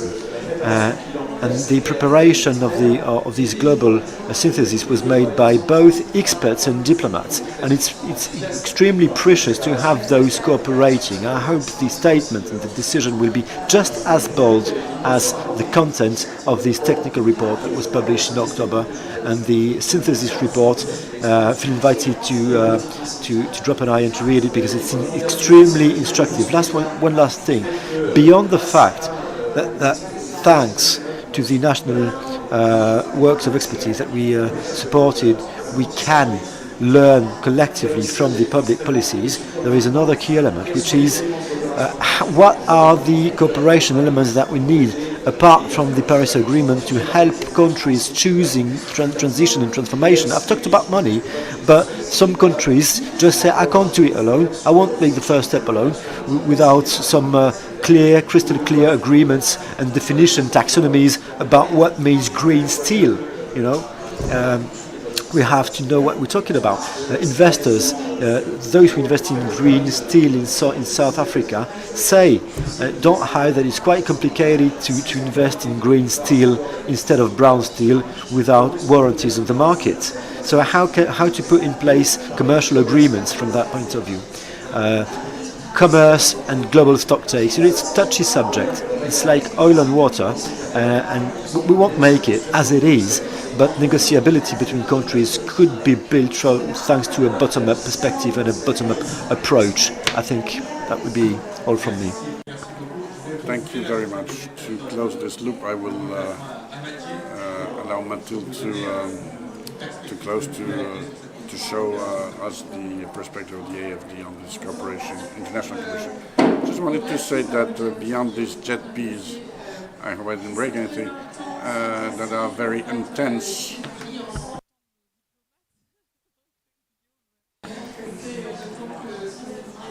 Guillaume knows the time that you spend on it as diplomats. They are not easy to be copied everywhere.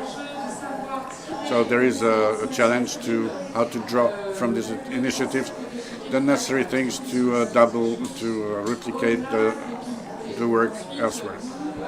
Then those who are active and present in different countries, it's their duty to contribute to the financing. But beyond the jet piece, the important is the jet. Very well, thank you very much. And with no transition, I'm giving the floor to Franck for the next session.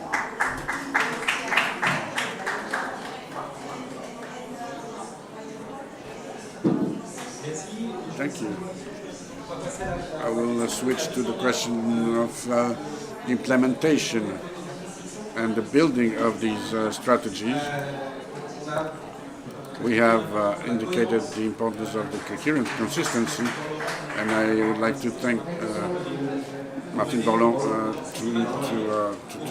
for talking about the importance of this digital.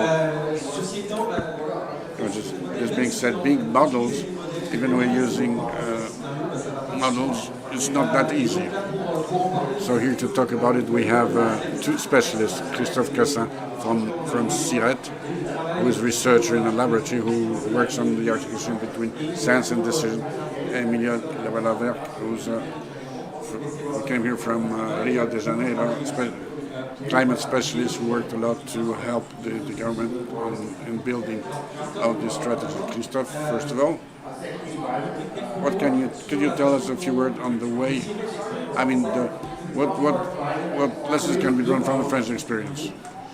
two ways to build this, to build scenarios, what we should do or we should absolutely not do. Thank you, Frank. Thank you, everyone. Yes, in this presentation, we'll talk about the role of the modelization, technically and economic, in the processes of building national strategies. And we'll try to draw some lessons, some good practice through French experiences and other countries also. As said before, the keys of the success is to grow the ambitions in the domain of long-term mitigation strategies and others. The stakeholders, the governments, needs projections, prospects. We have to understand the transformations that will be necessary to reach these objectives. So they will turn into, well, they will use the modelizations that are more and more used nowadays, things that had been mentioned before. As Frank said, it's not easy to make models work together. That was one of the things that we said at the very beginning of the work, that there is no manual that would tell us how to work and how to cooperate between different models and different national processes. Okay, this research, we tried to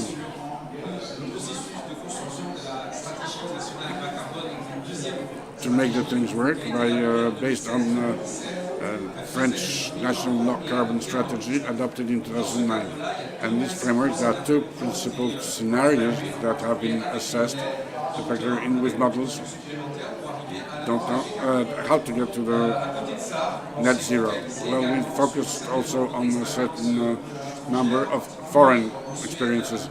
In Sweden, when they were preparing the Climate Act, in the US, right after the Paris Agreement, and in Brazil, in the framework of the preparation of the NDC for the COP28. As I don't have much time, I will not present you all the works. I will just tell you about the principal points that we're drawing from this. The first challenge is the coordination of models. Yes, in these works, there's not one unique model to assess these strategies. There are several ones. This slide shows you a general view of all the models that have been used for to contribute to the evaluation of NBC2. In France, macroeconomic, sectoral users, 8 models that have been used. In Sweden, there were 5. So there is a big challenge to have these models work together. That means challenges, in particular, it's like doubling actions. We've noticed that some things where you have 2 transport models will be used by 2 administrations for political reasons. It makes difficult the capacity of dialogue between the models. And how do we aggregate all the results of the sectoral models to project the emissions in future by 2030 and 2050? One model was used, NetPro, to aggregate all this, but facing political problems and the timing that had accelerated that by the end. The DGEC, the Department responsible for the coordination of the process, was had to create its own template to aggregate all these results to make projections. That shows that limited time of given to for doing it. The modelers have to develop certain practices to face the urgent. The second very important challenge concerns the decision of the dialogue between the modelers and the stakeholders. This slide gives you a general view of all the stakeholders that have interacted and also in sectoral groups that were here to think about the policies. Okay, we can see that the inclusion, let's say, between modelers and is difficult depending on the process. In France, for example, the inclusion is relatively limited for time-related questions. So these relations between modelers and experts was limited because we're in a hurry. We had other processes, especially in Brazil. I think Emilia will get back to it, where there is an upstream modelization between users and stakeholders. That means a second challenge of this dialogue, the question of translating the policies and of the models. The models are not adapted to answer the demands of the stakeholders. I would even see to assess certain goals. At the very beginning of the evaluation, some models, macroeconomic models were drawn to help France to get to net zero by 2050. So we had to look for a solution and find one. We noticed the importance of time in the processes, in particular taking into consideration the past experiences come from the past to build this dialogue between stakeholders and the modelers. In Brazil, in Sweden, for a few years there was a work carried out between certain modeling teams and the industry of steel, so they could understand better each other, and that fed the process, the Swedish process of the modelization of low carbon strategy. Now the general tone of the modelization, we noticed that most of the processes there was a focus on the assessment of technologies to reach these processes, which is legitimate, but some subjects, particularly relative to sobriety, were not tackled. Then from then it changed. It became a major political issue. So it's about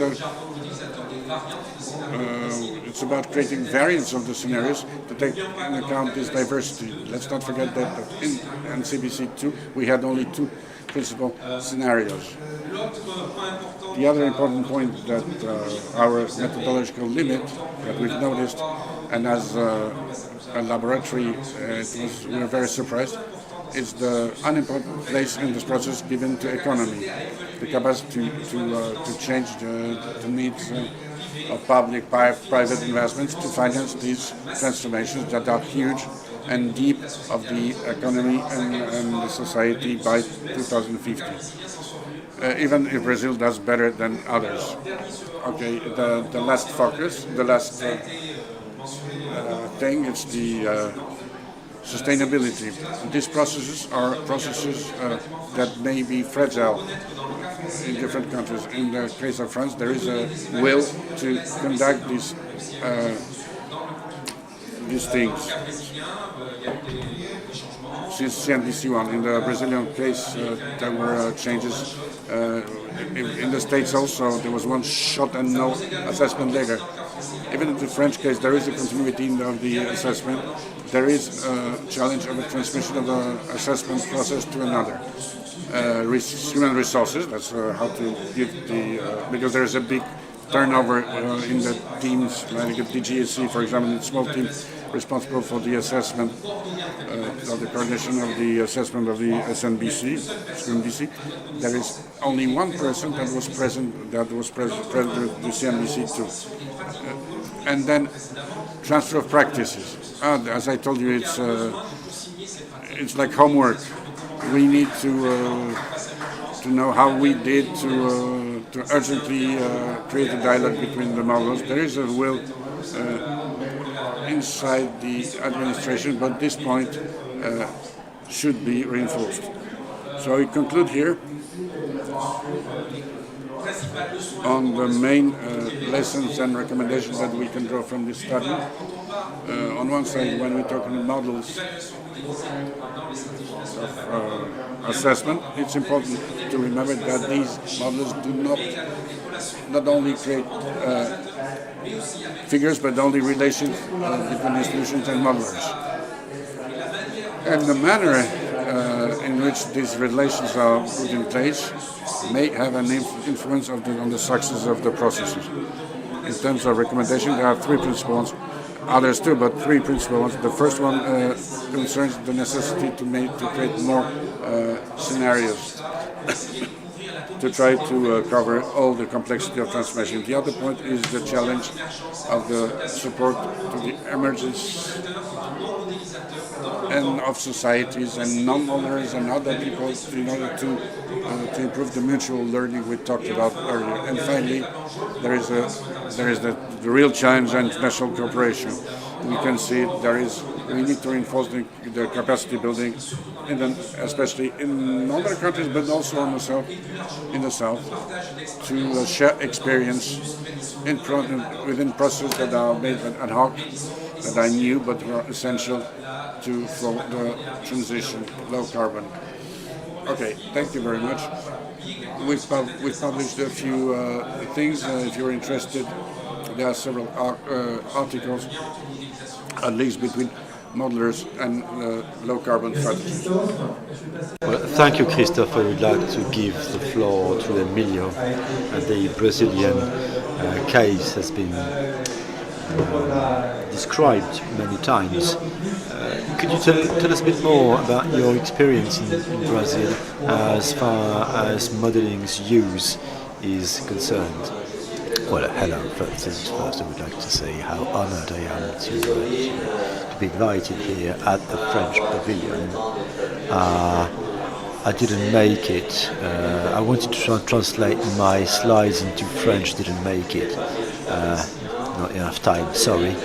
I'm going to describe our situation in Brazil quickly and to draw some lessons from those for the wider context.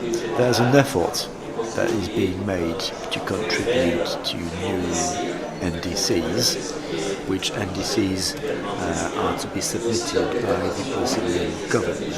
It's also a long-term development operation, a low carbon one, that hasn't been implemented in Brazil for now. I would like to tell you about what happened until now, thanks to what event we've created this process. There is modelings have a long history. It started after 1973, the oil crisis. We had to measure and to minimize the cost. We would like more broader studies about the consequences of decarbonation on macroeconomics and the social context issues. Shortly thereafter, we started developing such tools, such studies, thanks to a technical cooperation with France. The CRED started early, like 45 years ago. 45 years of cooperation, thanks to what we created, mapping modelling within the CRED for the sake of Brazil, thanks to what we saw, what causality link would exist between each sector's decarbonation upon social situation, economics, jobs, and the wealth breakdown as well, which is one of the major issues in Brazil lately, which is namely by the beginning of our century, the participation to decarbonization projects made it possible to start thinking about not only low carbon but carbon-free, net zero society by 2050,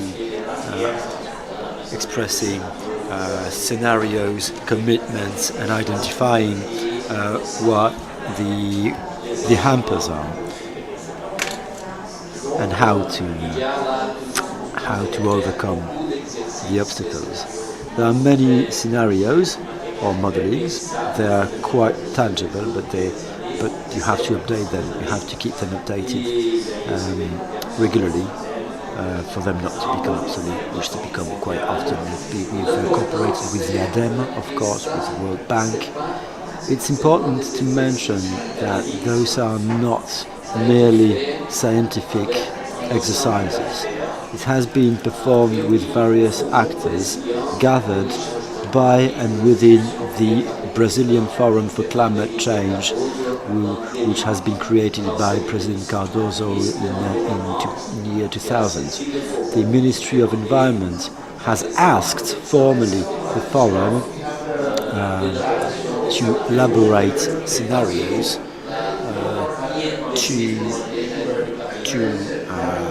prepare the ENDC, the Brazilian ENDC in Paris. In 2015, after 1 year and a half, 5 meetings, 80, 90, 100 people, with the participation of our minister, with people from the private and public sector, scientists, trade unions, civil society, all stakeholders were invited to take part, and we then made it to quantify hypotheses, scenarios, parameters for each modeling pathway. In each reference scenario, we produced mitigation scenarios with 2030 and 2050 objectives. We presented, submitted our works, some of which were more technological, like those issued by the Ministry of Technology, and the Minister of Environment was then nominated by President Dilma, I quote, head of articulation, so that the final result being that the ENDC ended up right in the middle of the fork. The government was far more comfortable while making decisions, knowing what reactions, what would be the extent of commitment from the various stakeholders being sat at the table. People agreed upon scenarios, upon modelings. You don't get a compromise, consensus central scenario. So it's always about having a couple of scenarios for the first decisions to be black or white. So this decision-making process started as we were preparing. We ended in the middle of the range. In 1997, a proposal was made based upon the historic responsibility of certain countries as for the accumulated GHGs emissions since the Industrial Revolution. I saw scientists and heads of state, diplomats. And then Copenhagen, that's where the heads of state, where ministers, agriculture, energy, environment, but some scientists, around 40, 50 people, the process being far more mature in terms of direct democracy. But the next government destroyed everything for 4 years. 4 years long, that's how politics work. But what we're doing now is we are bringing this testimony, this heritage back to life in order to keep on working, to be back on tracks. 4 years Bolsonaro has been working for 4 years at destroying what we had built, but now we are back at it thanks to international cooperation. We have partners in many countries. In the United States, the Trump administration kept on putting in place proposals. So sometimes politics are not a reason, sufficient reason to stop working for environment. We have the support of a network I could tell you later about if you were interested. Many countries are now developing their versions of their own versions of this network. The most important thing to tell is cooperation is the most important lesson I've learned. It's always a question of capability, as Sebastian said. Capability is an individual thing. People have capabilities. A dialogue between decision makers and scientists is a conversation between people. That's exactly what happens when scientists discuss with politicians. That's what the IPCC is about, and that's something we are trying to illustrate and to echo within our work, making sure there is a continuity, a degree of continuity. Many people have been working. We keep their testimony. We keep thinking together in a climate of mutual trust, which is an important final word. Thank you. Well, thank you, Emilio. I think indeed the word trust is a good one for the conclusion of this first part. Well, the topic might seem quite technical at first glance, but it's an important one, even for everybody, because we need to reinforce capabilities as for the tools, but also as far as the way people use on the long term is concerned. That would be about the tools that make it possible to create the scenarios, but then you have to monitor, follow up, and assess. Benoit, the floor is yours. Well, thank you very much, Franck. What's going to happen now is we're going to drive the third part together with Corinne. Corinne is connected remotely. I think we should see some slides on the screen. Well, hello Jean-François. Hello everyone. We can hear you, Corinne. We can hear you indeed. All right. My proposal is. Could you introduce what the High Advisory Board for Climate is? We've been talking about international cooperation, modelings. We also mentioned several times the role played by independent experts. So, what's your take on that, as talking on behalf of the Advisory Board for Climate? I'm taking care of the remote control. I'll change the slides. Okay, so hello everyone, thank you for giving me the opportunity to take the floor here remotely. The Advisory Board for Climate, I would like to talk about its role, about its position within the climate governance in France. Some statements about what has been done in France. As for climate change fighting, then I would like to give the floor to François for the international dimension. The Advisory Board for Climate is an organization that is independent.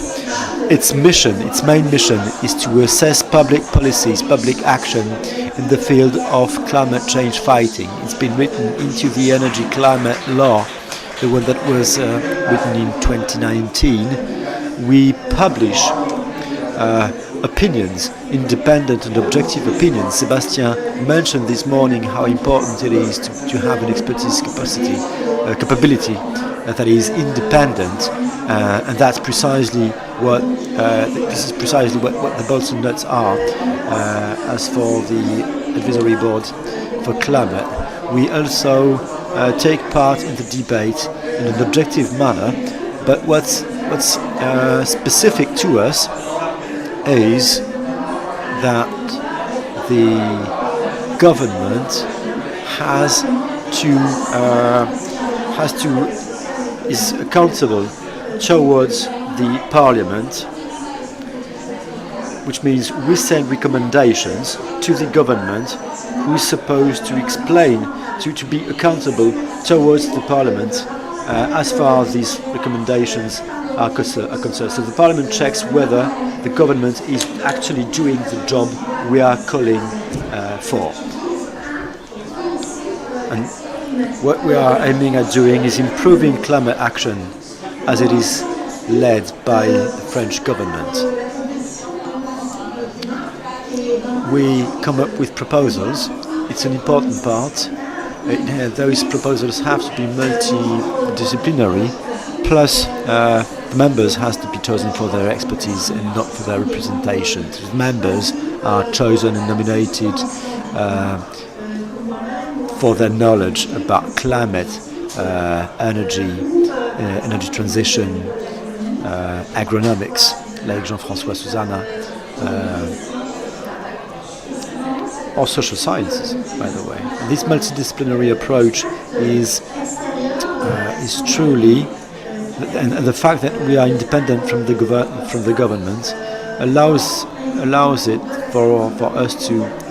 us to express independent opinions, calling for more ambitious, bolder, more realistic and fairer actions by the central state, by the government. Before getting to the next slide, there is more or less more than 20 councils for climate, similar to at the international level. We got the one in South Africa. They have gathered, they grouped in a network, the international network of climate councils. It's about sharing practices and elaborating good governments at the international level. This had an event in parallel of the one of this morning. So we continue. I wanted to share with you a few elements of the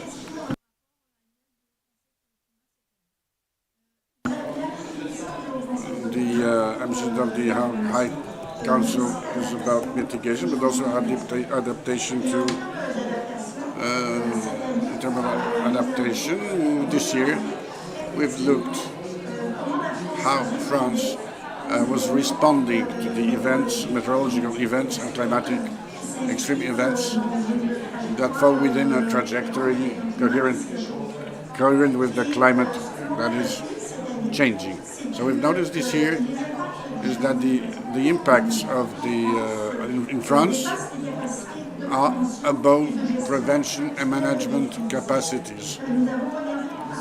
We've looked in particular 2022, that was the hottest year in France until now.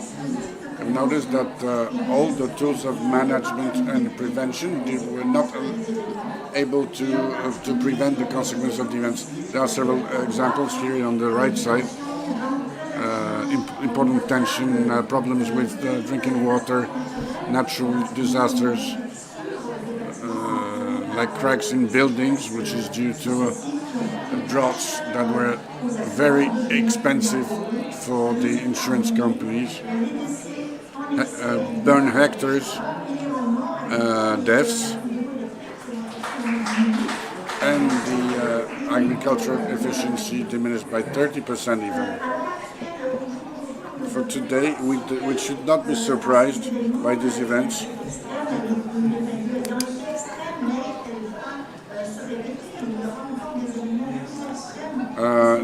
That will keep repeating. There will be years that will be more extreme than this one.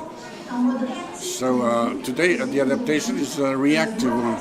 It has to change into change scale first of all and become preventive and transformative, relying, of course, on the science. If we see the second observation of the Council concerning the gases. In France, as in many countries, 26 countries, according to the Global Carbon Project, who has published its work this year, the emissions diminish. They go down. You can see it on the screen. And the chance that we have in France, but elsewhere, is to accelerate this reduction and to put them in the whole economy. This is the case of France that has really to accelerate. In particular, we need to change our trajectory to respond to the expenses of the new European objectives, in which France wants to participate. So we need to double in order to reach the objective of 2030. Prior to that, as Jean-François Suzanne will tell you later, the carbon wells that store the carbon, especially forests and French forests, but also in soils, agricultural soils, have diminished. Well, we need an increase by 2030. If we want to get net zero 2050, we have to act. If we continue, please. The specific role of the Council is to assess the public actions. We developed a grid, an assessment grid composed of 5 different elements. If we could go to the next slide. 5 elements that comprise over the adaptation that is not mentioned on this slide, that include the strategy, long-term strategy. We've looked at France strategy in terms of in the framework of climate, and this is the most advanced aspect in the political response in France, meaning France has published numerous strategic documents that cover practically all these sectors and many non-governmental actors. And these strategies are really to be implemented, and they need more follow-up, but it's a positive aspect. Big advances in these years. The second aspect of the assessment concerns the economic policy that comes with. We've noticed that packs of measures do exist, but the institutions and the financements are not planned on many years. And this is the most important aspect of our report 2023, is to plan an economic policy for long years that will carry not only the financements that are, of course, essential, but also the budgetary policy, commercial policy, and employment policy in France. We can see since our report has been published that the government really looks at these questions, and we hope to have advanced a lot by the next report in 2024. Third element of the assessment concerns the brakes and the levers. What is blocking? What are the blockages presently? For example, in the area of transport, we've seen 15 different blockages and levers concerning, of course, the infrastructures. Even in low carbon productions is there. And things that have to be done in terms of employment. We wrote in our report that the brakes and the levers generally have been identified, but give punctual actions instead of having a trajectory that would be more systematic. They should be clearly set, formulated, as mentioned this morning. Last element, fair transition. We talked a lot at that COP28 COP28 about the fair transition between the countries, but the fair transition applies also at the national level. The climatic policies have a natural tendency to have an influence on poor households, and this is due to the fact that the offer at in these times is not adequate. Numerous options, low carbon, are too expensive for the average household in France. So the public policies should orient the policies in offers that are more available. We've mentioned, for example, electric vehicles. It will become more and more heavy. So more and more expensive, so less available. So this is the role for the government, is to create an offer that will be low carbon for the whole population. So these four aspects offer the aspect of adaptation to the climate change, do create this assessment grid that is used and that will be used in future with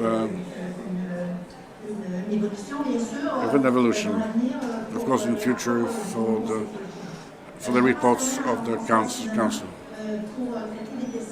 Now the international questions, you take care of that, François. Yeah, thank you very much, Corinne. All right, one of the key elements behind this is we are evolving within an EU framework with the goal to cut emissions by 55%, which in France means doubling the pace as far as emissions reducing is concerned. So fit for 55. Sorry, that's how we manage financements, emissions quotas. It has been. We also manage carbon importations. We also support other member states. One last element is Repower Europe, which is accelerating quitting fossil fuels and accelerating renewables use. So how in France or in other member states these European policies translate is not as obvious as it might be or as it looks to be. Just as France was saying, France is not committed to double the pace, and we are now cooperating within a scientific committee within Europe on climate change that has been created after the climate law. A similar analysis concerning the ambitions and implementations of the policies at the European level, and we observe the same issues, which leads us to the international aspects, which falls within what has been said by my predecessors. We need more ambitious and more transparent commitments by 2040. The GHG emissions should drop by 69% comparing to 2019. Well, that's a scenario that we are to wish for, of course. Together with the EU and the European Scientific Committee, we've published a report saying that it will be feasible and quite fair to have a reduction from 90 to 95% the GHG emissions compared to 1990, which is bold. Denmark has supported this level of ambition officially. What we see as well is a problem as far for the carbon ambitions are expressed. Sometimes it's only about carbon dioxide. Sometimes it's about all the GHGs. The carbon sinks question is sometimes integrated, but not always. So it's quite difficult to compare apple with pears. Plus, you have the carbon dioxide captation. So within our report about the COP, we emphasized how important it is to get bolder and more transparent commitments. Trustworthiness, credibility is key as well, of course. Commitment has to be written within national laws that can be assessed with tangible indicators, those have to be consistent with long-term strategies, and we always need significant indicators to know where we are going, down which road, and to where, and where to. This is important. The HCC is expressing opinions. They can also explore the various scenarios. The C-RED, you know what it is now because you know how it's built. It's been said today about Brazil, among others. They sometimes build their own scenarios. You know what the structure is. We do have an international committee network. We hope this network will be reinforced, and we would like it to be one of the drivers on which to build. We've published a recommendation, an opinion about the carbon storage. As you know, net zero scenarios include, especially by the end of the period, a use of the carbon storage technologies, but those technologies always consume energy as well, fossil fuels or renewables. We prefer the latter. They also use water and chemical entrants. The CCS use in France is also conditioned by the availability, by the storage zones availabilities. We don't have any law framework in France, but one European one has to be proposed. The costs are quite high, often up to 150 euros per carbon dioxide ton. It's even more expensive when trying to capture carbon dioxide in the air. The CCS use has to target the residual emissions, those that cannot be suppressed by sobriety or energy efficiency measures. So it's good as a plan B, as a last resort. The potential is quite humble in France, from 2 to 4 million tons carbon dioxide that could be captured and stored until by 2030 we could make it 15-20 million tons by 2050, which is quite nice, but still not sufficient in order to attain, to reach net zero. Earth, inlands. We're going to get closer and closer to 2040, 2050, which means agriculture will become important as far as residual emissions are concerned. We observe world situation, but the carbon sinks within forests and in the inlands are getting weaker. As you know, tropical forests are, as we speak, according to the satellite measurements, becoming neutral, carbon neutral, or even sources in certain cases. What happens in Europe is carbon sinks are going down. So the issue is quite, it's trouble and strife. This Earth/inland sector is quite peculiar. It's climate change adaptation, it's fighting against lands degradation, water management, soil management, food security, fight against poverty, which is why within the report concerning lands, climate change, the IPCC report, you can see this cross-cutting, this cross-sectorial analysis, quite specific, because you have to take into account the whole story. So, we need transparency. The commitments concerning agriculture and forests have to be transparent. Within the analysis we've provided, according to it, it seems to be insufficient. There are publications that show some estimates has been a bit optimistic, more than they should be, and everything has to be consistent with the international inventories for GHGs. We're lacking this consistency. The European Commission is trying to make it better with a certification framework that will be consistent with national inventories like Tier 3, quite detailed, comprehensive one with a high scale. That's the ambition. Anyways, it goes without saying that commitments have to be consistent with scientific knowledge. So we could support cooperations between the parties to the negotiation and scientific experts on the other side. That would be great, and different stakeholders like civil society, for instance, because there is this fair transition aspect, especially when it comes to the inlands where peasants live, where people are trying to make a living out of the very earth. That's in short, my message as it has been published on the COP28 website. Corinne, would you like to add a couple of words? Well, thank you, Jean-François. Not very much so. I just wanted to tackle the High Advisory Board for Climate or its equivalents. My hope is, thanks to the elements we've brought in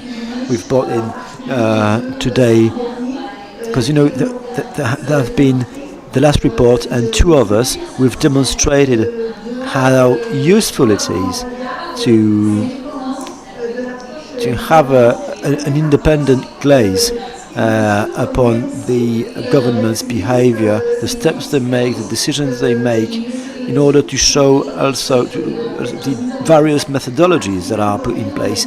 We see in the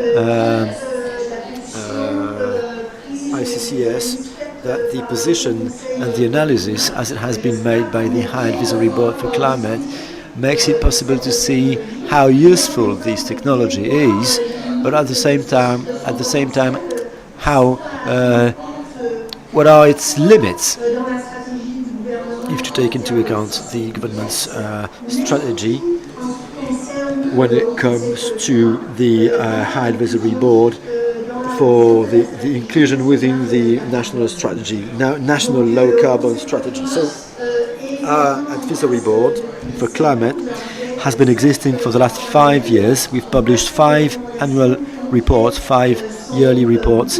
Our recommendations are widely used and quoted progressively year after year. Those are important recommendations repeated year after year and often quoted, built upon, not necessarily immediately, but after 2 years' time, 3 years' time, which makes us quite happy and proud because we feel we are nourishing the reflection, the government's reflection and act.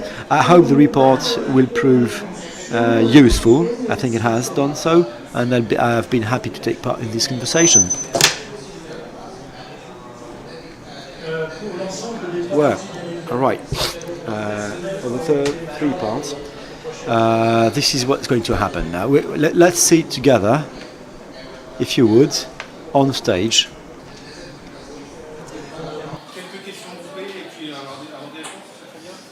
No, Jean-Luc Rodeau, la from French Partnership for Water. Yes, I confirm that in the CCS, in the water world, we are worried, extremely worried. What worries me the most is what you said about natural carbon wells. When you look at the carbon neutrality as defined for France, that depends a lot from carbon wells. What do we take from this diagnosis that you've said in the forest and agriculture? We have overestimated this potential for France. I will try to answer. Yes, no doubt, sir, that we've overestimated the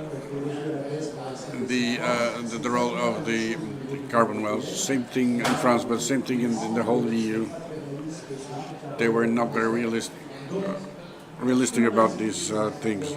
What we explain in our report of the Council is that concern also the reduction of agricultural emissions. We have a point of view that we said that in the CCS there were no options. So based on that, this is where we have to get. That means faster emissions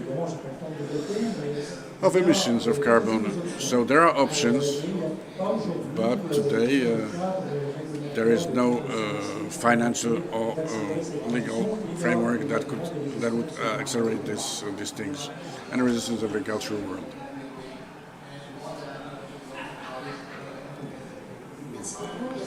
Thank you very much, Mitro Trepati, President, Nuclear Voices of Representative and Territory Institute. It's about the CCS questions. You've underlined the difficulty of the challenges when it came to energy consumption of the CCS. We'll have to be very clear on the fact that the CCS can concern only the activities that cannot be electrified, and we'll really have to do a maximum to to use it as soon as possible. Late. The question is, why don't we talk more about the nuclear? What is the potential that you see, thanks to the nuclear, to contribute to the French strategy for the climate? Yes, well, we are into larger strategies for France. There are some choices that have been announced. There were also scenarios that have been developed by the RTE that showed different possible options. When it comes to the CCS, we think generally that it should be low carbon energies, which is the case of the nuclear, but also the renewable. Then imagine that we could develop the CCS in cases all other than these that we've explained, the residual ones, with the help of the nuclear. That would not be too realistic. We think about the time of implementation. Building atomic electric plant takes a long time.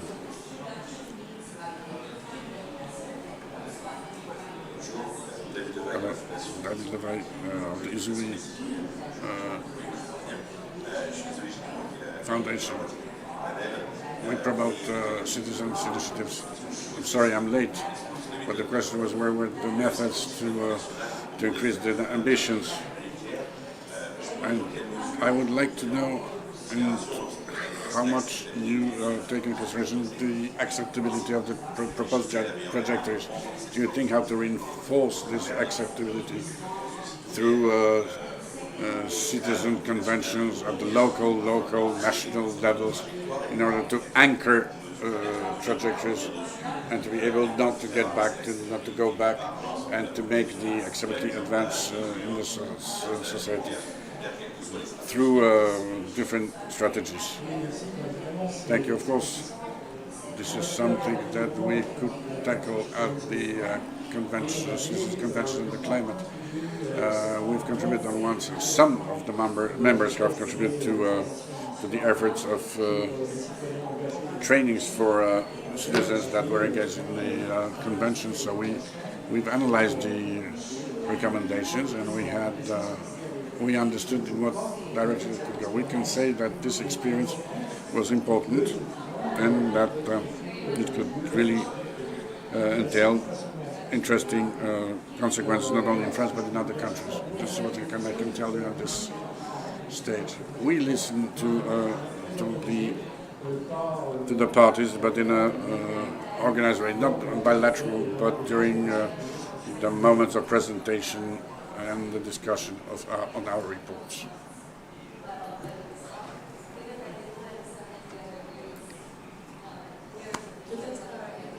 Maybe a question to add. How do you see the articulation between the territorial COPs that are being implemented in the regions and the conference like here, international ones? How can you link these two so we don't have this lack of relations? Yes, that's true. You know, there is a Toronto strategist of the SGP who tried to find a link between the regional and the local level of this transition. And there are regional experts that allowed us to shed a light on interesting trajectories. The NCC works with these different regional institutions. We're unable. Unfortunately, the program of work was very loaded. We wanted to go back to the questions of the territories. I think we'll get back to it in the next report in 2024. Yes. Last question for the CIRAD. Yes, the Water Institute. You've presented the way you were structuring your scenario and how you're building it in a difficult context. You're working of data that are not open source. The input data is available, but some is not. it would be good to open this process and open this work so all the experts of the sectors who are responsible for different bricks of work could participate to this dialogue on the data throughout the years. Thank you very much for this question, because it's a central question. The data is at the heart that feeds our models. Yet there are problems with access to data, even though there are banks. The challenge to coordinate the work on databases is extremely important.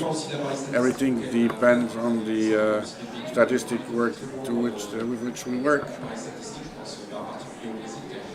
In Brazil, for example, they have a long experience in this area. Then we have to ask ourselves the question how to put in common different data, how to process them, depending on the modeling methods that have been chosen. You will have to work with different experts at the national levels who work in different sectors to gather data. But I agree with you, there is a big issue of access of this important data. I will just say something by the Citizens' Assembly. In CIRED we had the occasion to follow this process of Citizens' Assemblies in France. We've participated in the collective work published at the European level concerning these Citizens' Assemblies.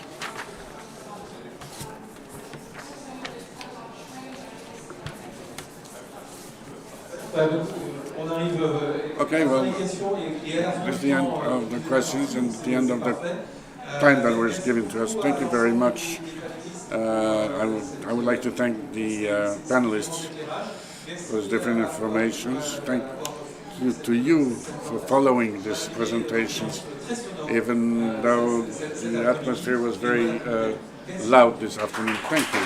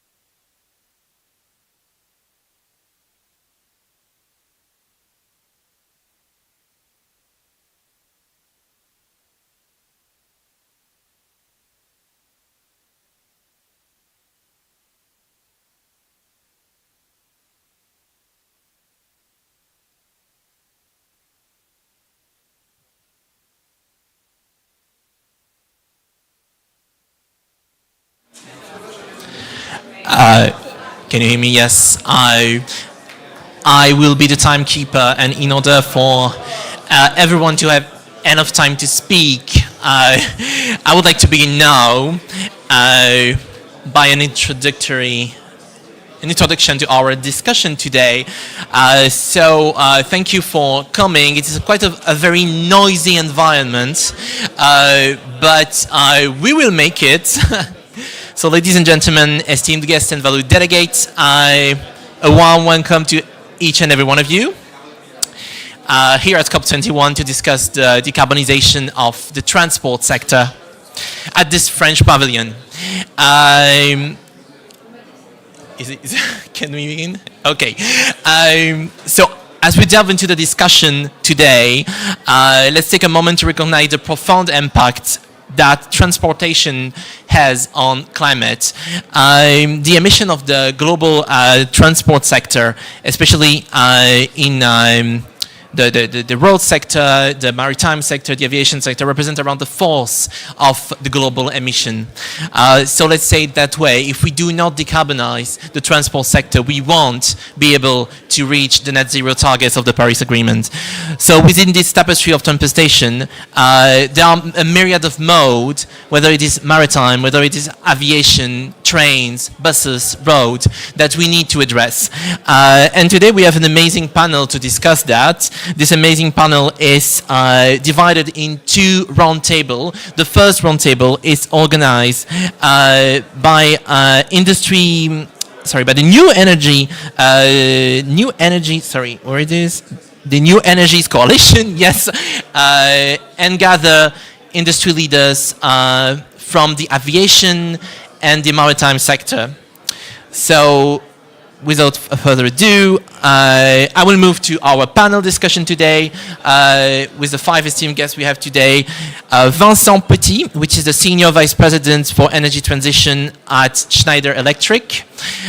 We have Nicolas Notebaar, who is the CEO of Vinci Concession and the President of Vinci Airport. We have Daniel Chatterjee, the Director of Corporate Sustainability, ESG and Technology Strategy and Regulatory Affairs of Rolls-Royce. Otto Schacht, former CEO of Queen Nagel Sea Logistics. And finally, Emily Espene, the Secretary General of the New Energy Coalition. So during this COP28, many calls for system-wide collaboration has been launched.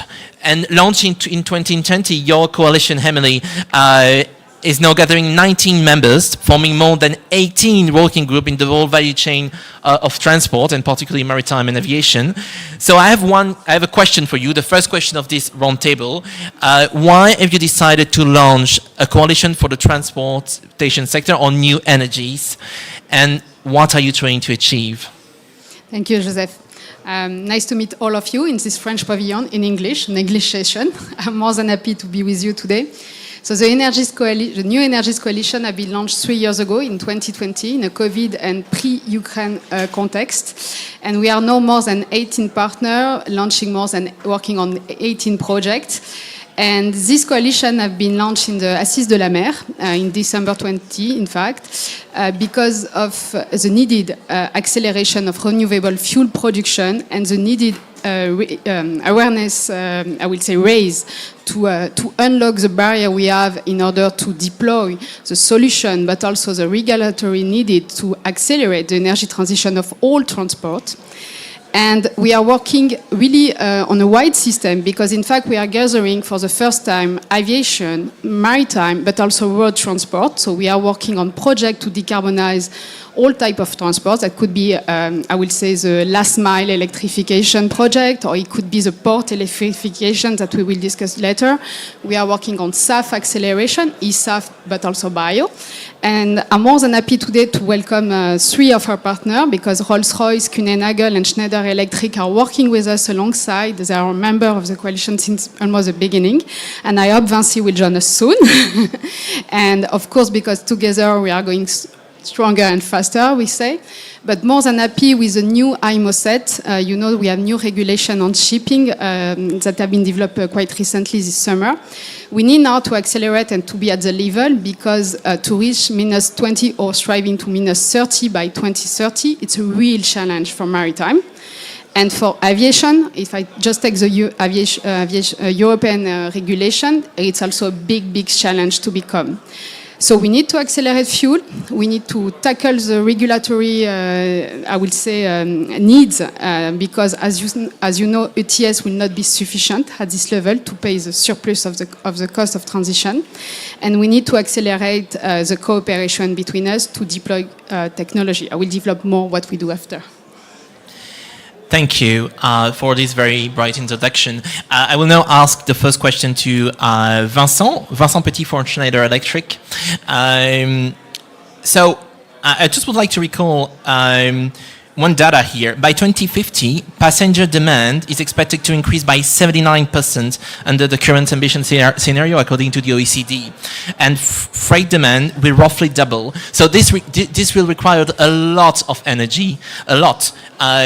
So the question I have for you today will be how to scale up renewable energy and particularly renewable electricity production, and how to balance production between sectors. And in addition to that, what is the role of digitalization in this energy transition? Thank you. Good afternoon, everyone, and thank you. This is an easy question, of course, but I have 5 minutes, hopefully.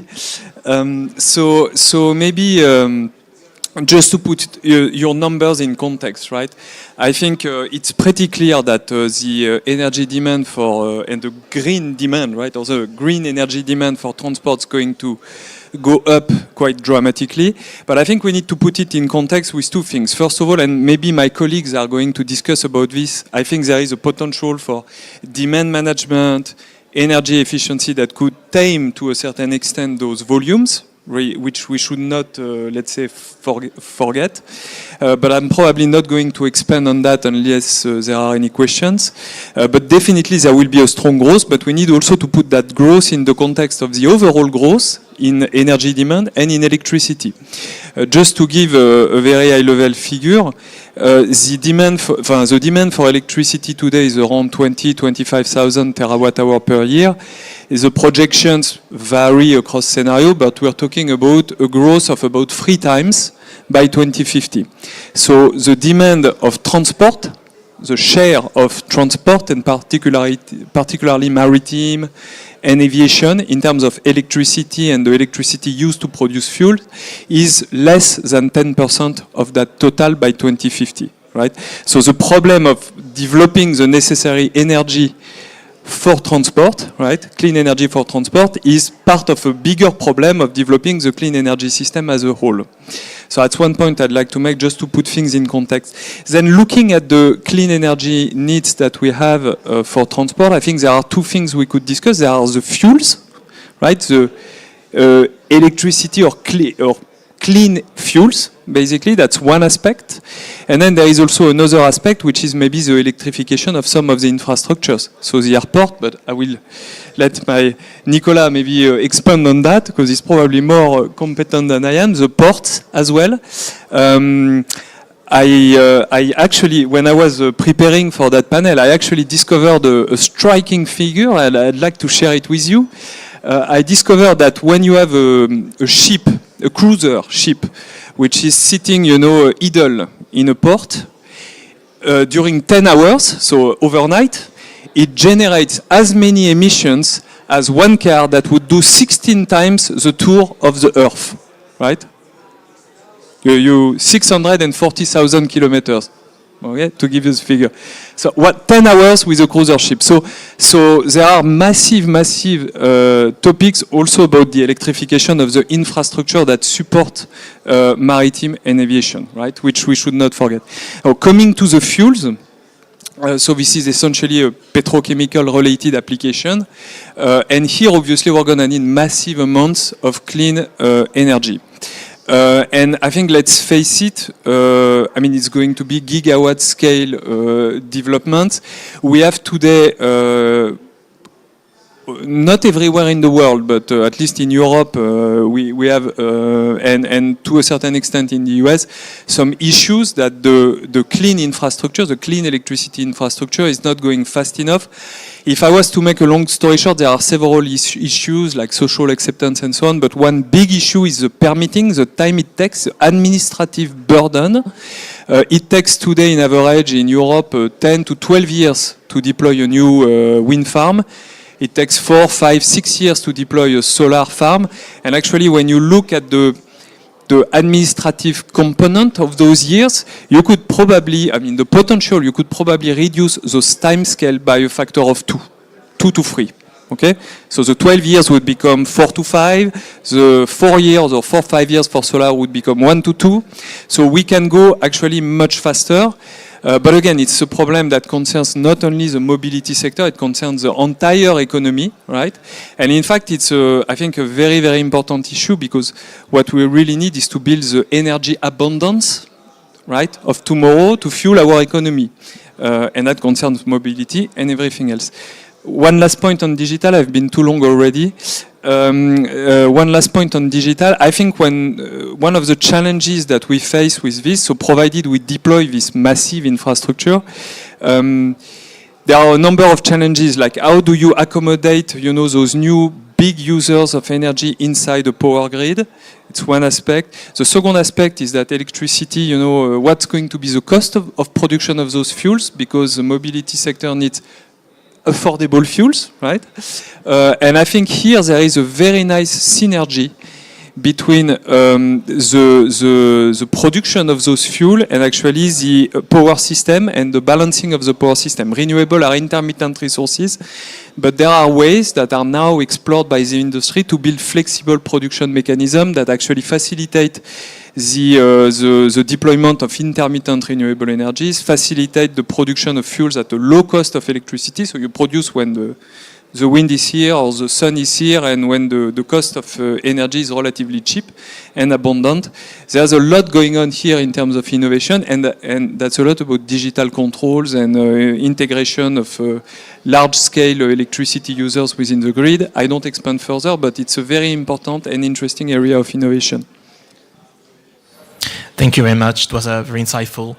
Merci beaucoup. Maintenant, je vais passer à Nicolas.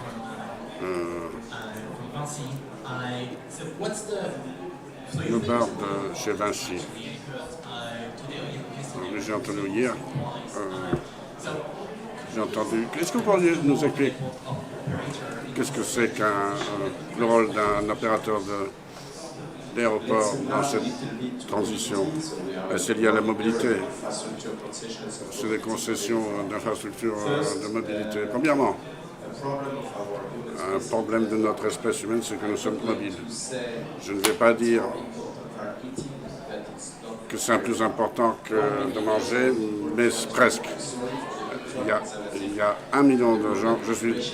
La migration ne va pas s'arrêter. Je suis désolé pour les conservateurs, ça va augmenter, au contraire. What is not common is borders. Borders is quite recent. The mobility of people is before borders, religions, wars, or this type of thing. And so imagining that people are going to move less is something very difficult to believe, because it never really happened, apart from very big crises. So the question is really to decarbonize mobility. Mobility accounts for what? 15% of greenhouse gas effects, more if you take only carbon. First, we need to believe in science. What is the worst mobility? It's not aviation today. It's what we call autosolisme in French, bad French. People alone in a car in big cities, driving cars moved by petrol. It's a majority, huh? There aren't so many electric cars. So before talking about aviation, ships and so on, if we were to speed up, we have a lot of highways, as you know, the EV charging and the move to electric cars, and not only one people in each car, and to charge people alone in carbon cars, we would save a lot more carbon than all of the other things we are talking about. What can we do as infra? First, do our job. Infra is very small, but it's already an example. An airport is a city. You have people coming, moving, heating. You have gas to be used in cold countries in winter. You have electricity to do AC in summer. So what we decide to do is to set an example as the infra. So that's why we reduce our emission 50% in 5 years. And what did we do? We removed all heating. We changed temperature in our airport, 17 degrees maximum in winter. We stop air conditioning if there is not more than 26 degrees outside. So first you change the temperature. So to limit gas in winter, we reduced 30% gas last winter. And you limit electricity consumption. It seems nothing, but let's do it immediately. Because if you spend 30 minutes or 2 hours in an airport, sorry, you can have a coat, but let's do it immediately. That's the type of things we shouldn't wait about SAF and everything. Let's stop heating or putting AC, even if some customers are not so happy. We have only green electricity. We calculated we can have 1 gigawatt on our assets, okay? 2 if we take the highways. Okay, it's just small, but we have a lot of spaces, so we put a lot of photovoltaic plants. So on our round, we'll do the job. Zero net emission 2030 for our EU airport. This year we are the first which has zero net emission. And so we take a lot of commitment of this up. Naturally, it's easier for the infra. So let's talk about the second pillar. What can we do for our customers? Highways. Let's speed up EV charging. We took contracts in Germany. It's the only and first country in the world we made a tender to subsidize putting a lot of EV charging and decreasing the subsidy with time. Very clever. No other country did it yet. If you want people to buy electric cars or hybrid cars, you need to have the facility. I have an electric car. Within Paris, it's okay. When you start driving outside, you start fearing, will I go to my destination? So this type of thing is a limit to this. So let's use the infra to put a lot of EV charging. EV charging needs a lot of green energy. You would not imagine how much energy you need if you want people to charge a car in 15 minutes, not 2 hours. And if you take a big day of vacation in summer on a motorway. So it's enormous amounts of green energy. So then he switched to my colleague. Yes, we need a lot of green energy for mobility. For an airport, we are the first ones who made bonus-malus about carbon emission of our customers. So, as you know, we are a regulated business, so we cannot decide our charges. But we convince our regulators that we could charge more the planes emitting more carbon, particularly the business jets, for instance, and less the renewed fleets. So it encourages the people to use SAF, for instance, because we introduce a lot of SAF in our airports, and we try to balance a little bit. It's not enough, because as you know, SAF today is 3 to 4 times the cost of kerosene, but that's the fact that we try to do and to balance the effect on our customers is the first subject. We do other things. We do electricity providing, so that exactly what you said about the boats. The planes waiting 2 hours in an airport, they use a lot of diesel just to save the temperature within the plane. So we stopped that, putting some 400 Hertz machines so that they don't need to use. So we try to do, again, what we can do for their customers, not at any cost, that would be lying, but to try to make the change so that they can switch as quickly as possible. And thank you. Yes, we got 4 out of the first 10 airports. We got the prize today on the COP28, which is the highest level of carbon accreditation. We have 70 airports. 4 of them have the maximum level. Why? Because that's the amazing thing about being international, is that we can, in Japan, in Brazil, Dominican Republic, push all the countries and be a leader in these countries for infra. So I could talk a lot of things, but let's set the example of the infra. It's easier. And let's try to help our customers, which are the mobility providers, by switching some of the parameters that can make them move quicker. And I will develop later. We prepared the e-fuels and hydrogen within our airports, because it's not only a question of energy and planes, for instance. It's a question of the facilities within the infra. that could help limit the cost. And so we, for instance, cryogenic hydrogen, which is liquid, to store it in a lot of airports, it's not so easy. So we work already with Airbus and Air Liquide in a JV to find a way to limit the cost of e-fuel and hydrogen planes of the future. Thank you, Nicolas. It was very, very interesting.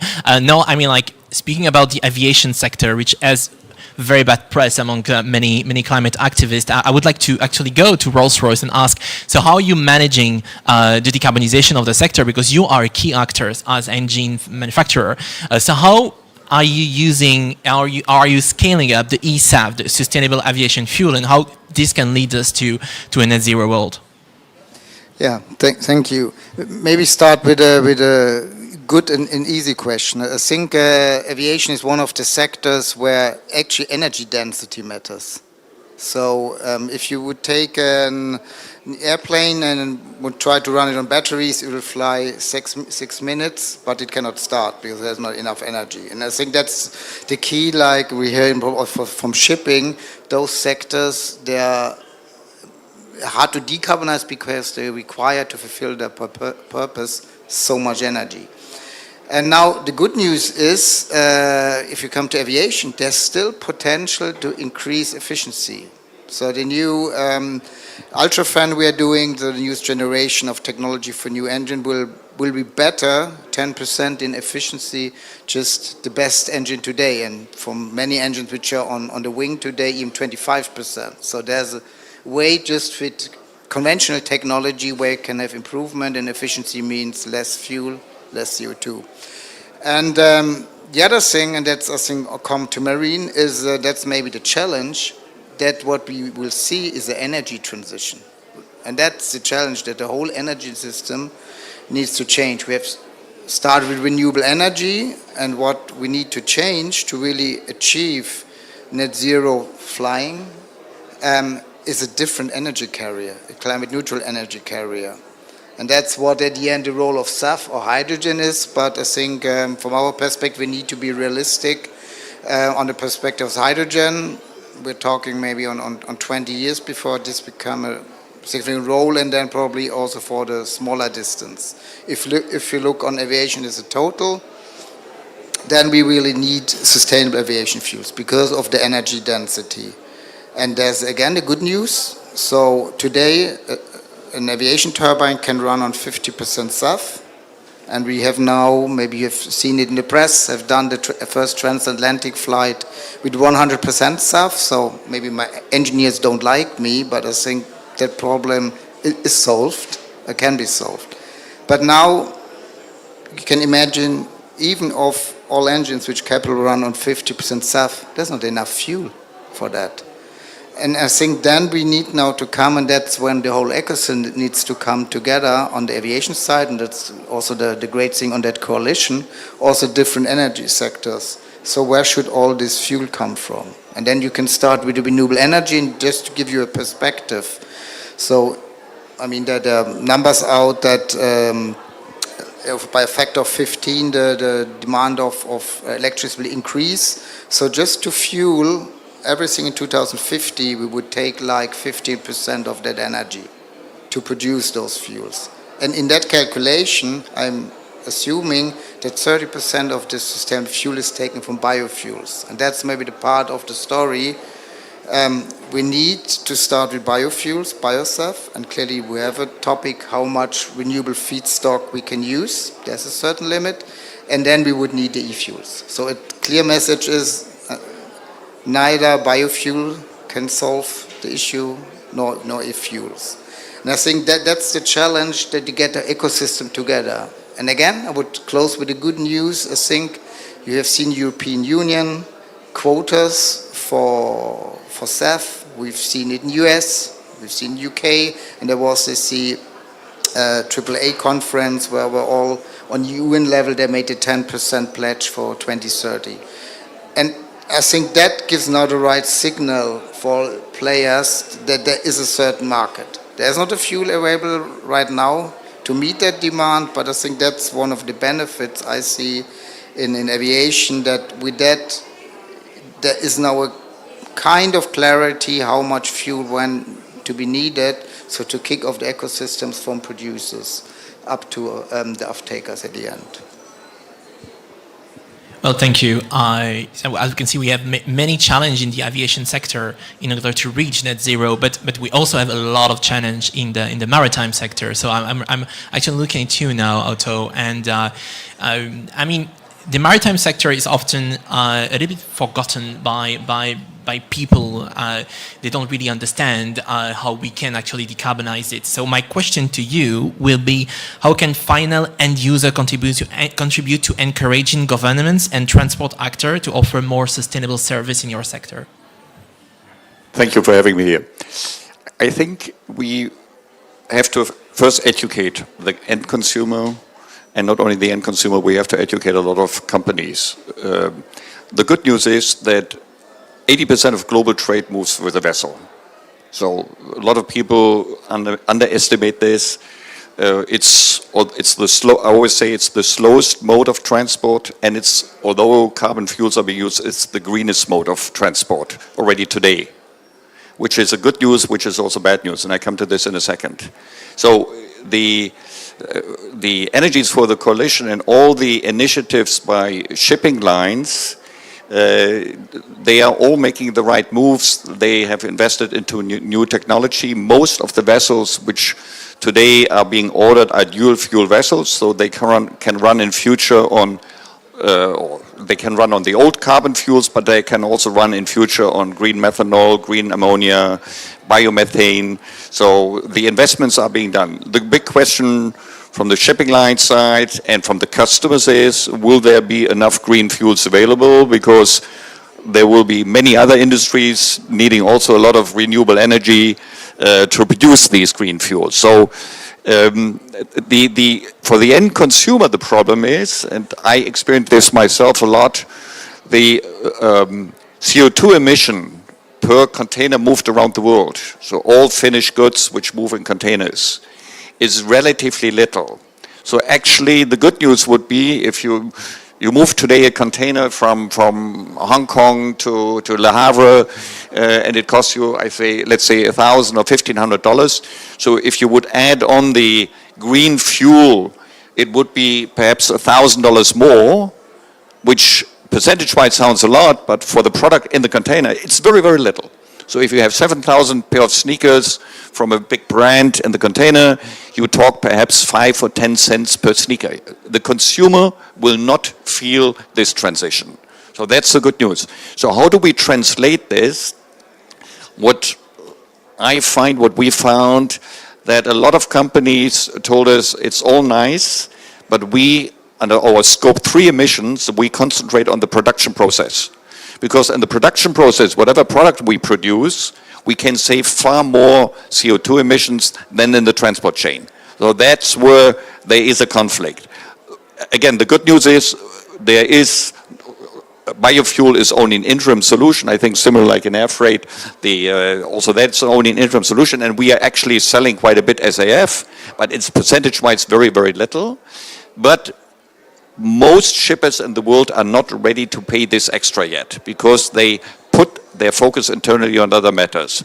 So that's the sad thing about it. Hopefully this will change in the coming years, that people also within companies understand, so people outside of the logistics department, the sustainability managers understand, hey, there is a quick fix for this solution because the solutions are there, technically they are there, and the price is relatively little for the end consumer.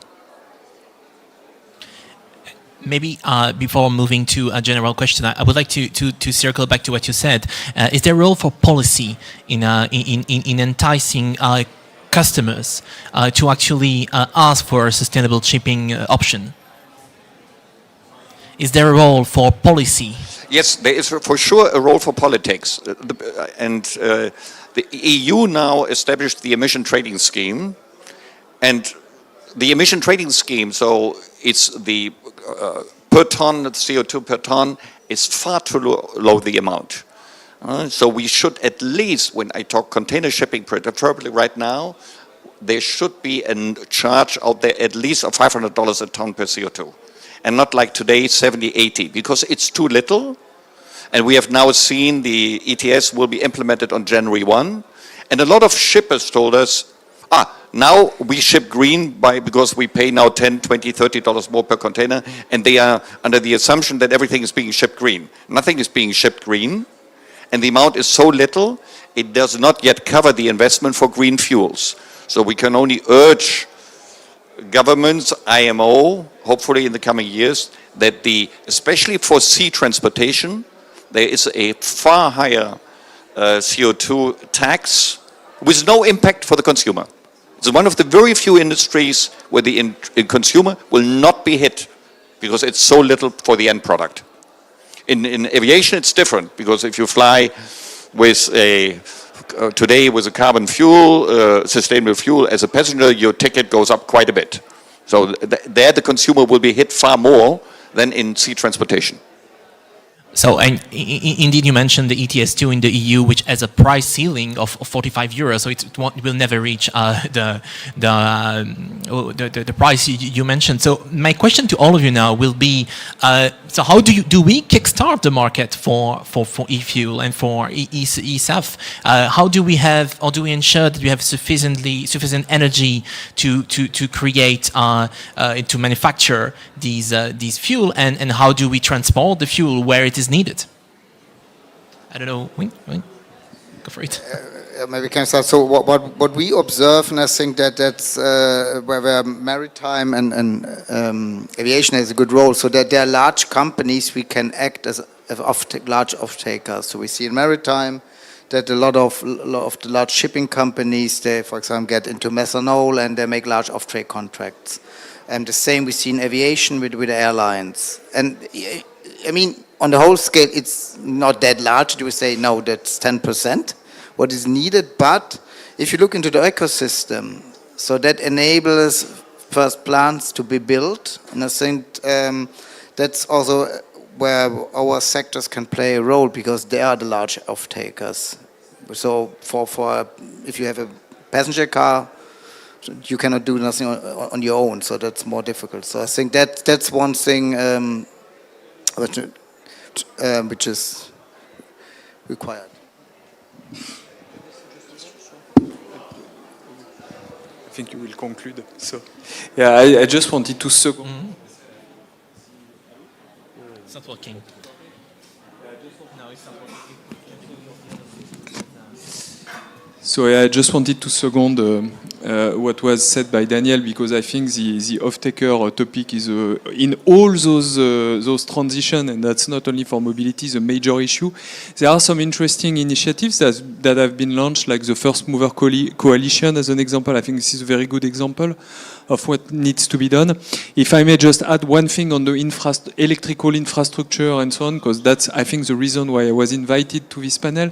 So, like I said, 12 years today to put together a wind farm, while actually the construction itself should be 3 years, right? But the rest is a waste of time, right? And to a large extent, same thing for solar. A grid infrastructure, 10 to 15 years for the same reasons, right? So we need a change of paradigm, a change in approach on the energy infrastructure. If we continue to do things, this is maybe something that's been repeated quite a bit here at COP, and that's been repeated for in other events. If we keep running the transition with the recipes of the past and the approach and the methodology of the past, but we don't reinvent ourselves, well, we won't get there. Okay? Voilà. Yes, I just want to add that inside the coalition we are welcoming also Total Energy, ENGIE and Air Liquide working together in this full acceleration. And one of the key messages they have is that today, if we want to accelerate the fuel production, of course there is a off-take securitization that make more certain the investment, but there is also the subsidies question. Last year, we decided to develop a lot of projects with ENGIE about e-methane, as you know, but we don't receive the sufficient support from public authority to really help us to accelerate and develop. And today, there is a demand in methanol. As you know, methane and methanol are the new order ship that in operation and in order book. And as you know, just for methane in 2030, there is a need of 21 million tons.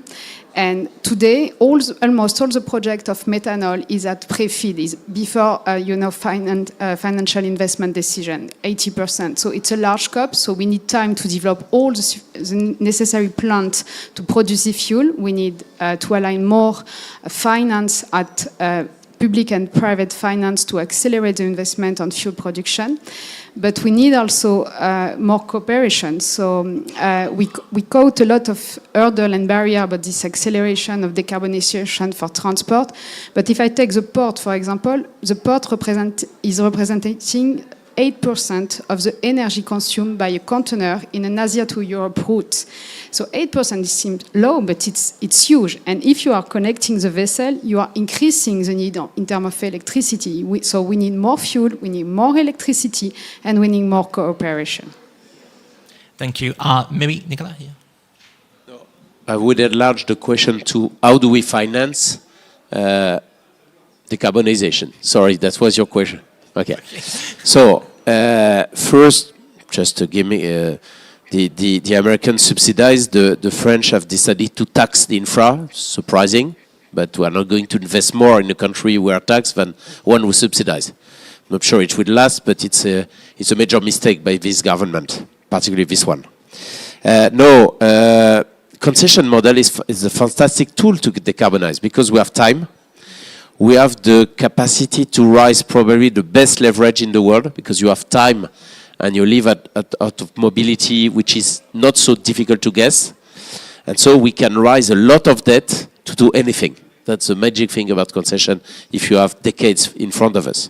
You just slightly change the charge, what we charge up and down, but very slightly with what we need to invest. The only change is that in the past, it was just to invest in terminals, runways, enlargement of highways, this type of thing. But we have the money to do something else. We have the money to do green energy. We have the money to prepare for hydrogen. We have the money to prepare for... The only thing is that we need governments to be agile and to think, how can I use this private investment within a frame to do what is the new need?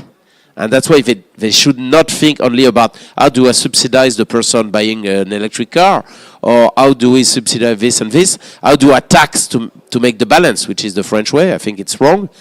It's how do I encourage investment in a way that will make both speed of the change and profits, because profits generates the willingness to do. And so, apart from the Soviet Union, which collapsed, I don't think the Soviet way, which is to rationalize the needs, to say you need to fly 4 times in the... It never works anywhere in life.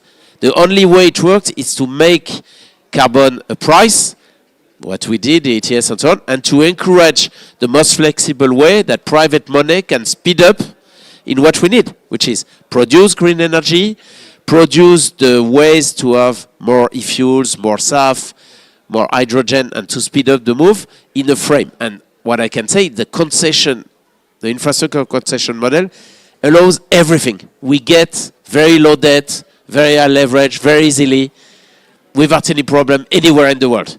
The only things we don't need is that the government in charge pressures for anything instead of taking the benefit of what we can do. That's the only thing. We have time for actually 1 or 2 questions from the audience. So is anyone? Yes. Oh, over there. It's not working. You can. Okay. So I'm Anthony from the European Space Agency. So I'm working on mostly, methane emission from that we can see from space. And actually, yesterday I attended an event and for the methane event, and there's someone from the European Bank of EBRD, sorry, I don't remember the acronym, but he said more regulation, please. And I was wondering in this, first, what is your view on this? So I see that you have some strong opinion. I was also wondering how you want to, what are your needs for verification by third parties, because it's very important. You can see on the oil and gas, it has changed the way. Now that you have the global methane pledge, thanks to satellite technologies that are able to monitor things that we will not see anywhere. So that's a very good question. So MRV in the aviation and maritime sector. So I'm not in aviation, in infra, but I can tell something. If aviation works so well, it is probably the best international industry in the world. I don't know what you think, but it's incredible. The fact that the security, the luggage. So it's very easy. After 9/11, all the security of luggage and everything has been changed. So your question is, every move in the aviation airport sector is very quick.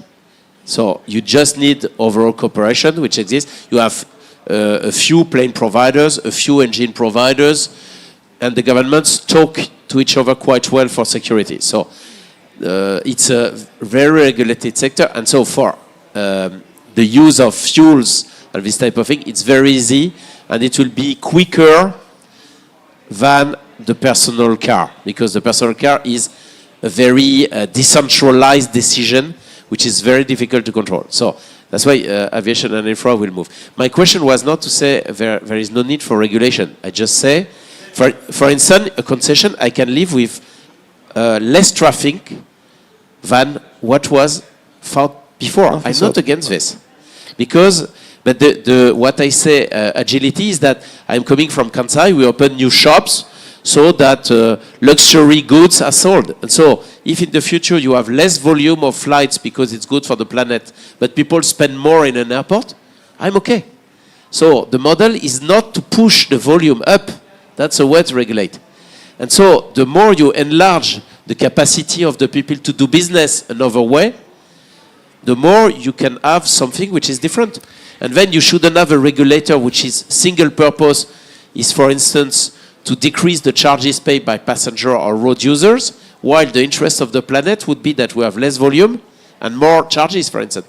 So this is this debate which are very clever, but not with a single regulator which is only talking about the rights of the passengers, defending the position of Ryanair, this type of stupid thing. It's to have a global view that you can use money with less passenger, less volume, but maybe other types of services you offer. That's a solution to regulate, but in a global and clever way. So, Emily, we have 2 minutes left. So. And I just want to complete one thing about regulation, which is quite important. It's important also to avoid competition of usage between the sector and to ensure that all sector will have enough renewable electricity and fuel in sufficient quantity to decarbonize. And this is one of the key questions in the coming years, because as you know, you could produce SAF using methanol, bio and renewable, and you also in shipping looking for methanol. You have methane that is also used for producing methanol. So in fact, we are all competing for the same sources, and it's really important to highlight the role of the regulation in, of course, measurement, and this is why the MRV have been deployed, and inside the coalition we have Bureau Veritas, you know, it's a regulatory agency that is helping us to really ascertain that all what we are doing is impactful. But it's really important to ensure that the sector are not competing between each other, because if we do that, at least we are sure that one sector will not decarbonize. Thank you. Maybe, I don't know if Daniel, you want to add like just one question, just one answer, very, very quickly. Like 30 seconds. So I would say we don't need that. No new regulation, even the methane pledge side, we need certification. Because if you think that we will trade globally renewable fuel, so we need to make sure where it's produced, that it's really CO neutral. And I was yesterday with the ISO, so there's now a greenhouse gas standard for calculation standard for hydrogen. I think that's a good step, and from that they started as how get we a quality infrastructure like certification. So I think that will be the key if we have that energy transition, that we have certification in place. Thank you, Daniel. Thank you very much to all of you. It was a very interesting roundtable. We will now move to our next one.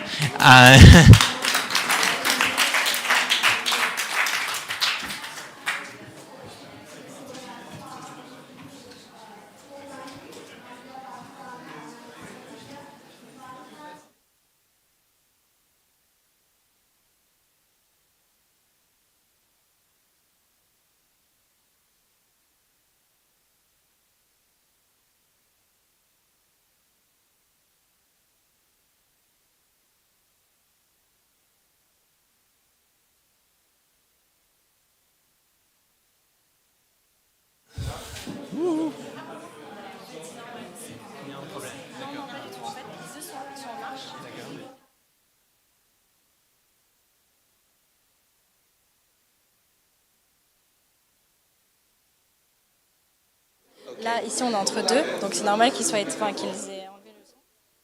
Chacun tous les deux, il y a des personnes. Ok, très bien. Encore vous rappeler de ne pas se parler trop près du Ah, c'est trop fort sinon, ok. En fait, c'est pas que c'est trop fort. Mais là, je vais être assis, donc voilà. Je vais y aller, sinon ils n'auront pas leur temps. Ok, impeccable. So, let's move to our next session. The next session we'll discuss public transport. And we have quite of a very impressive crowd with us today. Can you hear me? I don't know. Organized by RETP Dev. So this session will address the challenges of the public transport and urban mobility planning, and how do we develop this crucial sector for human transport? How are we going to enable what we need to do in order for people to use more public transport in the future? So in our session today, we are joined by Mehdi Sinasser, which he is like the Director General of RETP Dev. We have Thierry Deo, CEO of Meridian, Per Calvé, which is honorary president of the International Union of Public Transport, and Emani Kuno, Secretary General of ICLEE, which is the I did my homework. It's the International Council for Local Environmental Initiative. Thank you for being with us today. I will directly give the floor to our speaker. With Mehdi first, the first question to you will be, how is public transport part of the decarbonization solution, and where does it stand today in terms of emissions? Thank you. Yeah. Well, it's not part today. It's always been part, actually, even before it became a top topic on the world agenda. Mass transit for us at RATP, it starts with metro. Metro is probably the most effective way and the least or lowest emission way to transport masses of people to and fro for a number of reasons, which are some obvious, some less obvious. So the obvious ones, as my colleague alluded to, you've got more people in a metro coach than you have in a car, obvious. What we tend to forget is that the asset utilization of rolling stock is very high. And the metro runs, let me say 4:30 to midnight 30. So it runs 4/5 of the day. And you take a car, even the best used car probably runs 15-20% of the day at a maximum. Now the third thing is that of course it always used electricity. That's quite interesting because it also reminds us that progress is not necessarily, not always goes in the same direction. A few decades ago, we also had massive tramway networks through a number of European cities, and some of them have grown out of use and are now coming back into use as the use of electricity progresses again. So, three massive reasons, and of course there's a third one on which we are very focused at RATP. Even the way electrical energy is used can be more or less efficient.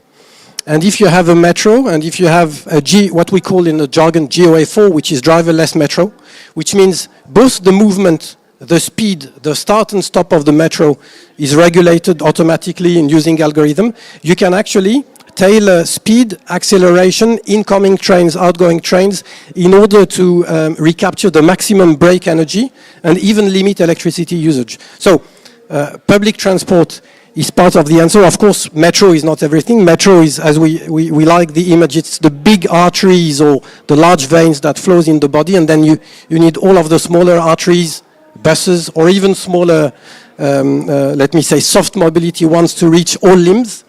But essentially, it certainly is part of the solution. It has always been, and it's progressing. Now, one last quick word. I said that the secondary arteries can be the bus system. I think we are all aware, we can all discuss whether it's a good solution or not, but the speed at which the world is turning from diesel buses to electric buses is absolutely staggering. And let's take London that I quoted yesterday as an example, but also many other places. In London, within 3 years, 1/3 of our fleet at RATP became electric buses. So the pendulum is swinging very, very quickly in favor of electrical solutions. So what is preventing cities then to actually move faster into this direction of public transport, to expand their public transport sector? Well, you've got the usual three elements. But number one, you need the infrastructure. And of course, you need the infrastructure, if possible, even before the city outgrows its limit. And we are seeing a number of cities worldwide. We're seeing Sydney, we're seeing Melbourne, we're seeing Toronto, we're seeing Singapore expand and essentially put in place this, let me say, artery blood circulation network that I talked about. So that's the one thing. You need really infrastructure investment.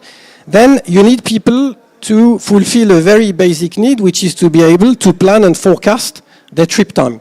And for that, you need to give them tools that allow them to integrate all mobility solutions from scooters or even feet all the way to the metro or tram network in order to know what they do, what they board from this time to that time, and when will they be delivered at their workplace, shopping place, living place, visiting place, etc.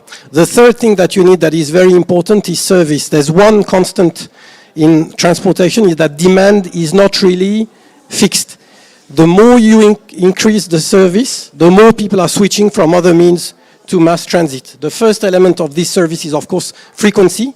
What you want, actually, it's very interesting because in our trade jargon, we have different indicators depending on whether you use low frequency means or high frequency means. When you use high frequency means, the key element is what is called excess waiting time, which is the number of minutes that people stop waiting.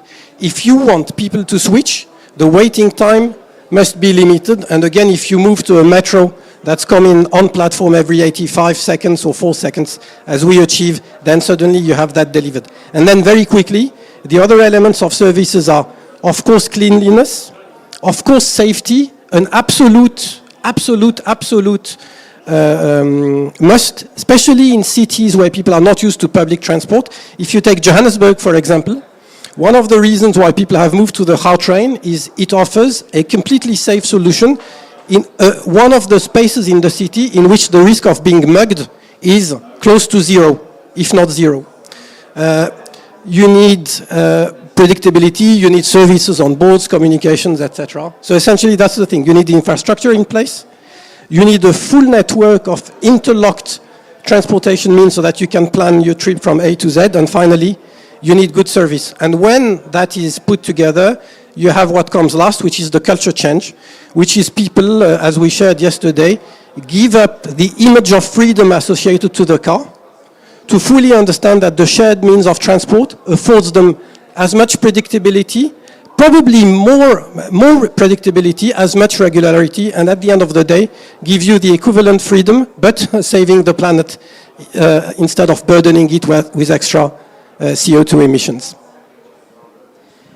Well, you mentioned a lot infrastructure, but this is also key to reach this infrastructure level. You need investment. So I will move to you now, Thierry, and to ask, like, how are you supporting the urban development, and what is your strategy? Is it changing between developing and developed countries? I mean, the strategy is rather the same, is making sure we have the availability of decarbonized transport systems, one way or another. And obviously any sort of mass transit is a preference because of its mass transit, and it just explained why. But I think it doesn't fit everything. But we apply the same strategy. But in developed countries, it's more about decarbonizing the existing, because you have a transport system that exists, and it's in cities. But if you think about all the different modes of transport, we're not going to get rid of airports tomorrow, so we have to decarbonize the airport as much as possible. So that means that the airport itself has to have a net zero target in terms of its energy, in terms of the resources it's using. So going to to really 100% energy. I mean, in France, we probably don't see this problem because we have a very low carbon production from the grid. But I take the example of the airport we have in Sofia. We have a clear investment plan to go to 90% renewable energy because the grid is actually coal. So you have to do these things and again also support the development of SAF, sustainable aviation fuel. So it's all about decarbonizing. It's also decarbonizing the road because the road, despite the modal transfers that we have from the road to mass transit in cities, you have them around in more rural areas. You still have commuting trips that are coming from cars, so decarbonizing and electrifying, which is the easiest way to do this nowadays. Electrifying the road network is one way of doing it. So, but of course, when you build new infrastructure, you go straight to more sustainable transport system. In emerging countries, I think the great impact that you can have by actually just implementing a transport system, a mass transit system, is huge because you often coming from nothing. I may take the example of a recent project that we almost opening in a few months, which is the Dakar, the BRT, with the high capacity electric buses. You know, the traffic in Dakar on the plateau, if you know, is something quite terrible. And these buses will definitely change the level of pollution, the level of congestion, the level of many things, and connected with the TER going to the suburbs. It's completing a network to really move people from home to work in a much more efficient way and in a low carbon way. So you're building new infrastructure straight to service the population, but on a fairly low carbon basis. And those electric buses will actually be fuel the batteries with their own solar power plant that is going to be installed for that and for the purpose. So the whole chain is thought at the outset as a low carbon solution for these different things. But in a way, you will find many similarities regardless of the developed or emerging countries, but perhaps with more ability to have greater impact in the emerging solutions. We only have one mic. It's fine. It's your. Then for public transport, then what would you are like one of the major actors in that what kind of investment solutions would you recommend then? I know that you discuss a lot about PPP, so can you say a little bit more about that? Yes, of course. So to be completely clear, we do not recommend specific investment solutions. What we see is a number of solutions being used around the world, and each fitting different needs. And there is one common thread from us as a limited angle and a selfish angle from an operator, but it's selfish for us and for the cities we serve. That is common through all these models.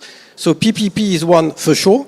And when a government or a city wants private sector participation, has a project that is very well delineated, and my colleague will speak to it much better than we would be able to. We only participate. But when the project is clear, delineated, relatively clear interfaces between different trades, a PPP is absolutely a good mechanism. And by the way, when we at RATP participate, we like to, and then we like to be on the governance level of the PPP, what we call the special purpose company, simply because we want our view of how functional the network should be and how it should be designed properly to come very early. That is one model. You've got other models elsewhere based on needs. You've got authorities who actually have the funds but still want maîtrise d'œuvre, still want a real private sector joint consortium management contract, and then you have the alliance model. It's a bit different because you've got no fund injections, but it is still a consortium of all skills of the private sector, civil engineering, let me put it simply, train, signaling, concrete, and station master, and with engineers everywhere.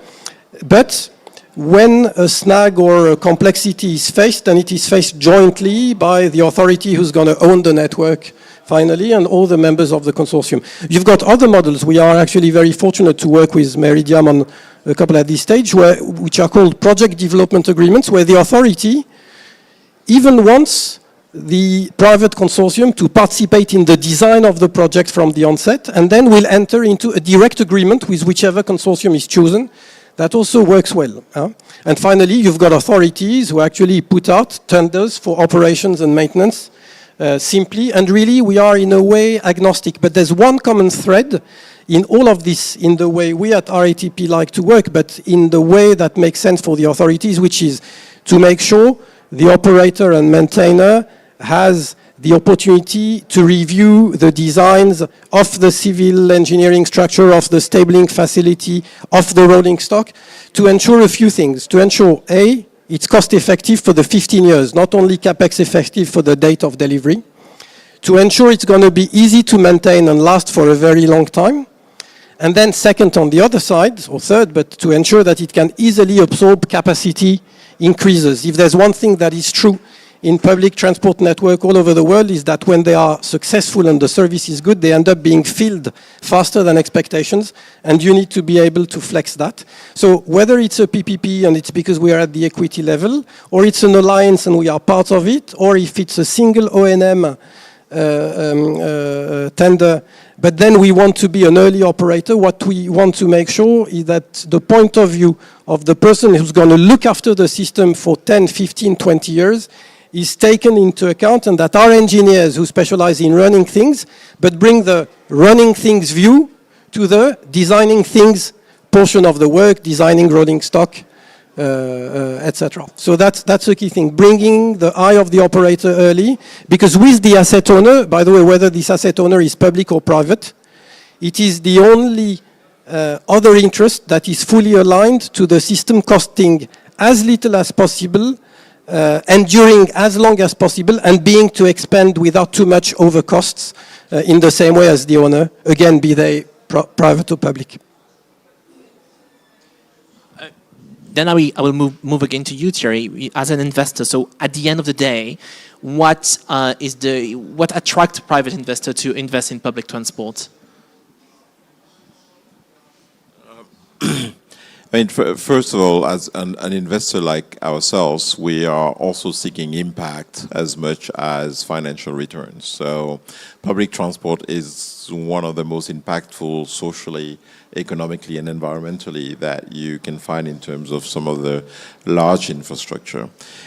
Then in terms of how we engage, I mean, I think without being too narrow on the definition of PPP, of course we love PPP, whatever form it takes. We also know that funding this infrastructure, which is different from financing them, only comes from a small part from the users, and the rest is taxpayers' money, and there's no miracle in between. And so the way we fit in this in terms of providing the financing in between is important, and it really depends on the sort of partnership that the public sector wants to have. But I think what is very much important, without sort of saying PPP is a solution for everything, is that long-term contract with private sector, whichever way, alliances or pure concessions or whatever, is a way to guarantee a level of service for the long term. Because what does happen when public sector does it on its own, the moment they run out of money, they will forget about maintenance, investments, and the level of service will go down until the next budget cycle where they can grab some money from the central thing. So this long-term commitment is actually a protection for people and the users, because once you engage in a 15, 20-year contract, whichever form it takes with the private sector, because there's an obligation to deliver the service, a level of service, then there's also an obligation to make the investment necessary to do so, to operate it in the proper way with clear KPIs, where public monopolies, they're not all bad, but they are very much subject to loss of memory. Let's put it that way, in terms of what their commitment was. And so I do think that the impact and the value delivered to the communities and the people commuting, it's much more guaranteed through long-term contracts involving different stakeholders than leaving the public authority on its own.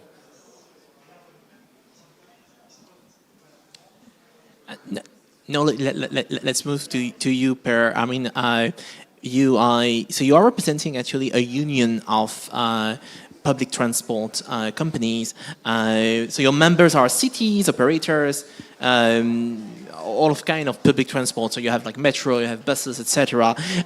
So how do you propose to contribute to and to accelerate the decarbonization and the expansion of public transport to enable net zero? Oui, merci beaucoup. Well, thank you very much. A couple of seconds to confirm the introduction you've made about the International Public Transport Actors Union. We are based in Brussels. This is the oldest association, 138 years. So we are not a youngster. We have somewhere around 1,000 associations gathered within the UITP, the most famous member being the RATP, of course, but you have other actors from the industry, from the sector, like universities, not only public transport actors, workers, universities and workers. So we are a wide family. The umbrella is quite wide, with actors that come in every shapes and colors. Okay, now to answer your question, the truth is, public transport is one of the multiple solutions in terms of decarbonation. So it's decarbonation. You know, like in 2019, it was a peak in terms of, as far as the use of public transport is concerned. We would hope back years that it would last, but then COVID-19 showed up, and that changed things. So the way we work has changed. As it is now, we are trying to get back on track. The figures show this trend, but we've lost years of potential investments in infrastructures.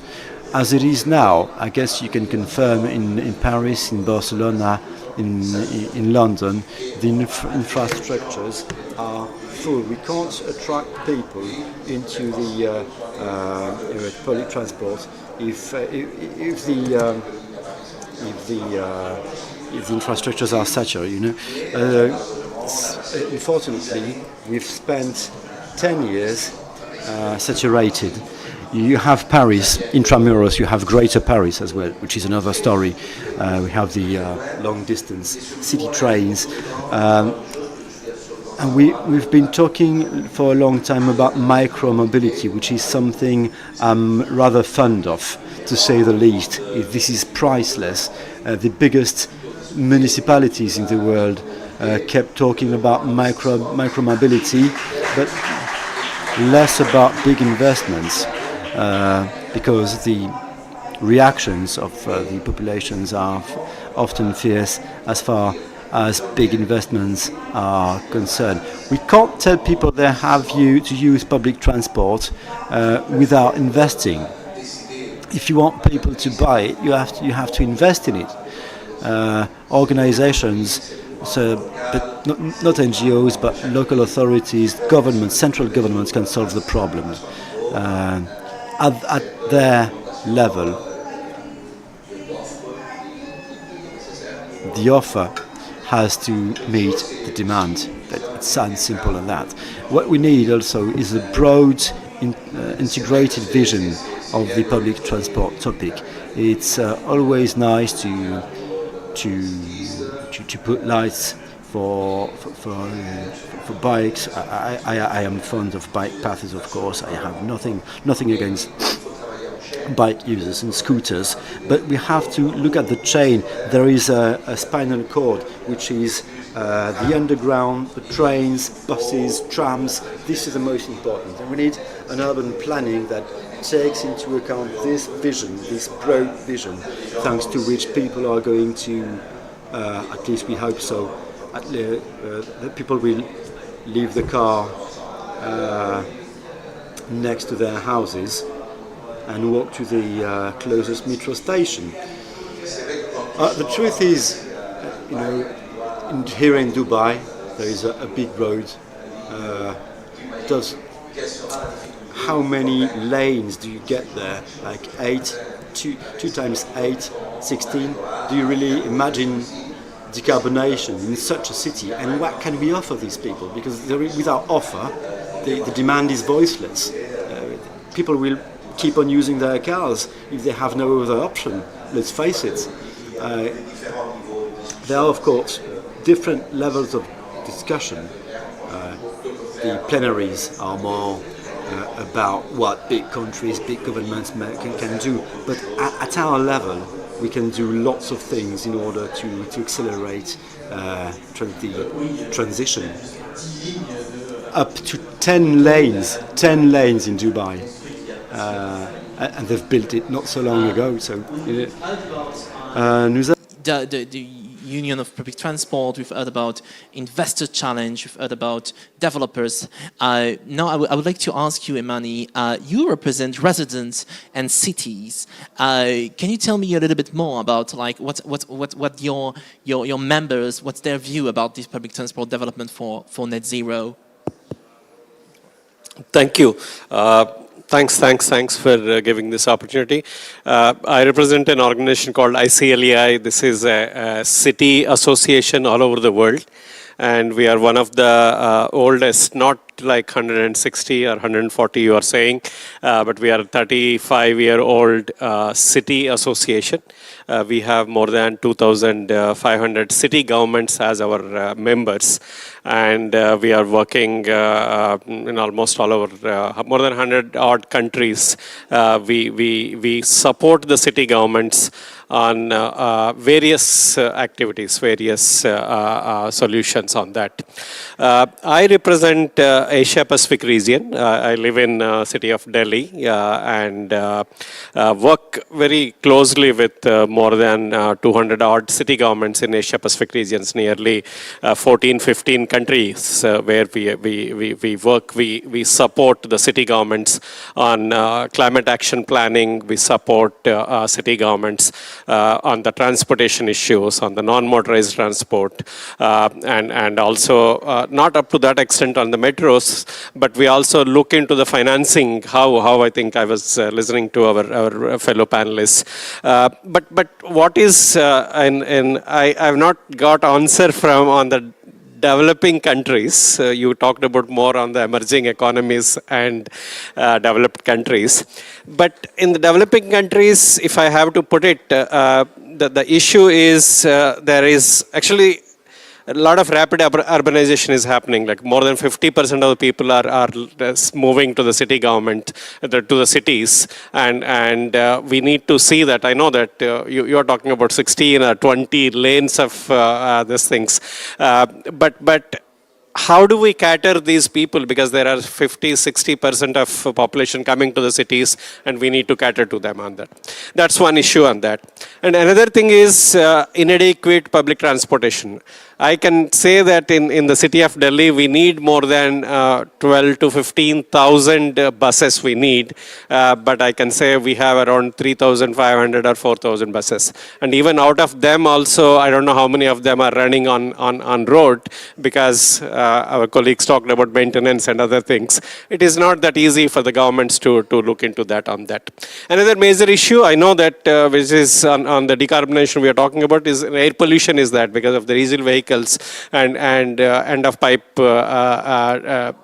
emissions. That's also major. Again, the city where I come from, this is one of the world most polluted city in the world. We always look for either we are the number 1 most polluted or number 3 most polluted. That is the ones we are talking about. We are not going below that, though we were looking for how can we look into that on that. Again, e-vehicles, e-transport, what you are talking about, but I don't know how many of, we were talking to various companies also internationally, and even the companies Tata and all in India. If I have to, my colleagues were talking about nearly we need at least 2 million buses. 2 million buses I'm talking about in India for the public transport. That is the number we are talking about in India to take it forward. So whether the companies are in a position to give that many number of vehicles, e-vehicles I'm talking about maybe, to take it forward to decarbonization, if you want to talk about on that. Though there is another issue related to that, because we are also mostly up to 65 now. We used to be 78 or 80%. Up to 65 now is the coal-based thermal power plants what we have actually. So adding renewable energy to the charging stations and bringing e-vehicles is the the better solution, I will say, that the best solution, I will say. But can we do that? What is the cost allocated to that, attached to that, and how do we take it forward on that? And another thing which is also, even if we invest, or the government invest, or private investment comes, is it affordable for the citizens to take that, the public transport? That is another issue.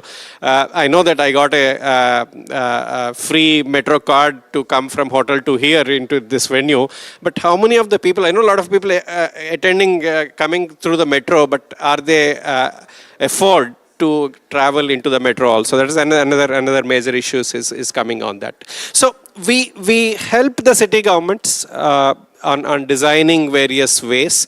I was also looking for maybe more solutions on the financing front from our colleagues here on that.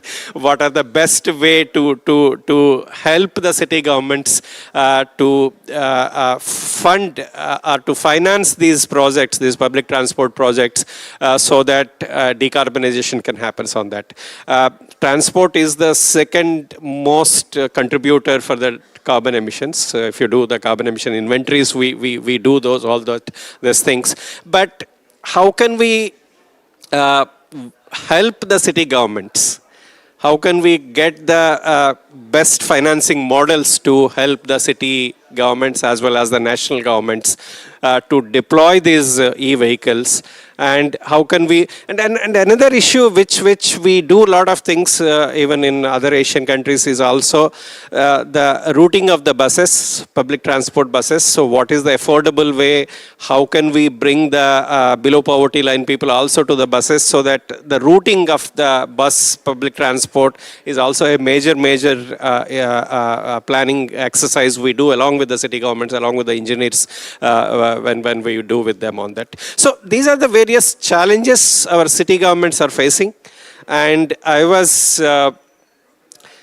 also optimistic, maybe if I'm not say that maybe if not near future, not immediately, but within next 5 to 10 years, we can have, I think if the previous panel was talking about blended fuel and hydrogen and all that, so newer technologies are coming up. I hope the technologies will be affordable technologies for the developing countries, and they will take it forward on that. So I'll just stop here on this particular point. Thank you. Thank you. You mentioned something very interesting about like city planning, urban planning. It's indeed extremely important, especially in developing countries where demand for infrastructure is huge. Can you develop a little bit more on that? Yeah, I addressed a little bit in my previous response to you, but I think some of our colleagues were also talking about land use planning. You need to link it to the public transport system. For example, in the city of Hyderabad, in the southern part of India, the entire metro system is private owned, like public-private owned system on that. Government procured the land, given it to the public, to the private operator, so that they can make some money out of that land use policy, which through maybe malls, through the shopping centers, through the office buildings actually, so that obviously why will a private operator will put their own money unless until if we have some sort of incentive. So land use planning linking public transport is the best way to look into that. And I think our colleagues also said that we have in India now, Government of India is promoting a very big way about e-buses, e-vehicles. We have subsidized, I know some of our previous colleagues, previous discussion, they said they don't want a subsidy on the maritime or this thing. But Government of India is pushing e-vehicles by giving them a subsidy to the companies, subsidy to the private operators, so that they can bring the buses onto the road and serve to the public on that.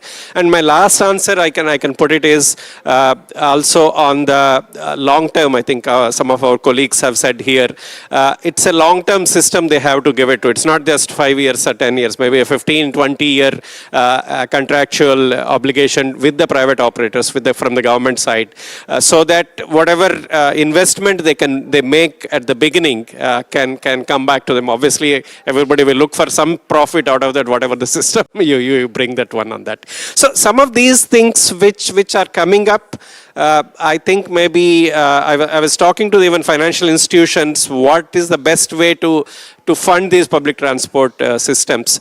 There is a need for a good financing modeling. I think that is one thing I will put it, and maybe I don't know. I was looking for our experts on the financing to look for more other options on that. Thank you. Thanks a lot. Then Thierry, as an investor, then can you give us maybe an example or some example of how you invest in public transport? I mean, we all know that, and again, financing is not funding. So yes, if I focus on the funding sources, as I said, the user can pay, but it's a question of affordability, and of course, they can't afford to pay for everything. Taxpayers will pay, whether in form of subsidy or rent or lease payment or whatever you put it, and then you have other externalities you were mentioning, and it's been a model very much developed in India where sort of real estate potential profits were put into the equation. But it's probably with Hong Kong and India probably the only two places in the world where this sort of works. Anywhere else it doesn't. I mean, if you're thinking about Crossrail and Transport for London, they worked on it for 10 years, and I don't think they cracked that model either. They ended up just increasing the land tax along the way to finance it. So these externalities, the problem with them is they are far away, and with a lot of uncertainty in terms of how you can recover. So you could take some risk, but I mean, when I think about the BRT in Dakar, the government paid for the infrastructure. We paid for the systems and buses, and taking partially the traffic and patronage risk. but the government is guaranteeing some sort of minimum level. And so that way, it's really about looking at what the risk is really, and patronage is the biggest risk in there, and whether you can take it or slice it and share it. There's no one size fit all. You have to think about every system. You know, in a place like Dakar, it's a no-brainer because given the congestion, and there's an existing poor quality small buses thing that will be replaced by a high quality, high capacity bus system. So you know the patronage is pretty much there, even though the government provides some buffer and cushion. But if you're going from a totally greenfield sort of a place where no real system exists, it's very difficult for private investors to take the full risk. So you know, taking not even emerging countries, but in Canada, the Waterloo tram line is fully paid on a lease payment by government. So, and the Canadians can afford it, so they make it affordable for the people, and the taxpayers actually pay 100%. Pay for 100% of it. So tweaking financing solutions with a mix of blended finance, subsidies, taxpayers' money, and maybe some externalities can come, but they come so late. And you know, it's not countries like Hong Kong and India, everybody wants to be a real estate developer, so they put a lot of value in there. but in most of the places, it's a bit difficult. Je vais donc switcher en français pour... I'll switch to French for the last question that I would like to ask Mr. Pierre Calvé. Since you represent the International Public Transporters Union, what would be the key measure you would showcase in order to develop what we have to if we are to decarbonize public transport? Well, that's the number one question. The truth being, it's also a tricky one, because we've heard the comments have been made earlier. Public transport within our cities, in the whole world, you know, the visions vary. There are big major cities that have been existing for years, where infrastructures are already older. You have younger cities, you have different kinds of countries, so the regulatory frameworks in order to get stable investments. The problem is sometimes stability, budget stability, which you have oscillations, you have ups and downs. You have other cities like in India, where the types of solutions for public transport is completely different, because the needs are different. And you have a third kind, a third group to which we should draw our attention, because these cities are spectacularly growing. Those cities have nothing. It's more often than not in Africa or in Latin America. Cities that are growing exponentially, but lack basic services, basic infrastructures in terms of public transport. And this requires lots of work, because we are about to convert these cities into big megalopoles, where mobility will be a struggle. Mobility will be a problem without solution. So there are three completely different cities. So I can't come up with one answer. I could come up with three answers perhaps. But as for investments, well, you have local governments. Some municipalities can put some money on the table. Some others have to look for support from big companies, or put it on the taxpayers.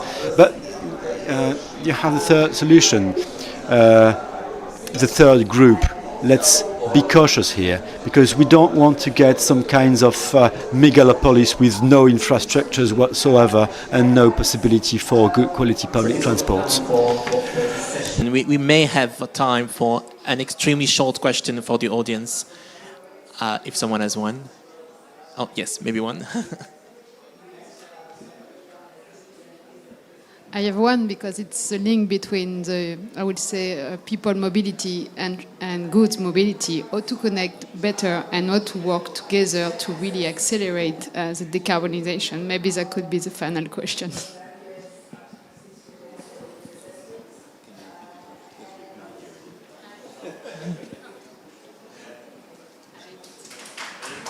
How to connect more people and good transport in this race to decarbonization and to success, and ensure that we are all have the sufficient energy and action.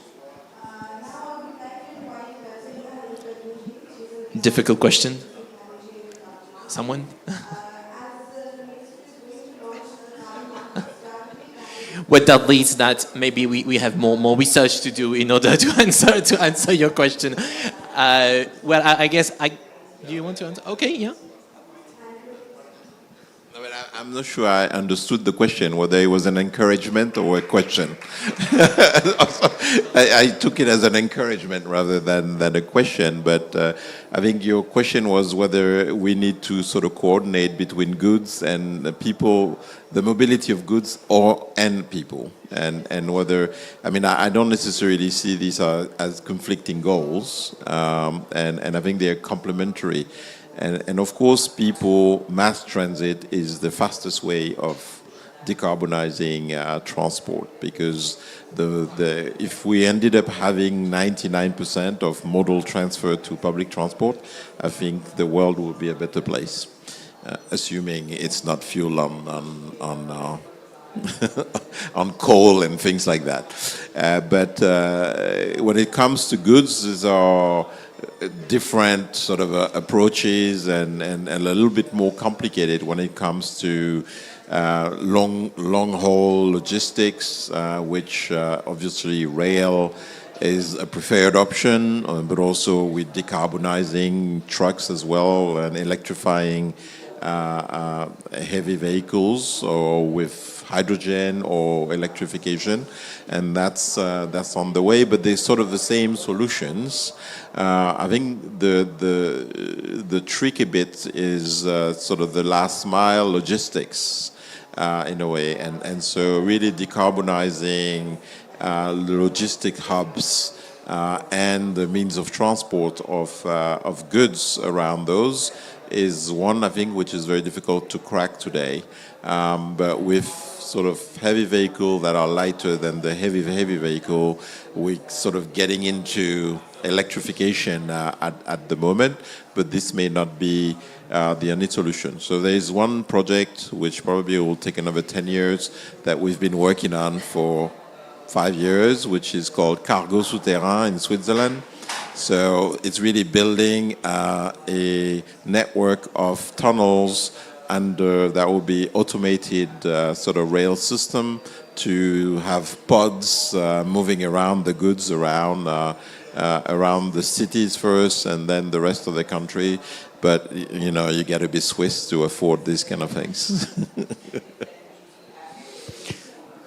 Maybe very quickly then, because we are over time. Yes, I don't think, yes, as a suggestion it is okay, but I don't think it will work on diesel buses or diesel operated public transport, because you will, if you add more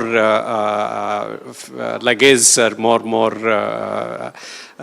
load to the public transport, it will have more emissions. So it's not a decarbonization. So this is a reverse this suggestion what you are doing that. But we are doing in few Indian cities, along also with the think tank Niti Aayog, Government of India, on the how can we do freight within the cities, low carbon freight movement within the city governments, and also looking into the least routed plans, so that the transport of those goods can be. We use this technique during the COVID time, because you know that some of the places have been closed because you have more COVID cases and all. So how can you do in a minimal way to those goods can reach it to the various places and that. So every city now in India we are planning for a logistic or a goods low carbon goods maps. Actually, that is what we were coming out with. Not only the public transport, but also to the through the luggage and or whatever all the what you call ecologistics is the one what we are looking to. Logistic maps, which we are low carbon logistic maps, is what we are talking about. Thank you very much. So I will close this session, and thank you for participating, and thank you for your insightful comments.